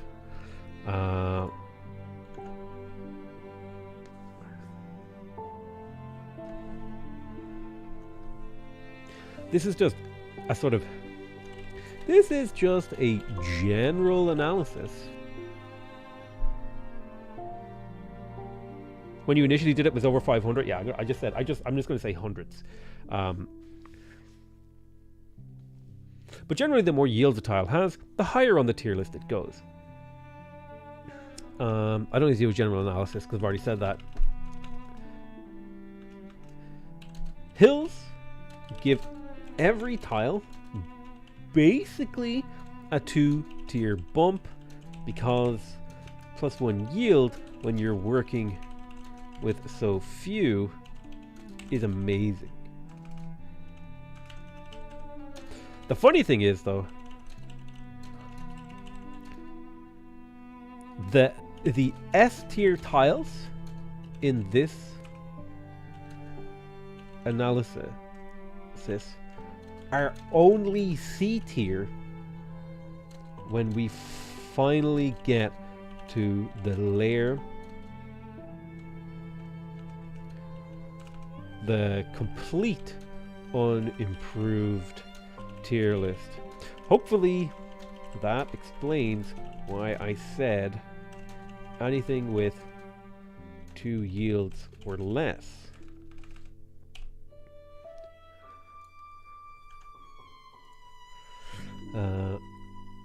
The funny thing is, though, the S tier tiles in this analysis are only C tier when we finally get to the complete unimproved tier list.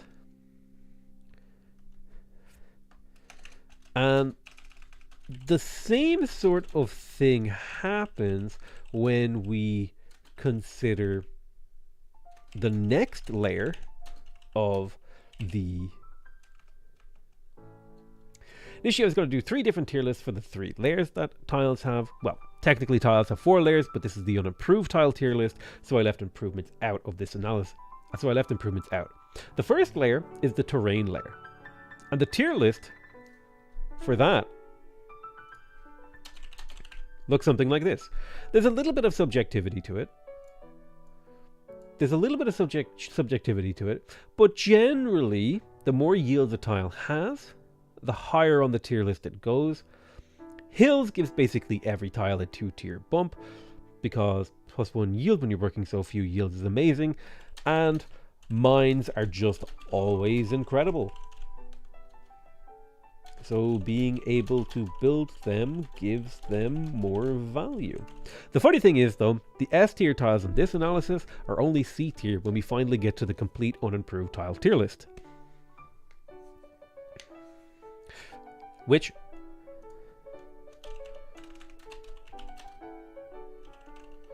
tell you how important the next 2 layers are deciding how good a tile is. When we consider the next layer of workable tiles, the features layer.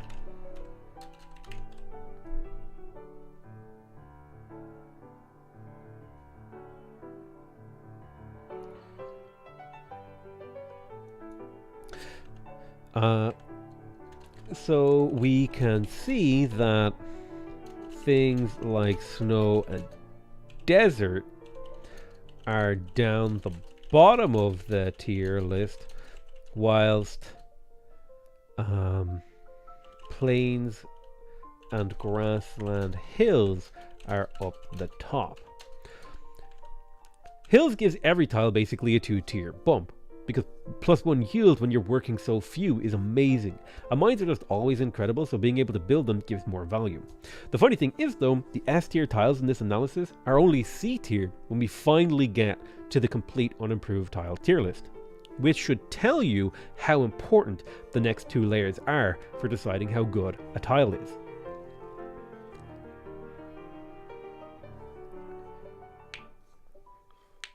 Okay, so that is really good. Same thing happens when we consider the next workable layer of workable tiles, the features layer.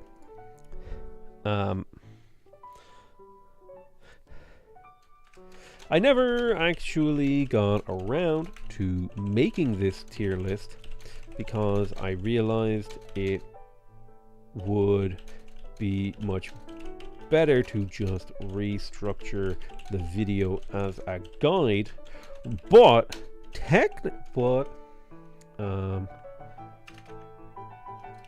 make a tier list for a feature. But it's a fairly small tier list. Regardless, woods are at the top. Everything else is just okay, right? Kind of whatever.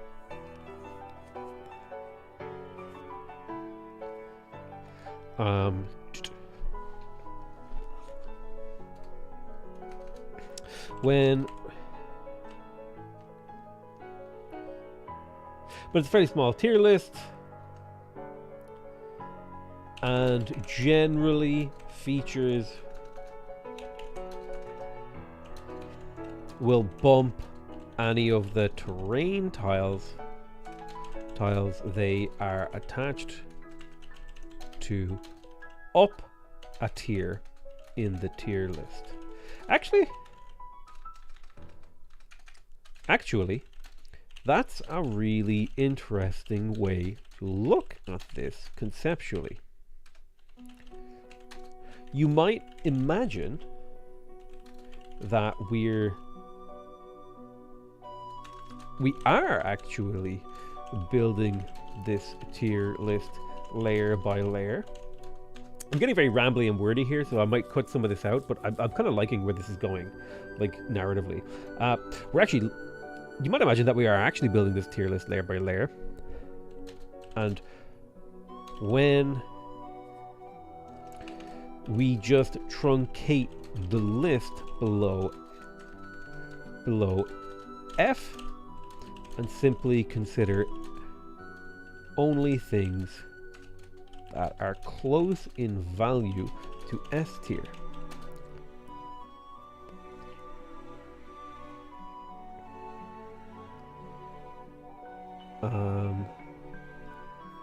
And then I'll graphically represent that by like having like ghost tiers underneath F, where tiles get bumped off once features are added.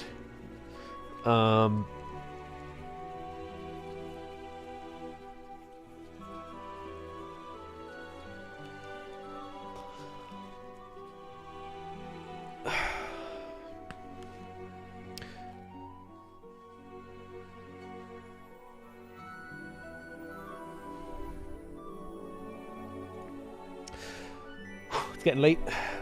I think I got another 40 minutes in me.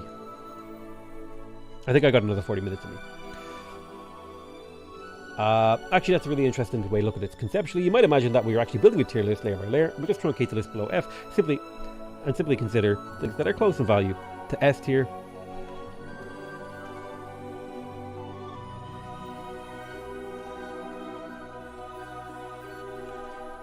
Things that are within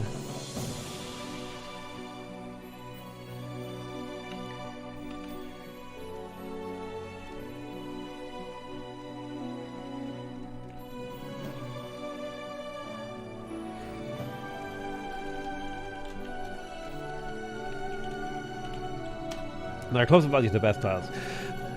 The tier list,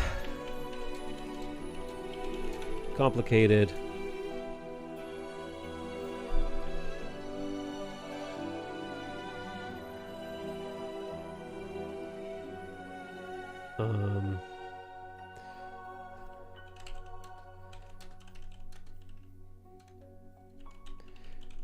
Tier list gets complicated. I don't know if I'm going to use any of this, to be honest with you, because of the number of configurations they can spawn in. It was simpler. The tier list gets complicated when we move to resources, because of the number of configurations they can spawn in, and the wide array.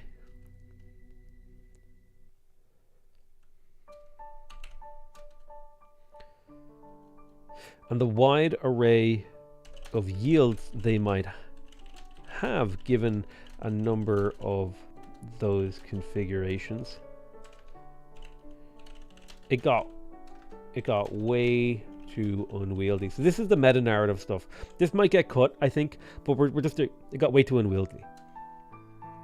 So, like I said, we group them by yield, dress from the top,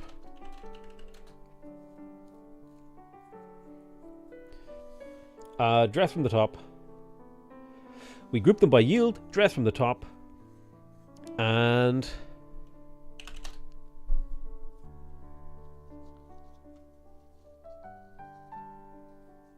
yeah, resources could move terrain up 1 or 2 ups. So that's what makes it difficult. So like I said, we group them by yield, dress from the top, and go from there. I think it's time I show you guys the full tier list. So this is, I'll do this before I go through these. So these are like special modifiers towards the end. And that's it for the tier list. I hope you guys have a better understanding of why certain tiles are considered strong and which tiles you should be buying and working early game. This is just part 1 of a part 2 series on tiles, possibly even part 3 part series. Make sure to subscribe if you want to see more the improved tile tier list, which will touch on more game concepts and teach you how to transition from an unimproved tile economy to an improved tile economy. If you want to watch me live, make videos like this live, make sure to check out my Twitch or YouTube. Link in the description. That's all for me. I love you all very much. I'll see you guys next time. Bye bye. Okay, so we have good shit there.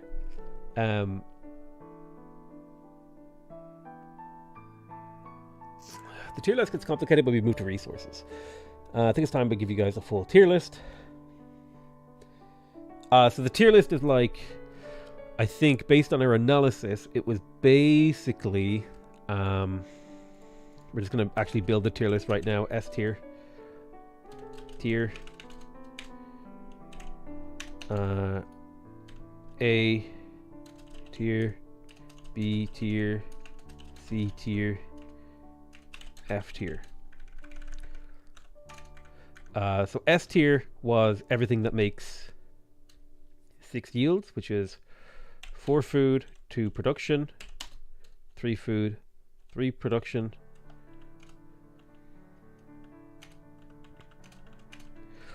A tier was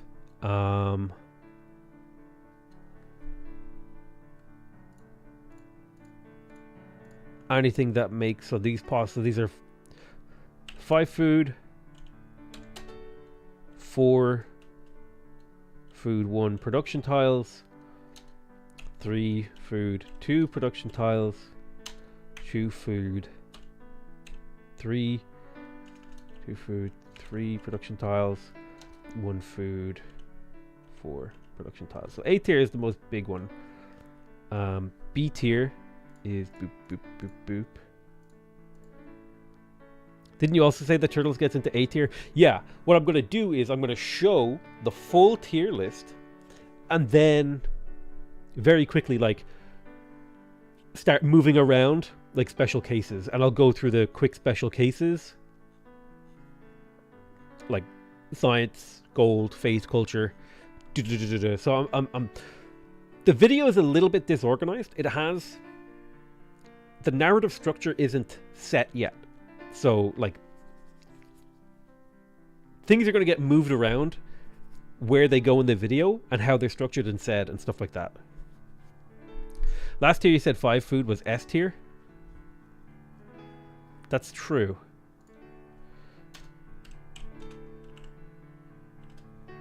I'll put like some asterisks here. Again, we're kind of, we've already talked about this previously in the video, so getting this narratively right will be work. So I'll make sure to just put that there. With asterisks on it. So this is just kind of narrative. We're just trying to narratively fit this into the. We're just trying to make the tier list quick and dirty, basically, is what I'm saying. So we can fit it and start moving around when we present this to the viewer. That's 4 food, 3 food, 1 production, and this is a 2-2 tile. And then it's a 1-3 tile. tile, and I don't think a 0-4 tile exists outside of unimproved desert mines. And then we got 3 food, no production. I should probably do 0p. Just to be consistent here in structure.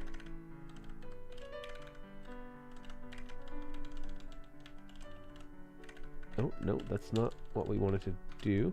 Kind of funny that was highlighted.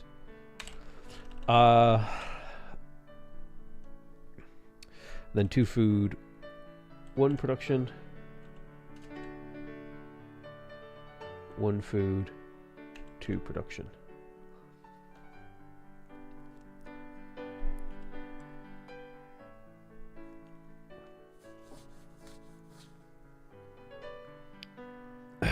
I'm trying to think about, man, what if I were to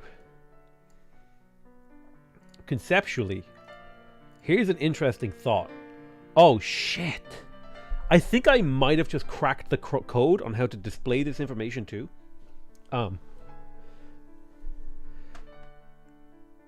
Like, hold on. Tiles in like the center of this like line are better. The exception of S tier. Because they're more balanced. Is that what we want to do?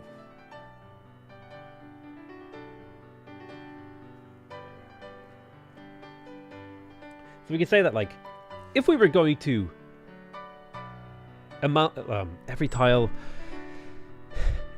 exists in every tier, leaning whether or not they give you more food or more production. The more balanced the tile is between them, or maybe the more food a tile has, the better it is early game, and the more production a tile has, the more food you need to feed to justify working it. I think that might be how we do it. I think it's time to show you the full tier list. Maybe I'm getting a little bit too weird with this. Table, put a blanket between 2 axes display. This is not what we're actually going to show to the viewer. This is the conceptual script narrative. We're never going to show this to the viewer. This is just so I can like picture it in my mind as I go off on the script.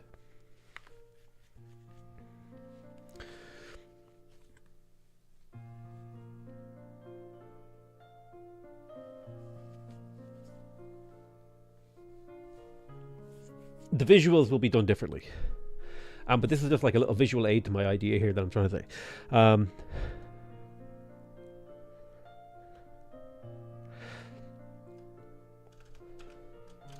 And here it is.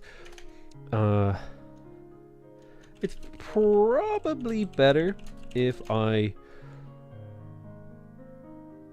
adjust the display of this tier list to look like this. Generally, things to the left are heavier on food, and things to the right are heavier on production.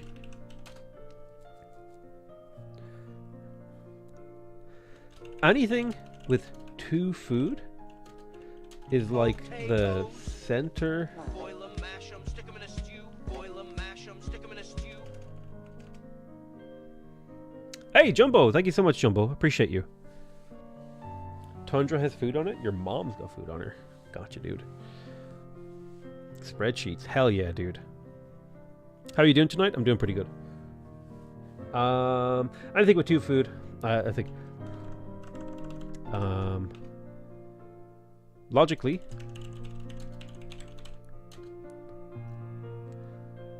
to the left is better early game because growth is better early, and anything to the right, logically it also follows anything to the left is better early game because growth is better early, anything to the right is better.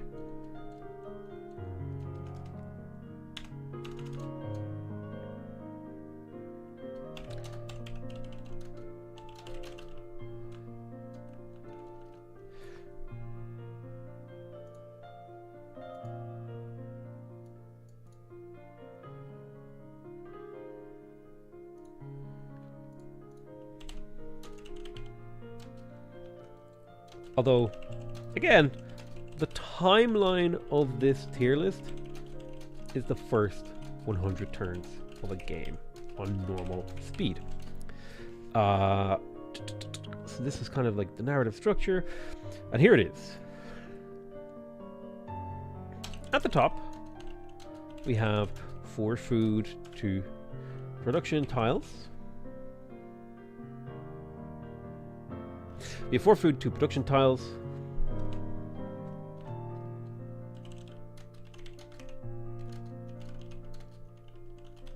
Then we have the really good tiles in an A tier, yielding 5 total yields.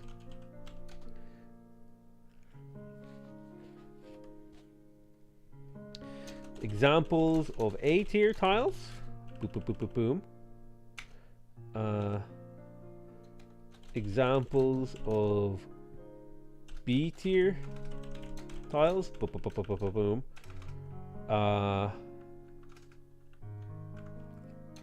Examples of C tier tiles. Then this is where we can work in meme tiles.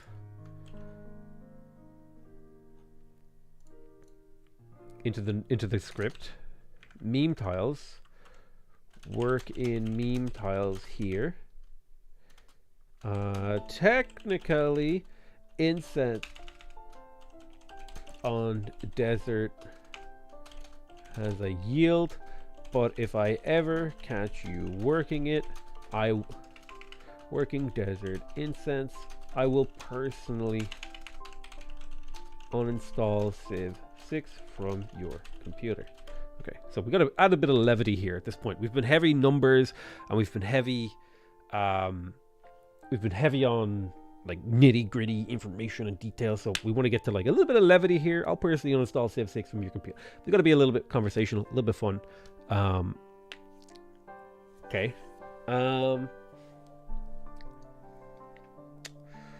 So we work in meme tiles. We talk about like visualizing conceptually the thing. Make a tier list for features needs to happen earlier. We talked about layers. Did we talk about layers correctly?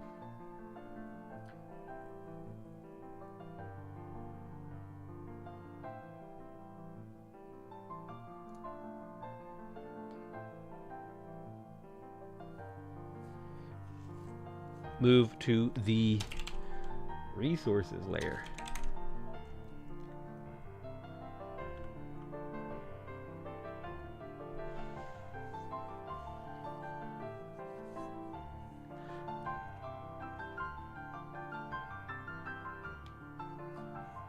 It's like a factorial number.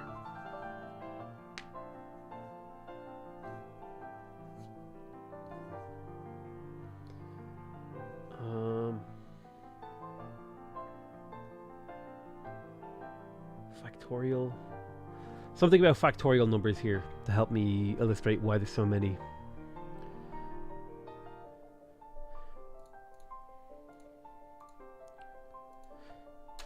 Basically, it's like adding a bunch of small factorial numbers together. Andrew, thank you so much. If you $5.00, so has it been asked. What's your favorite potato and whiskey? I'm going with Red Bliss and Johnny Walker Black, or Jameson if I'm saving my pennies. I like Jameson because Jameson is just like a good, like it's like an okay whiskey. Like you can get by on it. It's not like the greatest. You're not eating good or you're drinking good, but it's okay. In terms of potato, I don't really have a preference for specific types of potatoes. I kind of like a type like a Yukon or Russet, or that doesn't really matter to me. I don't get that too deep into making potatoes. I don't really eat a lot of potatoes, to be honest with you. But I like them. They're good. If you know what that means, you'll understand why I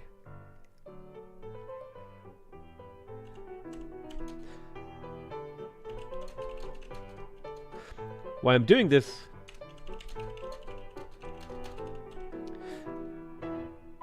If you know what that means, you'll understand why I'm doing this the way that I am. You understand why I'm doing it this way. So like I said, when we group them by yield, we group them by yield, dress from the top, and go from there. I think it's time that I show you guys a full tier list, and here it is. We have spice with tasty yields. We have good examples of A tier tiles. Then we have really good tiles in A tier. 5 total yields. Example of A tier tiles, example of B tier tiles, example of C tier tiles. Working meme tiles here. Technically, incense on desert has a yield, but if I ever catch you working desert incense, I will personally uninstall Civ 6 from your computer. Speaking of desert incense,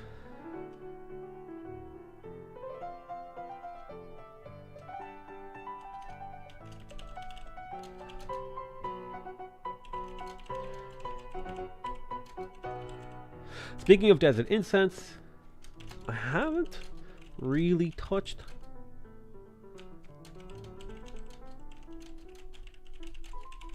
but I will.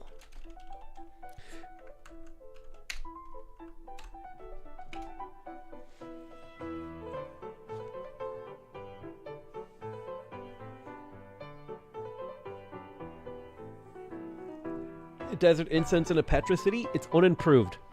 It's an unimproved tile. Cannot be improved. No Petra, no natural wonders, no natural disasters, no forest fires, no unimproved tile. You're working it in the first 20 turns of the game.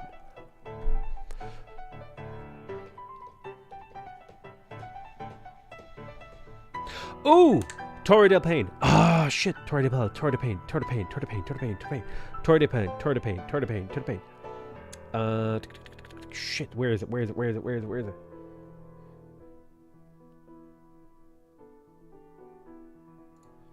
A simple way to think of this might be asking the question, which of these tiles do you want to spawn next to Torre del Paine? Perfect. That was like an amazing, like little bit of like levity and information and visualization. And I discovered your channel a month ago. My Civ 6 gameplay have improved a lot thanks to your videos. Thank you so much. I appreciate it. Meme tiles. Speaking of Fate from Desert Incident, I haven't really touched on Gold or Culture yet, but I will. It's probably better if I adjust the display of this tier list to look like this and center align things.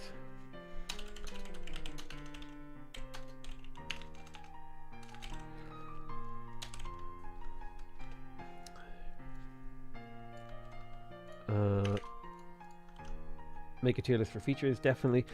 Onions have layers. It's kind of a layering thing.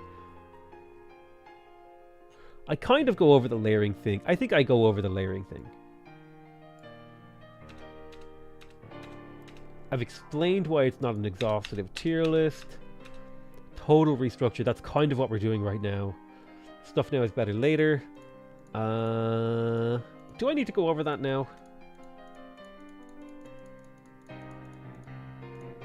No, that would be more for a chopping video. I don't think that matters. Gold, culture, fate, luxuries to give +2 food, volcanic soil and geotherms, oasis and marsh, strategics are interesting. How is the tier list constructed? I think we talk about that at the start.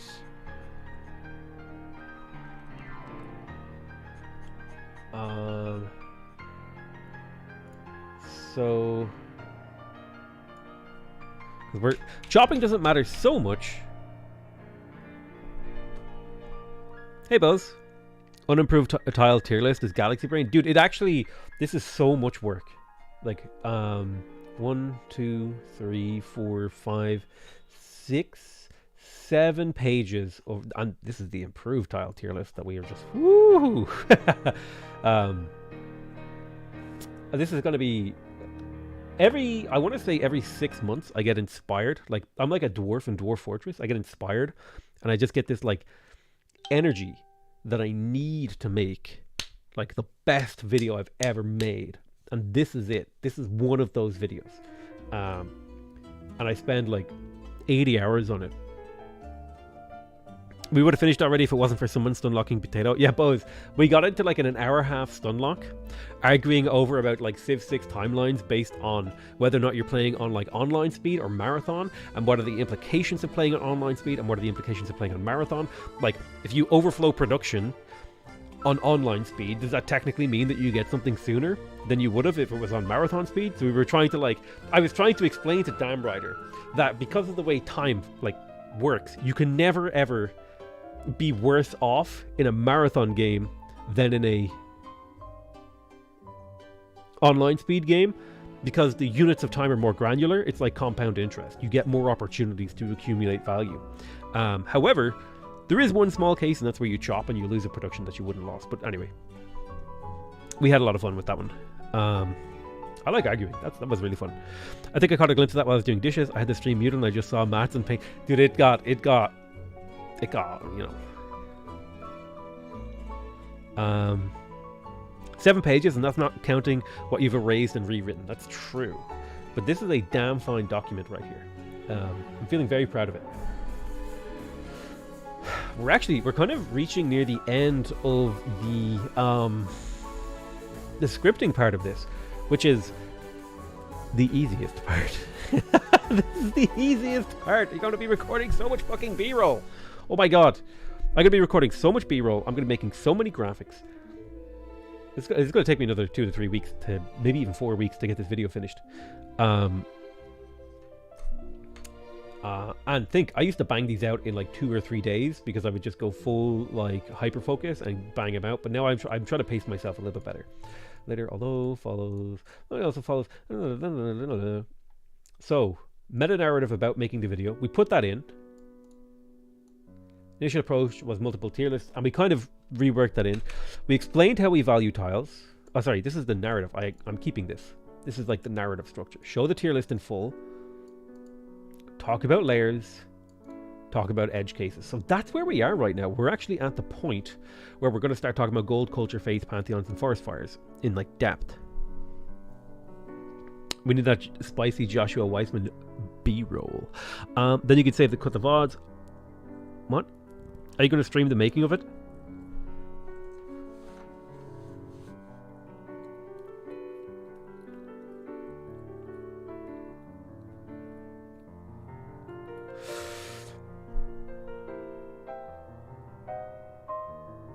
I don't know. I haven't decided fully.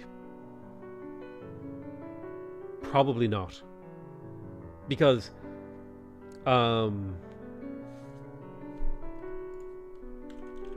like if we imagine, like in terms of fun,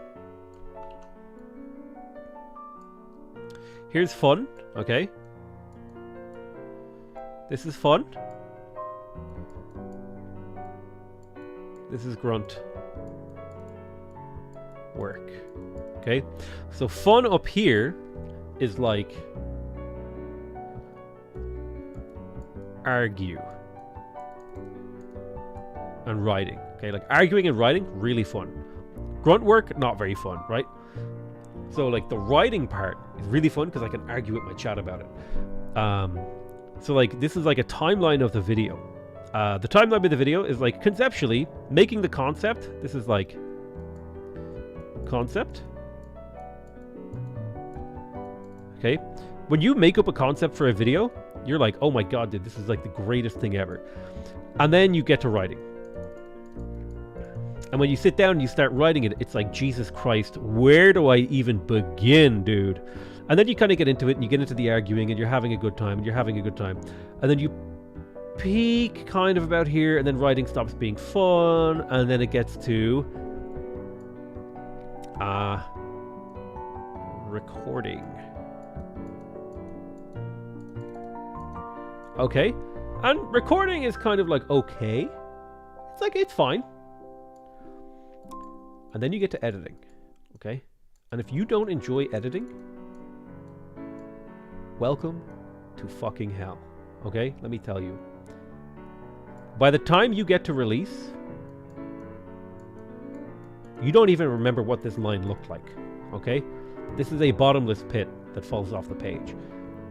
And sometime later, it will re-emerge after release. In fact, it actually re-emerges days after you have released the video because you realize you're fucking done with it. And then you peak to a level you've never understood. Okay, this is the process of what making a video looks like. The concept, you're like, dude, this idea is amazing. And then you start writing it, you're like, dude, I'm actually a moron. And then you start writing it and you're like, dude, I'm actually a genius. You're typing real quick, you're getting excited. Where are we in the writing section? We are here. We are here. It's all downhill from here, baby. Oh, it's all downhill. It's all downhill. Ooh, let me tell you, it's very downhill from here. We're at the peak of making this video. Honestly, this is why very few of the videos that I have conceptually done and written out the script for get to here.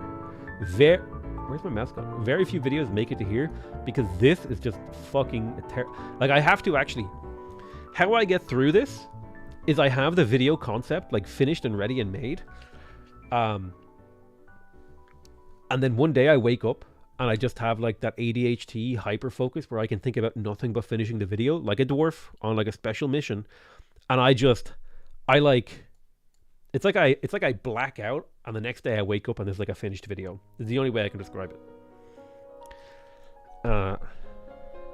Then the video sucks and you just stay in the pits of hell forever as V2 shows. Maybe I'm weird, but I don't like... When I'm making like a Let's Play video, where it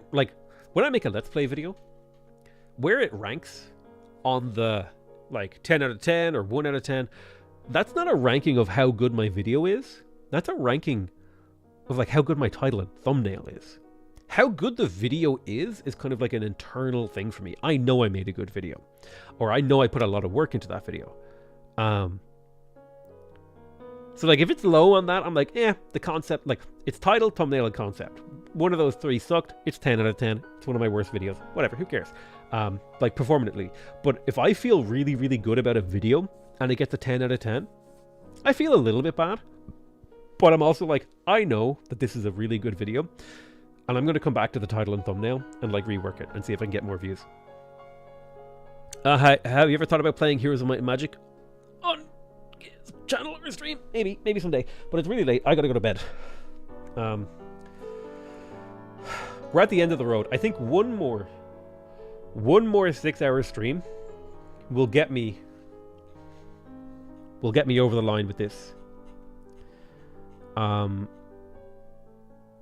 I think that's all we need. But it probably won't be for another week because I need to like recharge after all this brain blasting. Yeah, I'm gonna call that here. I love you all. I'll see you guys next time. Bye bye.